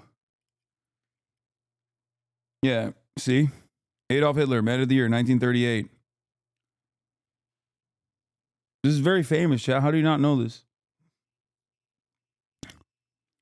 It's probably going to be fucking Elon, which I think is gross.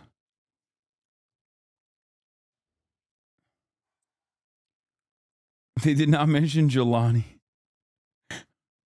He popped off. He popped off too late, okay? That's recency bias. Also, that's really fucked up. They put Jelani on that short list and not Zelensky. That's fucked up, okay? Jelani snubbed.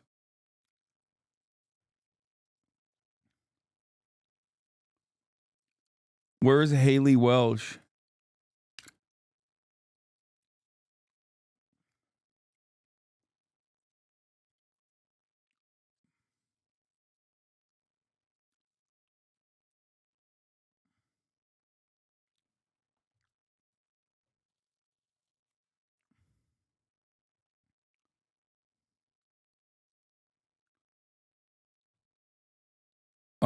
What about the Luigi Mansion guy? Again, too much of a latecomer, so it won't happen. Notice no le bisexual. It's because le bisexual, le goat, le Mao Zedong is man of the year every year in my heart, and that's what matters.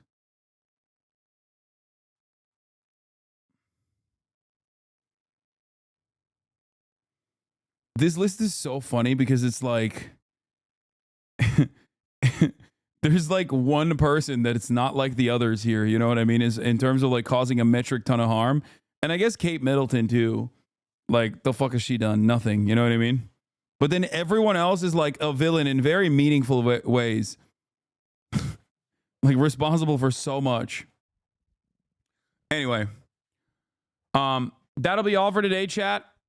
However, I do have some announcements.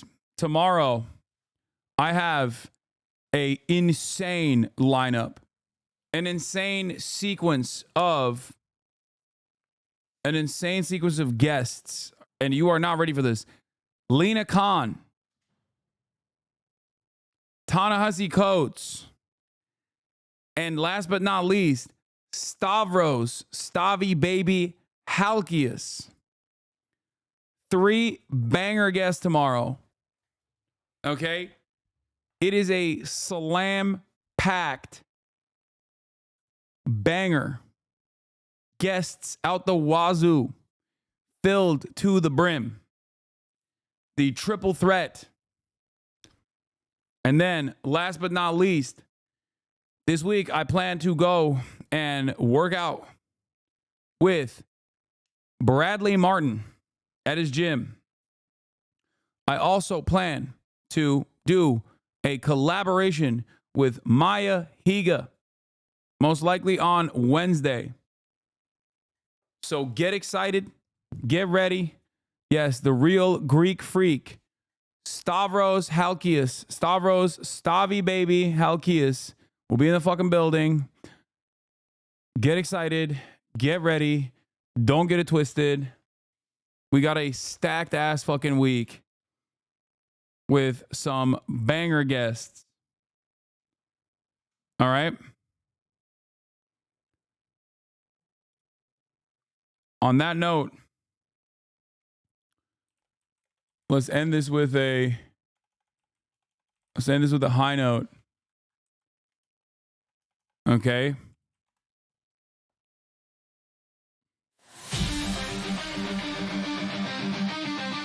They built a castle out of pain. Okay, this sucks. Never mind. I thought this was good. It's AI. There's too much AI in it. So I'm just gonna run my regular outro song. Anyway, love you guys, and I'll see you tomorrow. Peace. All the shadows trickling in has helped people hate. Sunny Los Angeles, California, says Hasan. The stunlock to the stunlock to the topic just begun. There he is again, Hasan is streaming. Hasan is streaming. There he is again, Hasan is streaming.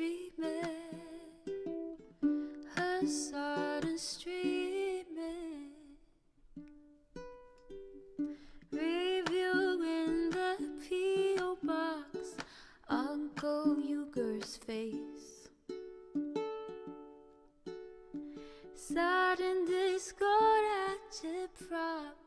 Great names take embrace. Tiny Bernie Sanders, LGBTQ Air Force. The whole left at your fingertips, on at your door. H3 crowded debate, the Young Turks online show. 3 full fucking years of this, plenty more to go. 90-day fiance talks of champagne bourgeoisie. A Trump rally live reaction, a mass riot at DC. There he is again, Hasan is streaming. Hasan is streaming. There he is again, Hasan is streaming. Hasan is streaming. Reading live stream fair comments, Austin show chat advice. And all the ways the right-wing pipeline can suck you in online. JCS react, Lord frame gets broken, cover blown. A full-blown mass pandemic, monster streaming at your home. Total radicalization coming out to find. The system you were taught to trust in was broken the whole time. All these daily streams, whether big or whether small, have helped me and so many find the meaning through it all. There he is again, Hasan is streaming. Hasan is streaming.